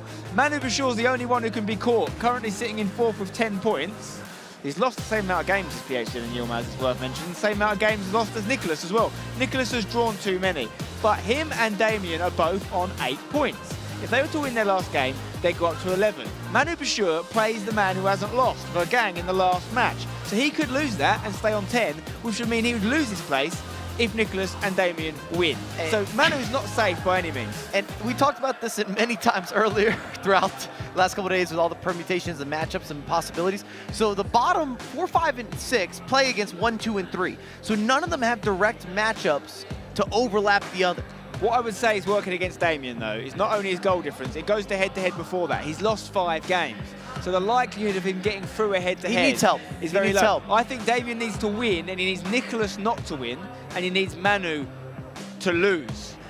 He can still go through, though. There's a lot of things to think about, guys. But all you need to know is Group D is not Damien's over. got a chance. That's what you need to know. He's got a chance. 4th spot is open, and 2nd and 3rd are also open, meaning that only Anders is decided in top spot. We know he's going to play. I can actually tell you he's going to play. So he's going to finish top of Group D, which means he's going to play against 4th of Group B, which is D. Fernandez. He's got the unenviable task of going up against Anders Vergang. We haven't had a group like this. From 2nd to 6th place can all move. They're that close. They can all move. I know some of them already solidified their position, but they can still move with seeding. And we've still got seeding up for grabs in Group C as well. We're going to obviously think about what that means and who's playing who tomorrow. We're going to have some unbelievable matchups tomorrow. Hopefully you've been with us and you stayed with us today through the technical difficulties. Hopefully tomorrow will be smoother, but I tell you one thing's definitely going to happen is there's going to be some ridiculous games of FIFA and there's going to be some huge names leaving the tournament. I don't know who. I'll say one thing though, I'd be surprised if Anders leaves the tournament tomorrow. I'd be surprised if Tex leaves the tournament tomorrow. Maybe that's the only 2. Tex has to play Group D. It's true. He's looked more consistent and more reliable than the players in Group D outside of Anders, who he will not be matching up with tomorrow. There's no possible... No. I think they can't play each other to the final now, I believe. Ooh. I believe that is set in stone because Anders is finishing first now. I'll have to double check that. But either way, they're definitely not playing each other in the first knockout round. And obviously it goes to 2 legs. That's a huge factor. Who's going to benefit from that the most? The people that we know are through.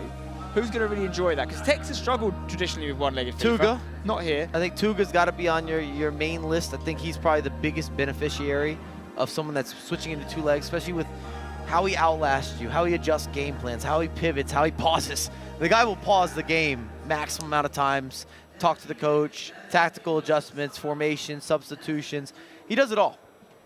Well, obviously, we've got Group C to finish as well as Group D. There's a few things happening there that are more about seeding than placement in the group in terms of qualification. Johnny's taking on Palanetto. Palanetto is out, so Johnny's top of the group. You think Johnny's going to win that. He's going to win the group whatever happens, by the way, Johnny. He's 5 points clear of 2nd. Stokes plays RVP Legend. RVP Legend could still finish as high as 2nd or as low as 4th.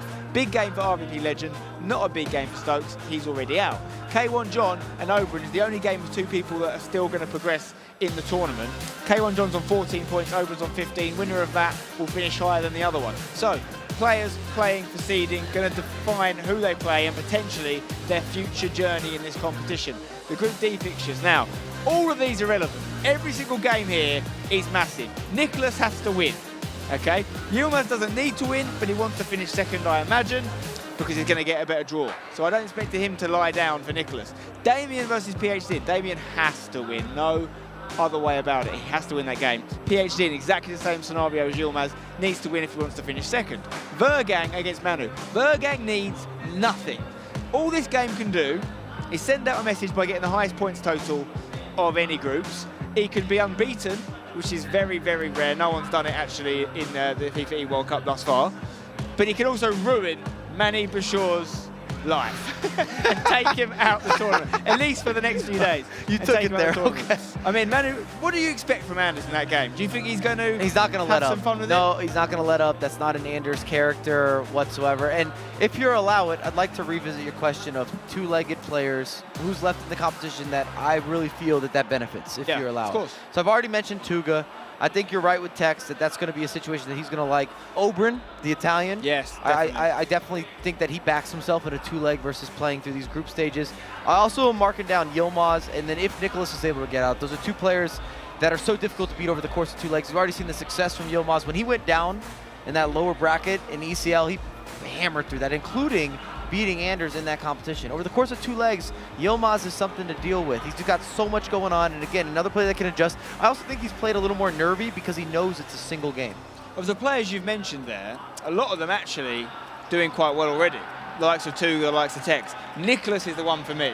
If he can find a way, and it's not only in Nicholas's hands, ultimately if Manu beats Vergang, big if, I know, but if he does, Nicholas is out and Damien's out. But if the stars align and Nicholas finds a way, I'm going to say sneaking out of this group, because I don't think he's really done enough, he could then turn up tomorrow and just blow everyone away. It wouldn't be unlikely. It wouldn't be unheard of. He's got previous. He's literally done it before. He's also grinded his way out of a lot of groups. We've talked about day 1's not looking good for Nicholas, or day 2's not looking that good for Nicholas, but he's typically get himself out of the group, and then you don't want to see him in 2 legs. It's again, similar to Tuga. He's one of those players that adjusts, switches the pitch, doesn't make a lot of mistakes, very risk-adverse in many ways, and he's always going to be clinical. Well, the stage is set for an unbelievable final game. Do not take your eyes off it. Stay with us till the end, guys, because Group D is up for grabs. There's a 4th spot, and right now there's 3 people's names on it.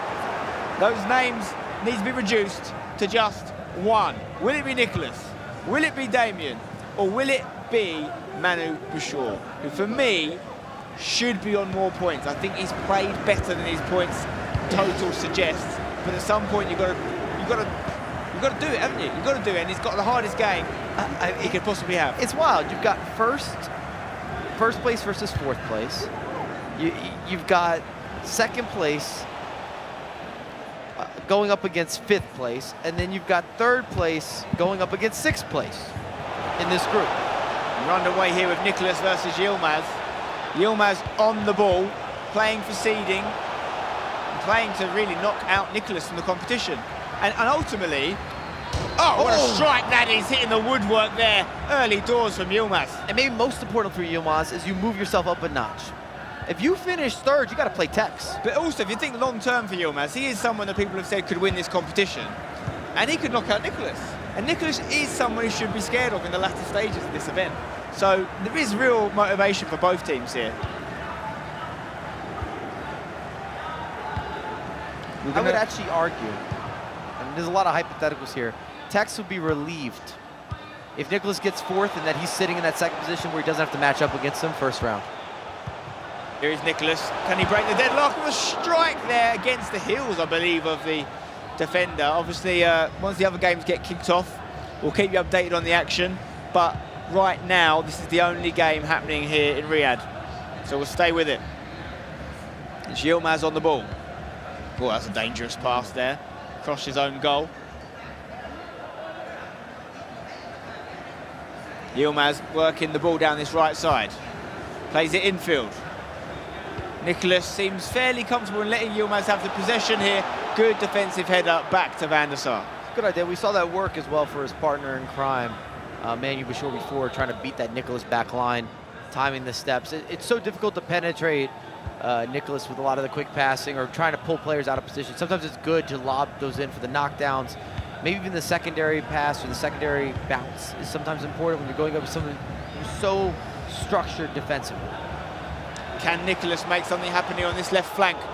Cut out by his opposition defender. Yilmaz back on the ball now.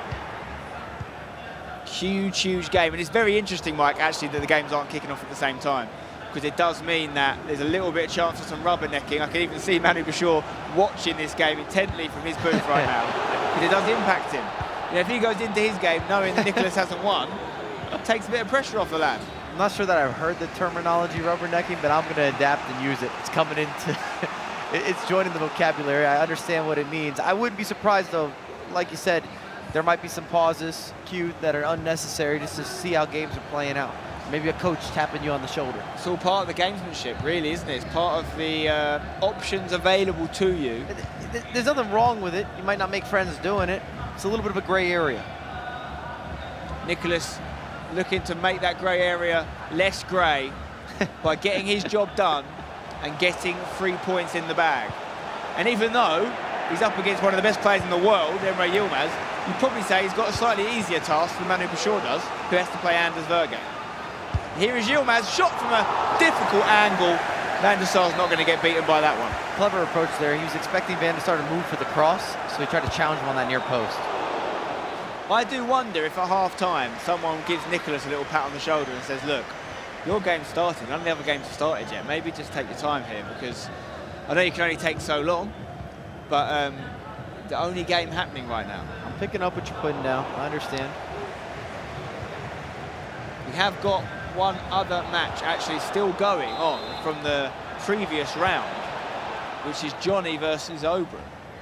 Johnny's 1-0 up in that one, but it's not over.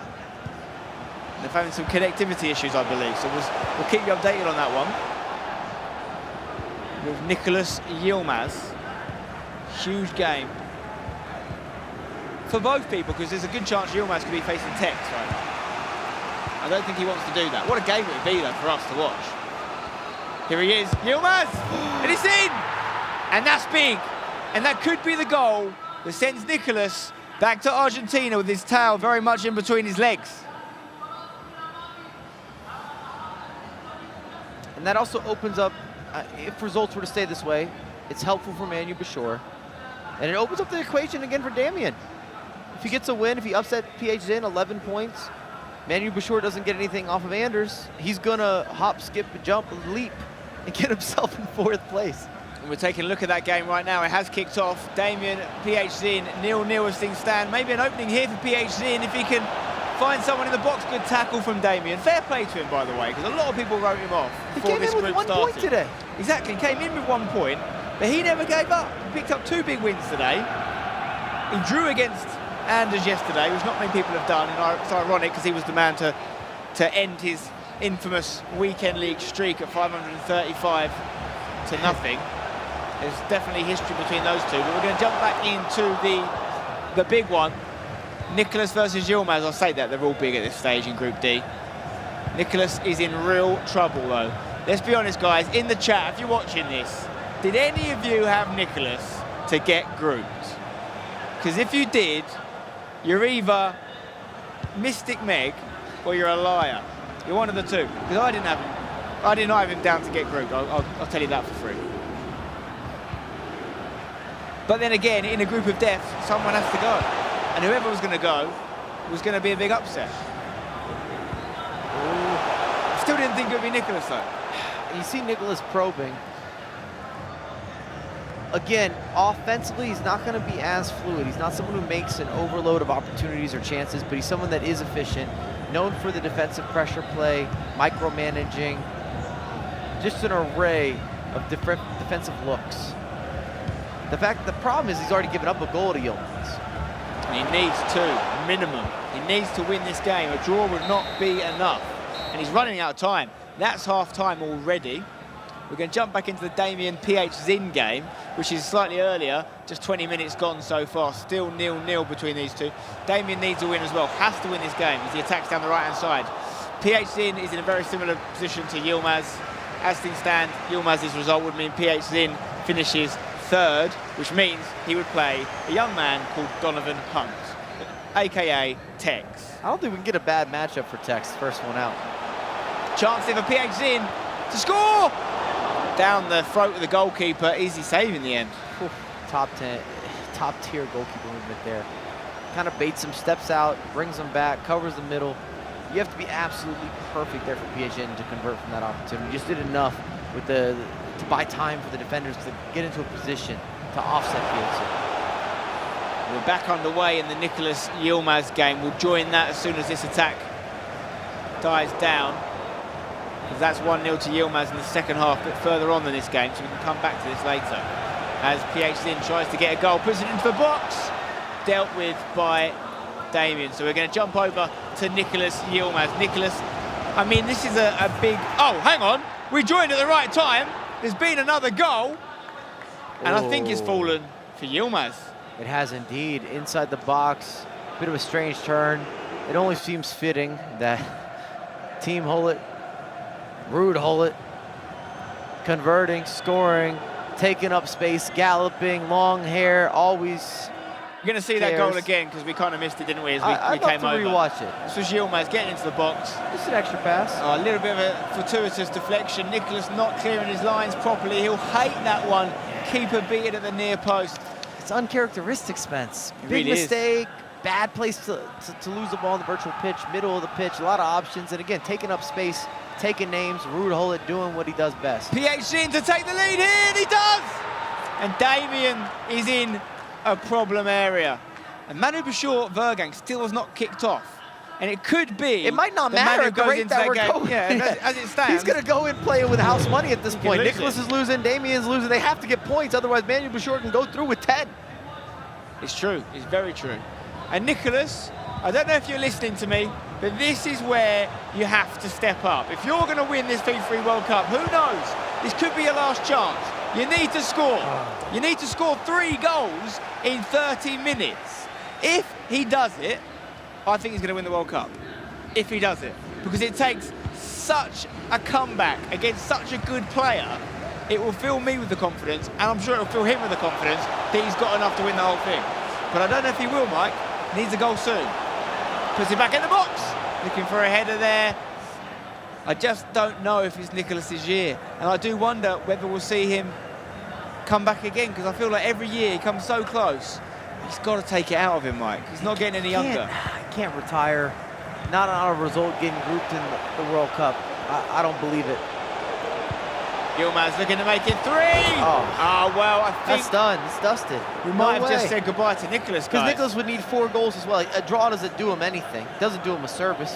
He's got to score 4, which is unthinkable against a man of Yilmaz's quality. Who, by the way, hasn't won a game And this is the Yilmaz we haven't been seeing. Exactly. We haven't been seeing this Yilmaz. This is the Yilmaz that won E-Champions League. Unstoppable, flourishing attack. A lot of momentum. Nicholas doesn't score. Oh, my God. Yeah, I mean, that tells me a lot. He's trying that speculative effort from there. I'm not sure we're going to see Nicholas progress, guys. Huge, huge upset. And Manu Bashir is licking his lips right now, because I think he's realised, unless Damien has a comeback against PhD as well, he's 1-0 down. It's similar for Damien. A draw does nothing for him, Spence. He has to have a win versus PhD. Halftime 1-0, PhD leading. A little bit more of a achievable task for Damien, though, at 1-0 down. We will rejoin that game when their second half gets underway. They're still at a break right now. But this is the stage. This is where we've been for the last few weeks. FIFA E-Club World Cup, where we saw RB Leipzig lift it. Anders, obviously part of that team with them. After that, we had the E-Nations, where Brazil made history. Back-to-back winners. Unbelievable scenes, an amazing comeback against the Netherlands that included Manu Bashir. And the Brazil team, of course, included PH Zin, who's in action right now. And what moments we're witnessing? The comeback for E-Nations, back-to-back wins for PH Zin with Brazil.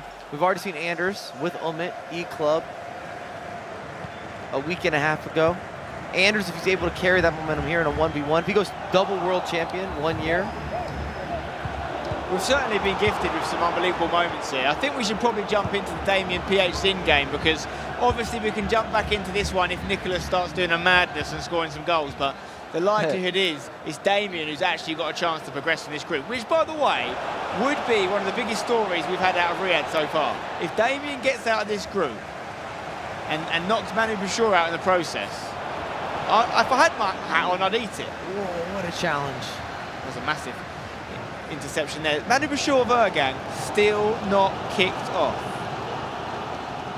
Take from that what you will. What are you trying to say? Is this some gamemanship, Spence? I would never say such a thing. My lawyer would never allow me. Damien on the ball. He needs a goal, and he needs it quick. I think you said that he loves a grey area. He's keeping it grey. I've got a grey area too. Right, PH Zin trying to get us up the pitch here. He's 1-0 up. He's loving life right now. And this result is really important for him, because Yilmaz is going to almost certainly beat Nicholas. If PH Zin matches him, they'll be level on points. It will go to head-to-head. And that will define who plays Tex, which is mad. PH Zin, every goal will help his goal difference, but it goes to head-to-head first. What we need to do, Mike, is we need to find out the results between PH Zin and Nicholas. Can you do that for me, Say please? less. Thank you. I'm on it. Assignment understood. Good lad. Gold star coming from Mike LaBelle.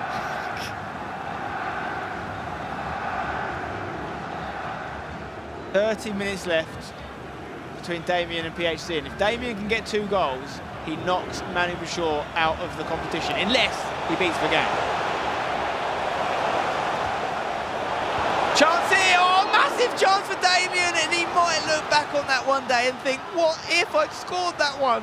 My life could have turned out so different, mother. Spen, I got the calculations for you. What were the results in their 2 games? So, Yilmaz beat PHN yesterday 2-1, and then he drew with him today. So Yilmaz wins the head-to-head. Yilmaz would win the head-to-head. Oh, off the post there from Damien. He's knocking on the door, Mike. Twice. And he in needs short that. succession. He has to have it. He's showing signs, though. He's showing signs. And I think Johnny has finally finished the game against Oban, or at least scored again, and win that game, which will mean he wins the group with 20 points, and he's got another game to spare. What? How does he save that? Damien's still in this, though. Don't count him out. He could score a couple goals here, Mike. I think he's got the credentials. If you beat Anders, you've got the credentials as far as I'm concerned. And here he is, on the ball. Can he score? Need to do it soon, my boy. Is it now? No, gives the ball away to PHC. But as we now know the head-to-head record, we know this win won't be enough to avoid finishing 3rd for PHC, because we're expecting Yilmaz to win, Nicholas. 83rd minute, that is, 3-0. Yilmaz will finish 2nd, and PHC will play Tex in the next round, which is a great matchup. Seeing PHC a little more possession play here, looking to see this matchup.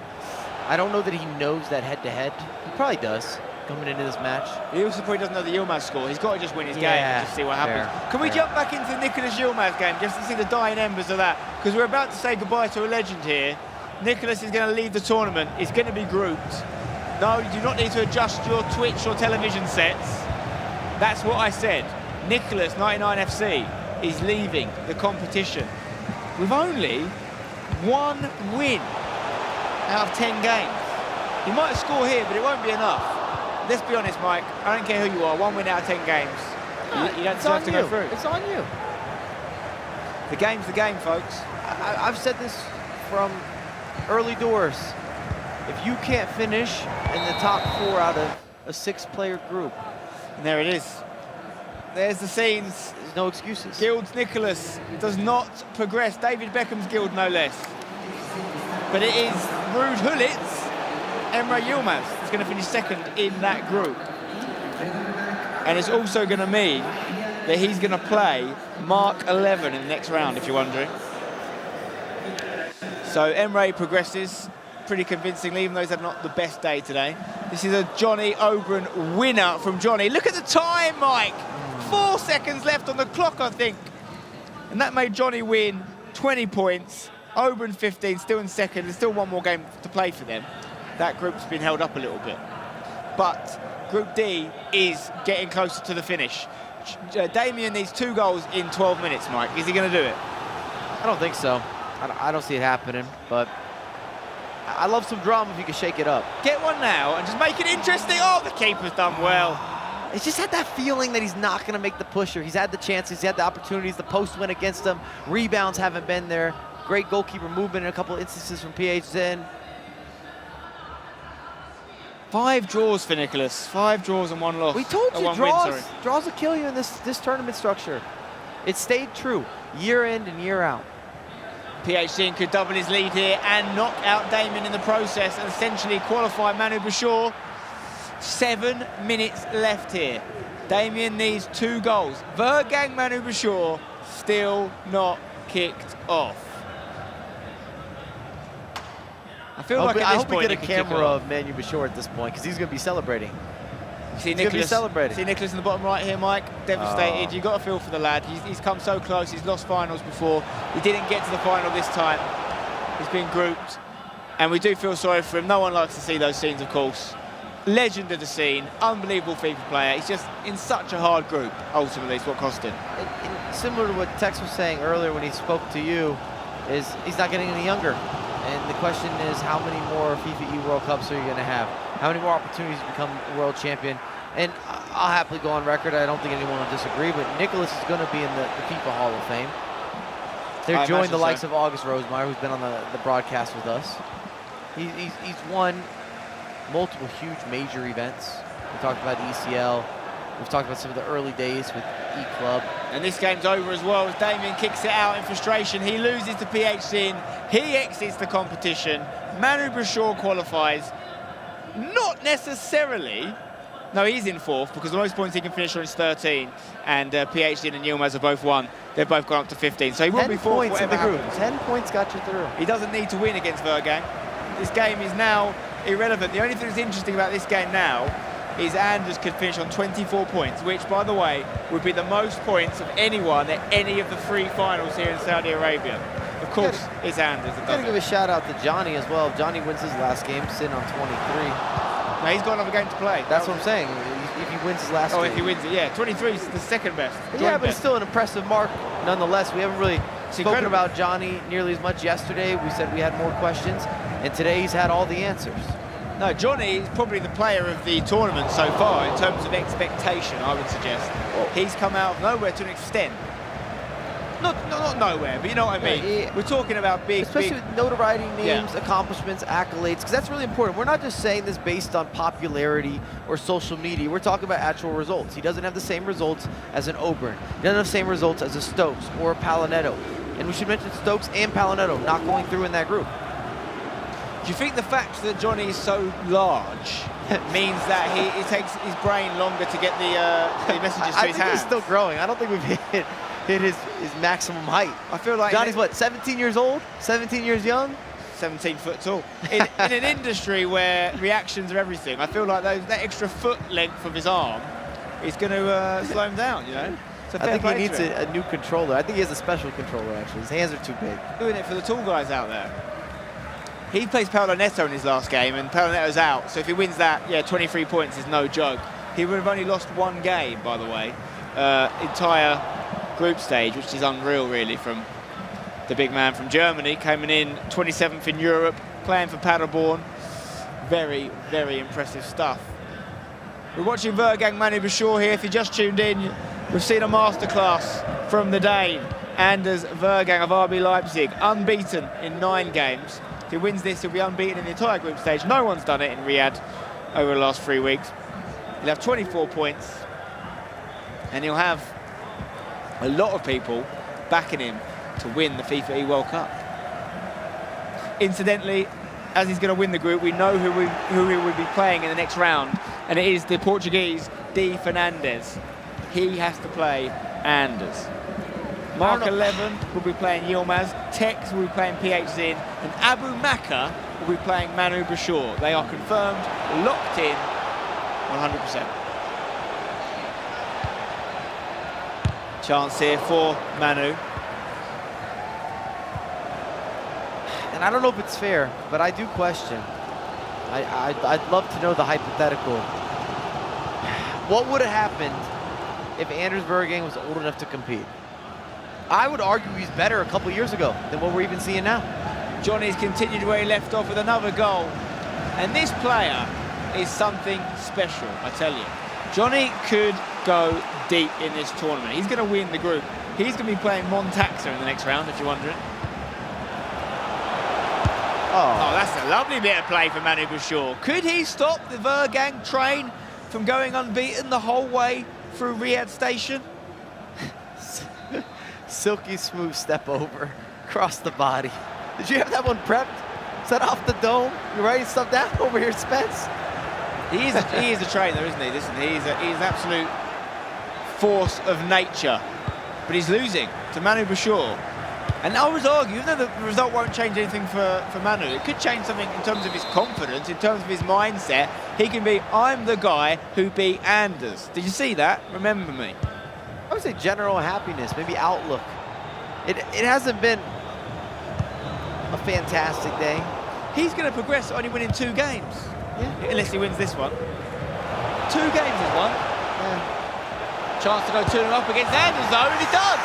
Ooh. And Anders is not at the races right now. You forgive him if that's the case, because he's absolutely flying, doesn't need to win this game. But what's happening here? Look at him.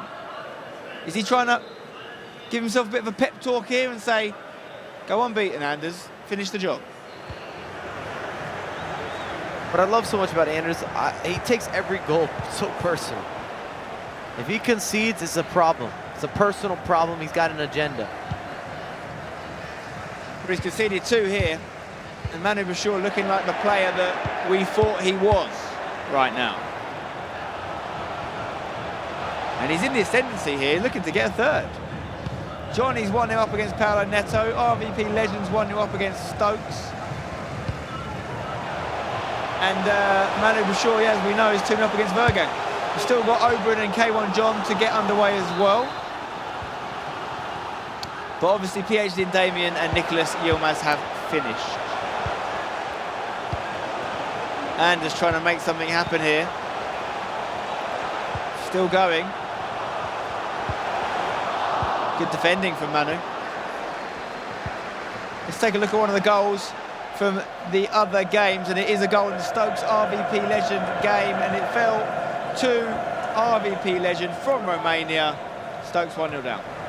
Already out of the tournament though. That game is only going to potentially affect where RVP Legend finishes and who he plays the next round. Because actually, interestingly, in that group, 2nd, 3rd and 4th are all still up for grabs. And those oppositions waiting for them range from Stingray, Tuga to Burke Lion. I don't think you want to be playing Stingray or Tuga right now if you can avoid it. So you want to finish second in that group if you can. First or second. I mean, you're not going to top Johnny, I suppose, but no. Battle it out for that second spot. By all means, avoid Tuga. Avoid.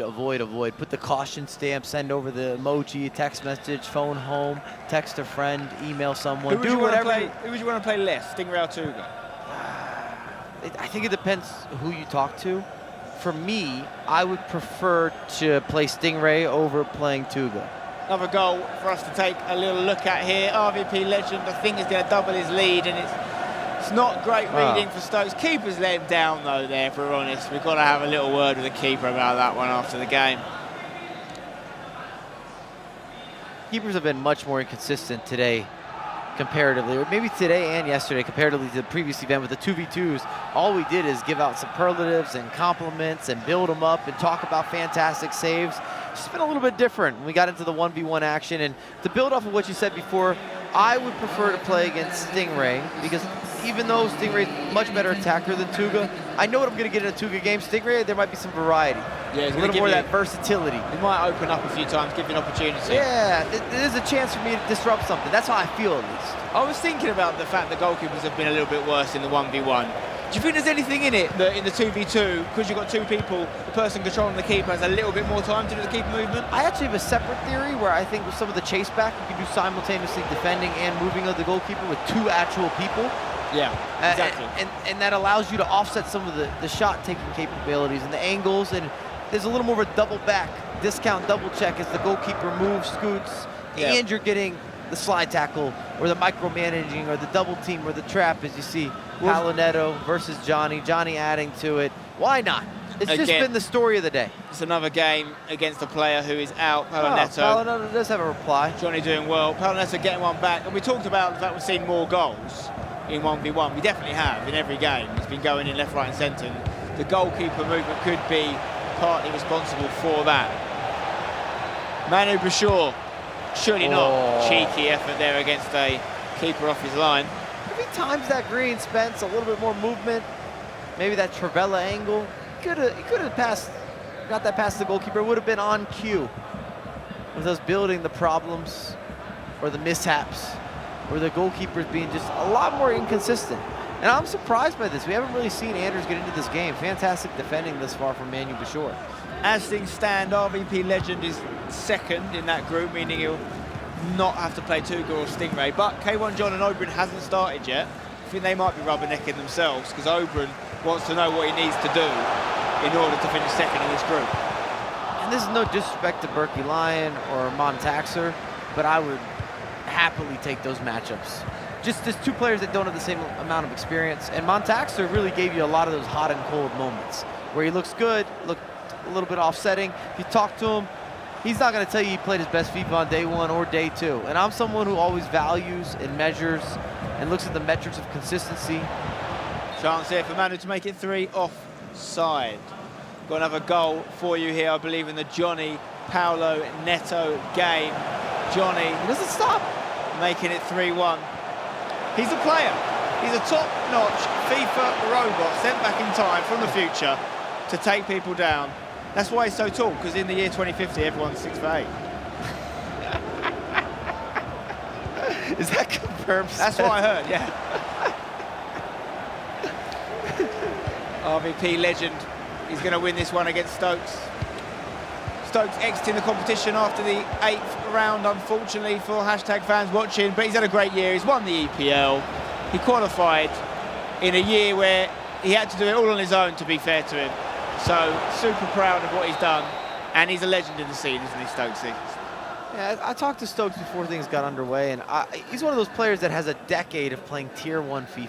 So few competitors can say that. I think that he'll make a case when it's all said and done, but potentially also challenging for one of those Hall of Fame or some sort of... I think he needs one more big win. Yeah. But the amount of years that he's put into the game and the sheer competition he's qualified for from all sorts of different variants as well. There's so much versatility there. He's even in an era before Ultimate Team. Yes, exactly. And he's won the playoffs in Amsterdam. He's won EPL, as you mentioned. You know, he's had some big wins under him. That's what I'm saying. He's won away, whether it's an E-Club or an E-Nations or an E-World Cup. You add that into the arsenal, add that as some trophy collections or some building or into the cabinet, shall we say? There's something to be said for longevity in this game, because there's a lot of players that have called it quits or lost the hunger 4, 5, 6 years younger than Stokes is right now. And there is something to be said for that, because I know him well, obviously I've worked with him closely, and his grind is unrivaled, I have to tell you. His work ethic is unmatched. That's why he's so popular as a streamer. And he just loves the game. And I think there's something to be said for that. I just think there's so few players that have been around for the... Hello. The FIFA Interactive World Cups. Of course, now the FIFA E World Cups.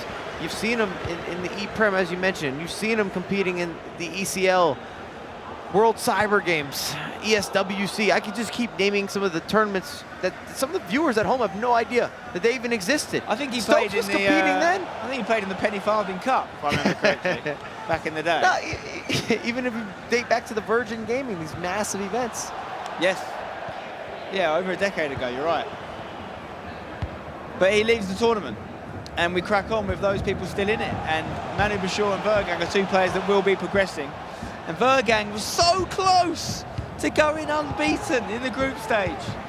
But it looks like that won't be the case. He's still going to win the group, though. Can he get one back here? Big save from Thibaut Courtois. This has to be a huge confidence boost for Manu Bashir. He's been better than Vergang. He really has. And it's free. And he's going to win it. And questions will be asked at the RB Leipzig camp as to what exactly happened here. But it doesn't matter. It's still been amazing. 21 points is no joke. Anders is the real deal for sure. But Manu needed this, I think, just to lift him, because he's had some really tough games. And now he can go in a little bit more confident I think tomorrow. This sets him up for a potential upset as well. Abumaki's got to beat the hometown fans, the crowd, the ambiance, but I don't think he's going to be too upset with that matchup. Johnny, by the way, is 5-1 up against Paolo Neto. He doesn't stop. 23 points he's going to finish on. Ruthless. Which is the most of anyone in the 4 group stages. Johnny. Fair play to him. Paolo Neto obviously out of the competition, so this game particularly you can't take too much from. But here's a couple of goals from Johnny. Composure coming out of his neck. Heel-to-heel ball roll, new introduction, walks around the goalkeeper, a lot of space to work with. Should be said, I think the biggest disappointment in the tournament, look at the cancellation, wow, and the extra pass. Paolo Neto, this is my guy to watch. Somebody I built up. He looked fantastic last year, top 8, and I think we've realised he didn't play good FIFA at any point. That is the curse, though, isn't it? If Mike LaBelle says you're one to watch, you might as well just pack it in, go home. Root against start them, playing right? Tiddlywinks. Root against, Paolo Neto might send me a text. You said USA. You just go, you're just too domestic biased, Mike. That's your problem, mate. Too much. You've got to start looking outside of the United States. Get yourself a passport and start Here we looking go. Here around. we go. Trust me, there's some other players out there. Just because you got Messi now. Right. And just trying to get one back here. Yeah, Paolo Neto, I'm looking back. Most disappointing performance, not just for him, but in general, I think, of all the competitors, the expectation. He wasn't good offensively, which is something we always compliment. He conceded a bunch of goals defensively. It didn't click at all. Never got into a rhythm. Yeah, I mean, obviously, 48 hours ago, or 72 hours ago now, he won the E-Nations. And that game's over here. Manu Bashir has done the unthinkable. Anders Vergang is human. He can lose. He has lost to Manu Bashir, although it was a game that didn't matter for Anders, so I'm not sure we can really count it as a loss, Mike. Usually I'd agree with you. I think Anders might have lost a little motivation there, but Anders is also one of those guys that dissects his gameplay with such levels of integrity, and he's such a critic of how he plays and how he performs that I don't think he'd be happy about that. It's not how he wanted to send off or close out his day, but at least he's topping the group. I think he looked a little bit mentally exhausted. I'm not looking for excuses here, but even after the previous round, we saw him taking these breaks in between each of the fixtures. Yeah, there is his mum, Layla, who we talked to recently. Serious contributor to Anders' success. And I'm sure that's the case for a lot of FIFA parents. Had to sacrifice an awful lot to give Anders the opportunity he's had. She recognised his talent early. You've got to give her a lot of credit for Anders being here, really, haven't you? I mean, it's incredible how good he is at FIFA. Again, we've never had a competitor coming into the competitive scene with this much momentum, this much a hype, this much build. We had the undefeated streaks that we always talk about, but we said that he'd be the best player in the world 2 years ago, and then the following year, but we just couldn't see it in action. And the fact that he's been able to take that little chip on his shoulder and perform in a LAN environment immediately, you have to give him so much credit. Just a hand clap all the way around. Also, shout out to RB Leipzig, obviously picking him up, working with Daniel. I think all of that works. Being around the world champion, and somehow he's getting more looks, more exposure, and probably higher expectations than even Omen, who we're not going to see at the E-World Cup. Didn't qualify. Anders could really steal the headlines here with a double win. Now, that is over, that group now. The group of death is finished. No more. Finito. Kaput. Finito. And that's how it looks. Anders wins it with a loss, but a very convincing performance. 21 points, 6 points clear of second place, which is Yilmaz. And that is important because by not finishing third, he avoided Tex. PH then has to play Tex, who finished on the same amount of points as Yilmaz, but had an inferior head-to-head record. Manu Bashir ends actually on 13 points, which is a good total in the end. Nicholas and Damien do not make it through a very difficult group. Nicholas actually winning less games than Damien at this tournament in that group, so I don't think he can have too many complaints. But that group is done and dusted, which are both words that begin with D. That is Group D done. Group C, though, is still very much alive because I don't think K1 John and Oberon has even kicked off yet. So it's pretty much like we're going to have one game left to present to you guys to finish things off. It can still have impact because I'll read you some matches I know are happening, Mike, and you can give me one word to describe each matchup, okay? We know that Abu Maka, local hero, is playing Manu Bashir. Offensive. That is an offensive matchup. Manu Bashir, just give you a little more of a metric to measure with this, leading goal scorer in Group D, in the group of death. It's going to be a great match. We know that Tex is playing PH Zin, the man who won E-Nations a couple of days ago. Championship. I really rate PH Zin. I think he's fantastic. Tex is due to make a run. Never got out of the group stage. He's done very well indeed. Mark 11, the Aussie, who's still alive and well, is playing Yilmaz, Emre Yilmaz. Optimistic. Mark's never really been able to push. He gets out of the group, but he's never made one of those deep pushes. There he is on screen right there, giving a little cuddle to his teammate, Manu Bashir, who was in the same group as him, of course. And then Fernandez, D. Fernandez of Portugal, has to play Anders. Has he got any chance? What percentage chance would you give D. Fernandez out of 100 to win that game? 12.5%. That's not bad, to be fair. I'll take those odds if I was D. Fernandez and run with them. So that's games we know are happening. We also know that the winner of Group C will be Johnny. You can see it here. This group's still open. There's one more game to play, but only so much can change. Johnny's won this group, 23 points. But what again, a player, what a man. 29 goals for Johnny. I just told you that Manu Bashir was able to lead Group D with 24. Unreal for Johnny. 29 goals. And we know who he's playing. He's playing Montaxa from Italy. Okay, it's a German versus an Italian. Big game there. We don't know who's second, third, and fourth yet, because if you see, Oberon and K1 John have got to play each other. If K1 John wins that, he definitely goes above Oberon, and he may even go above RVP Legend. We have to check the head-to-head for that one. If Oberon wins it, he definitely finishes second. Second place will play Berkay Lion instead of Tuga. That's a big difference. That's a huge difference. if you're Oberyn, you need to come full focused there, fully dialed into that match. If you can move up a little notch, it just gives you such a better run, at least on paper. Again, at the end of the day, all of this is still what it looks like on paper. We never know how someone's going to come tomorrow. They have another reset. Are they going to perform? Is it going to be a good day in the office? Are the FIFA gods on their side? Are you blessing those sticks? Do you have the special sauce in the hands? I had some of the special sauce at lunch, and it was too spicy for me, I'll tell you. That was some curry sauce. Stokes is out. Paolo Neto is out. All the best to both of them, of course. They weren't quite able to compete with the top 4 names. Actually, 7-point margin between 4th and 5th place there, and that could still go higher as well with the final game. So just one game remains. I can tell you Johnny beat Paolo Neto 6-2. Mad. K1 John versus Oberyn is our final game. What's been a mammoth day. Let us know if you've been watching us the whole time, guys. Is there anyone out there that's been with us? Because we did have some technical difficulties, nothing we could do about them, of course. But if you stayed with us, fair play to you, because it's past midnight here in Riyadh.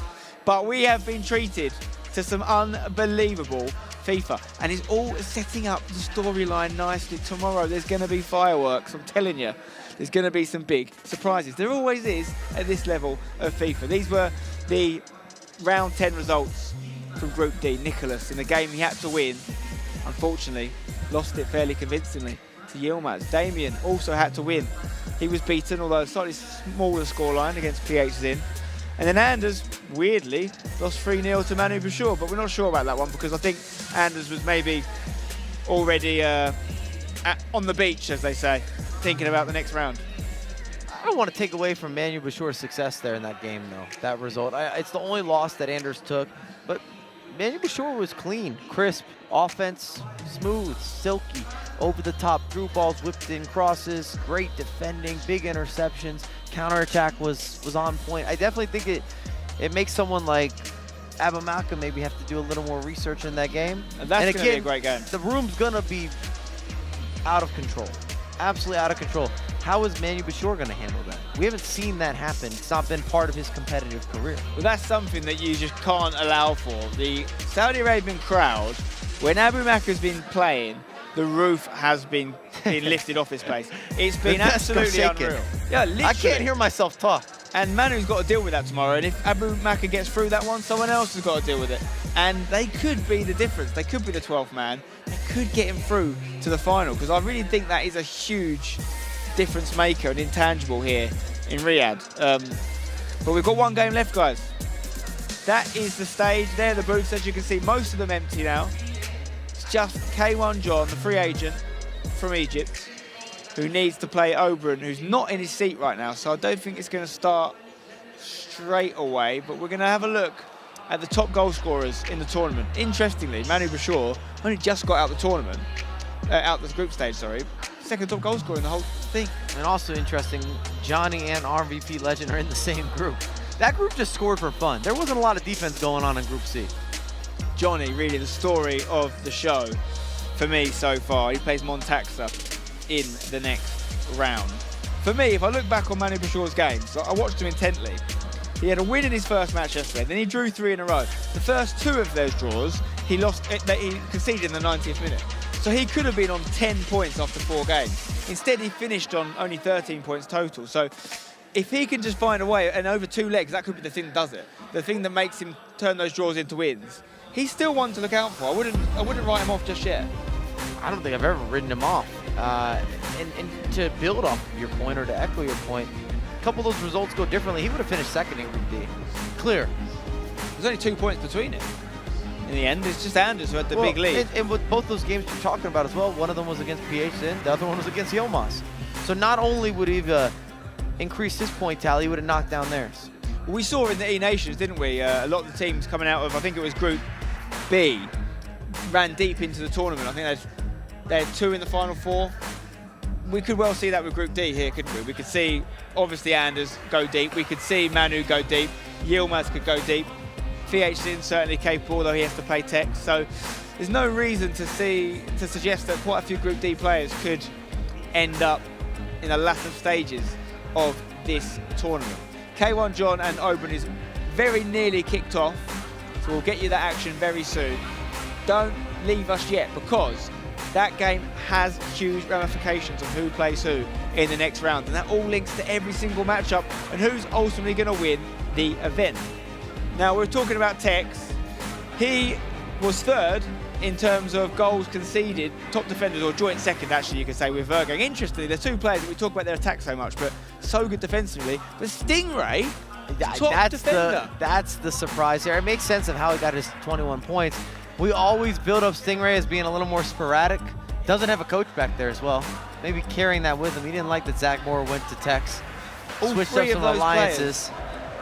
Known for their attacking, but smashing it defensively. Yeah. Three players we would describe as attacking players, but I would say that Tex has always been known as someone who can play defense. We just appreciate, and he's had so many moments, especially coming into the scene, FIFA 19, blowing up, destroying, dominating, impacting, giving you meta, giving you these special key sequences of skill move variation that we talk about those.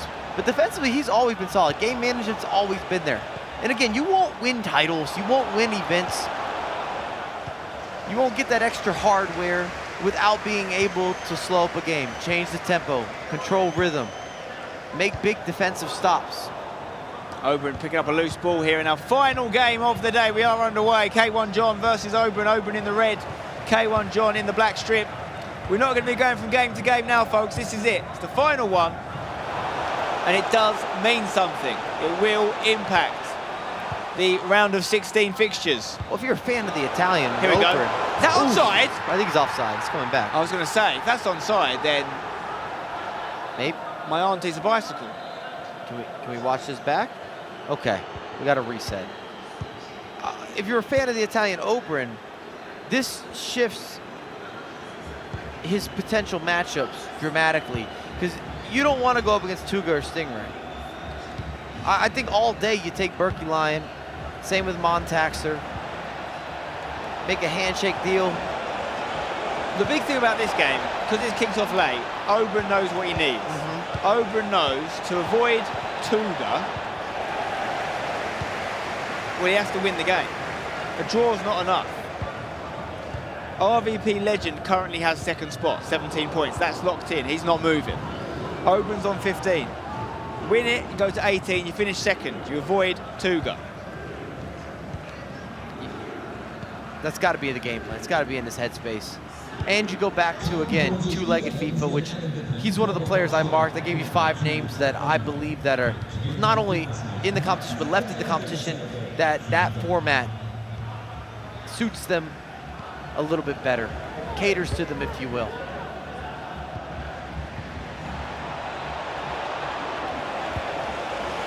Chance here for Oberon, looking to get through the box, or maybe a free kick on the edge of the box here. Decent area.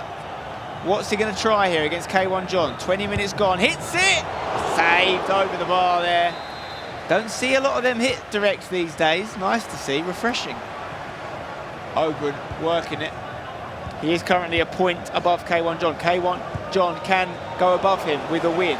Potentially, depending on the head-to-head record of RBP Legend, K1 John could go from 4th to 2nd.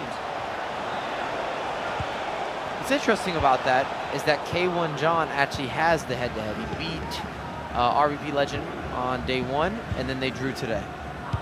So if K1 John wins this game, he will go 2nd, and actually Oberon will end up 4th. And that's what's mad about this. What a shift. The only thing we know for sure is that RVP Legend is not finishing 4th. Oh, I was going to say, the only thing we know for sure is Johnny is first in the group. Johnny's first, and RVP Legend can only finish 2nd or 3rd. He can't finish 4th. Correct. So RVP Legend will not play Stingray. He's either playing Tuga or Berkey Lion, guaranteed. 0-0 in this game. As things stand, RVP Legend will play Berkey Lion. Tuga will play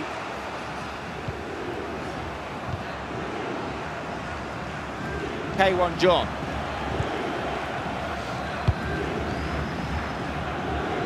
Still a bit of movement on that. Half an hour gone. Oberon seems to have the lion's share of possession here.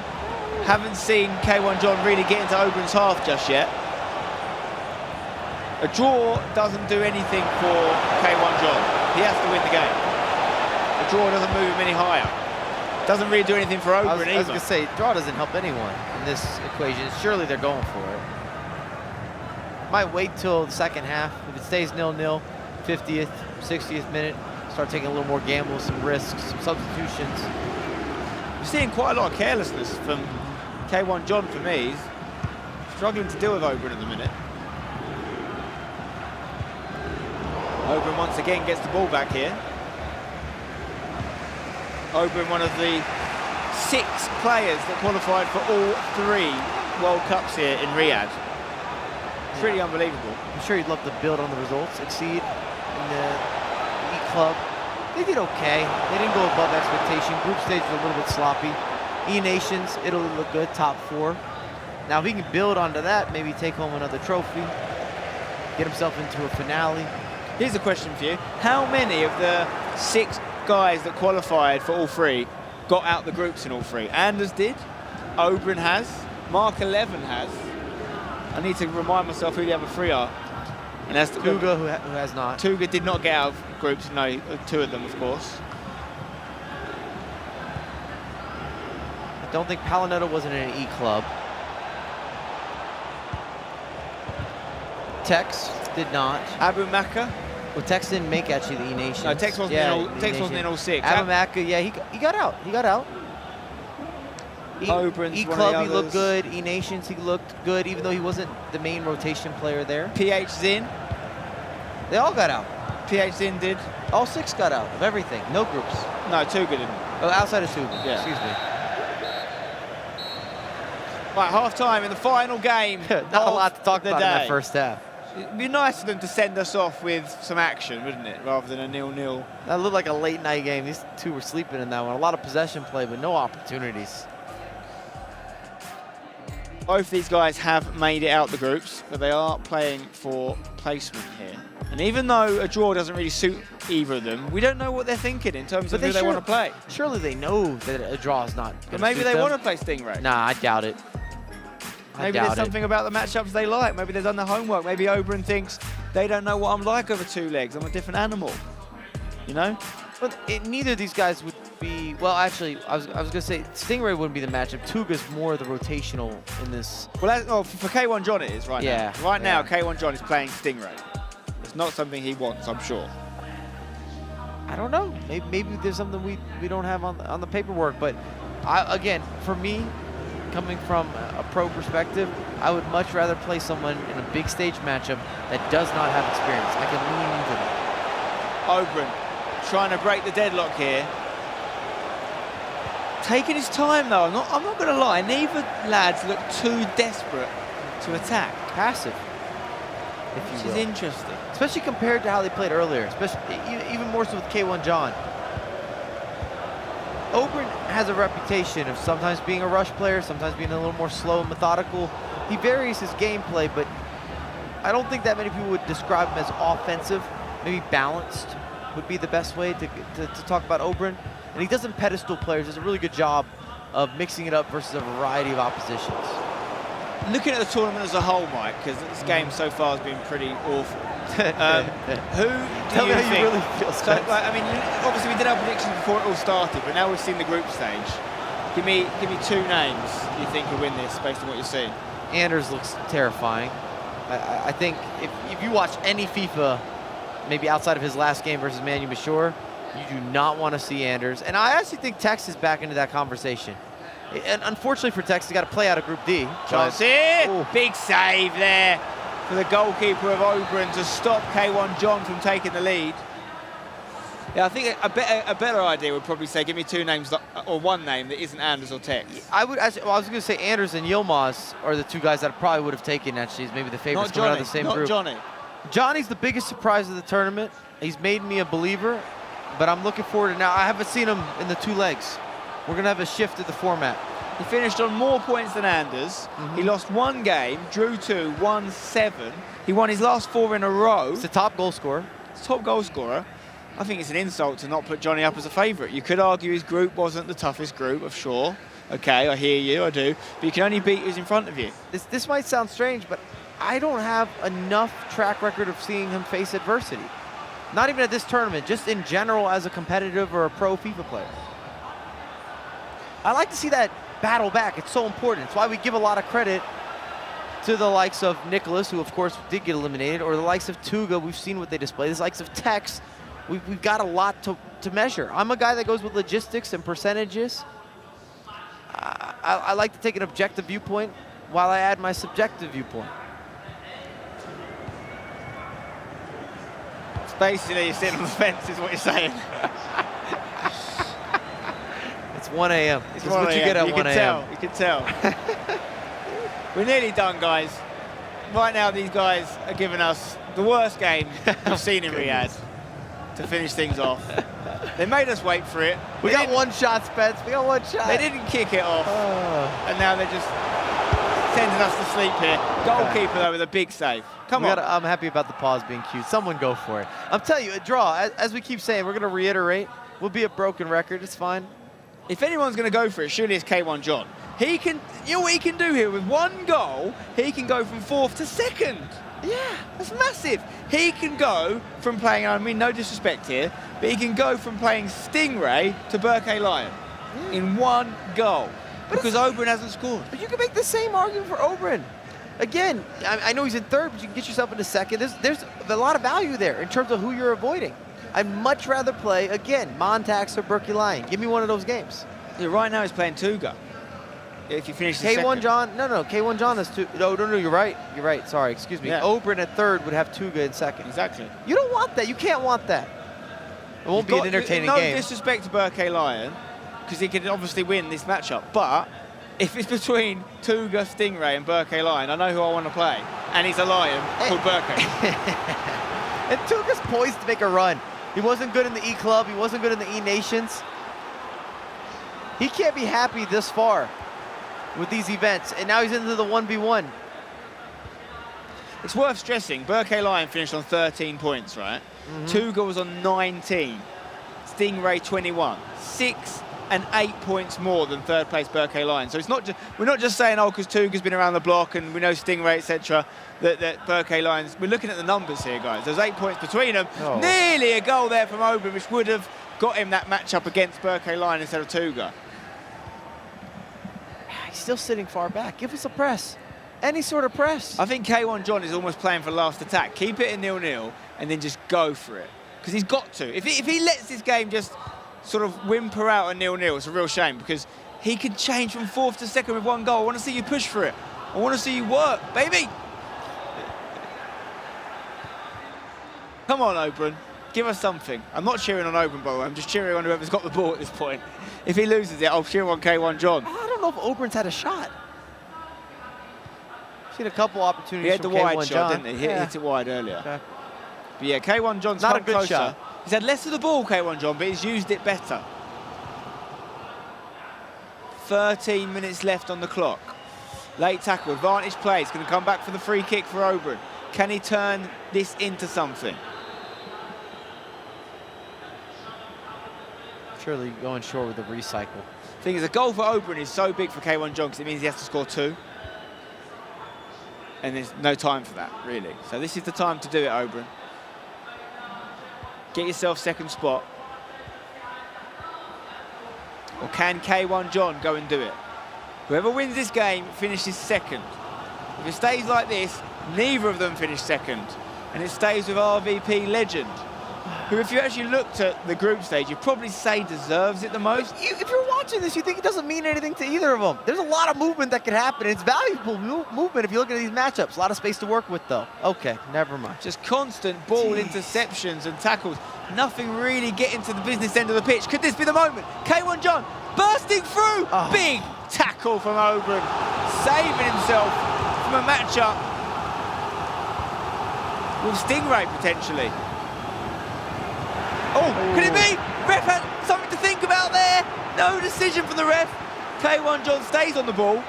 5 minutes left now. Oberon will be the happier of the two with this draw, but he'll still be playing Tuga. He's got a numerical advantage here. Back post is open. Cross it in and win the game. There it is.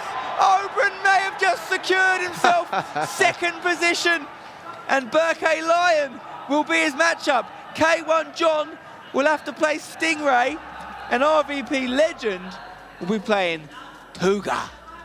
I think RVP Legend is the big loser in this one. I mean that respectively, but to have that movement, to drop down and get that Tuga matchup, I'm telling you, you don't want to see Tuga. Not in a two-legged affair. And Tuga's got to be so unhappy based on his 2v2 performances that he takes a lot of pride being a leader on those teams, not getting those results. I think he's more dialed, more focused, more flexible than he's probably ever been. We talked about it a lot. I've seen him in the gym. He is flexible, trust me. He can move, that lad. You would also think with watching the way that Tuga plays on the virtual pitch, that on the actual pitch, he would also be extremely simple, structured, but he's good at the skill moves to give you a little bit of that razzle-dazzle, something that makes it sparkle. He lost his first 2 games, Tuga. We thought it was over for him. Then he went on, only lost 1 of his next 8, 19 points. It's a decent finish. Oh, hello. We've finally got some action. Offsides. Don't be offside. I think it's coming back, Spen. Don't be. Oh, that's a shame. That would have been good for the neutral, but alas, it's over. Oberon clinches second. K1 John finishes 4th. But let's be honest, he'll probably be happy to get out of the group after losing his opening 2 games. So it is a win for Oberon, a loss for K1 John, 18 points for Oberon. So I can finish off the games here. We know that K1 John plays Stingray. We know that RVP Legend, plays Tuga, and we know that Burkeye Lion goes up against Oberon. So we have all 8 of our last 16 matchups secure. Oberon happy with that one. Both players progressing. Let's not forget, we're not seeing an elimination of anyone here. We're just seeing a maybe tougher matchup for K1 John. So, Mike, it's been a ridiculous day of action. A long day, but we have been rewarded with some massive results, some big upsets. Let's remind ourselves exactly the lay of the land. Group C and D are finished. Johnny, story of the day for me, 23 points, unbelievable, most points anyone got. He finishes top. Oberon, second, 18 points. RVP Legend, third, 17 points. Very good goal difference though. And K1 John actually gets through with a negative goal difference, 14 points for him in 4th. Paolo Neto and Stokes unfortunately leave the tournament. Group D, Vergang, Anders, of course, won the group, 21 points. Emre Yilmaz and PH Zin make it through 2nd and 3rd, 15 points each, but better head-to-head record for Yilmaz. Manu Bashir squeezes in on the last day, 13 points. Nicholas and Damien leave the tournament. So, in no particular order, I can tell you, these are our last 16 matchups. Stingray will play K1 John. Tuga will play RVP Legend. Burkay Lion will play Oberon. Montaxa will play Johnny. Abu Maka, the local hero, that's going to be lively. He plays Manu Bashir. Tex plays PH Zin. Mark 11 plays Emre Yilmaz. And finally, D. Fernandez has the unenviable task of taking on a man who goes by the name of Anders Vergan. Mike, what's your pick of those fixtures tomorrow? I think must watch. I want to see if Johnny can carry the same energy. We've built him up. He's been fantastic over day 1 and day 2. I think the hometown matchup, Abamaka going up against Manu Bashir. That's my favorite. I just know there's going to be a lot of goals. And I like goals, and then I know the energy in the room is going to be different. And I heard that they're packing everything. Yeah. That was the rumor. That was a word on the street. It's the going to be Riyadh amazing. streets. Listen, thank you for watching us, guys. This has been a heck of a day, but another classic in FIFA esports history. 2 days down, 2 to go here at the FIFAe World Cup in Riyadh, Saudi Arabia. Make sure you join us tomorrow because it's elimination football. The prize pot doubles every single round. Who's going to go through the final day? Find out tomorrow. We'll see you then.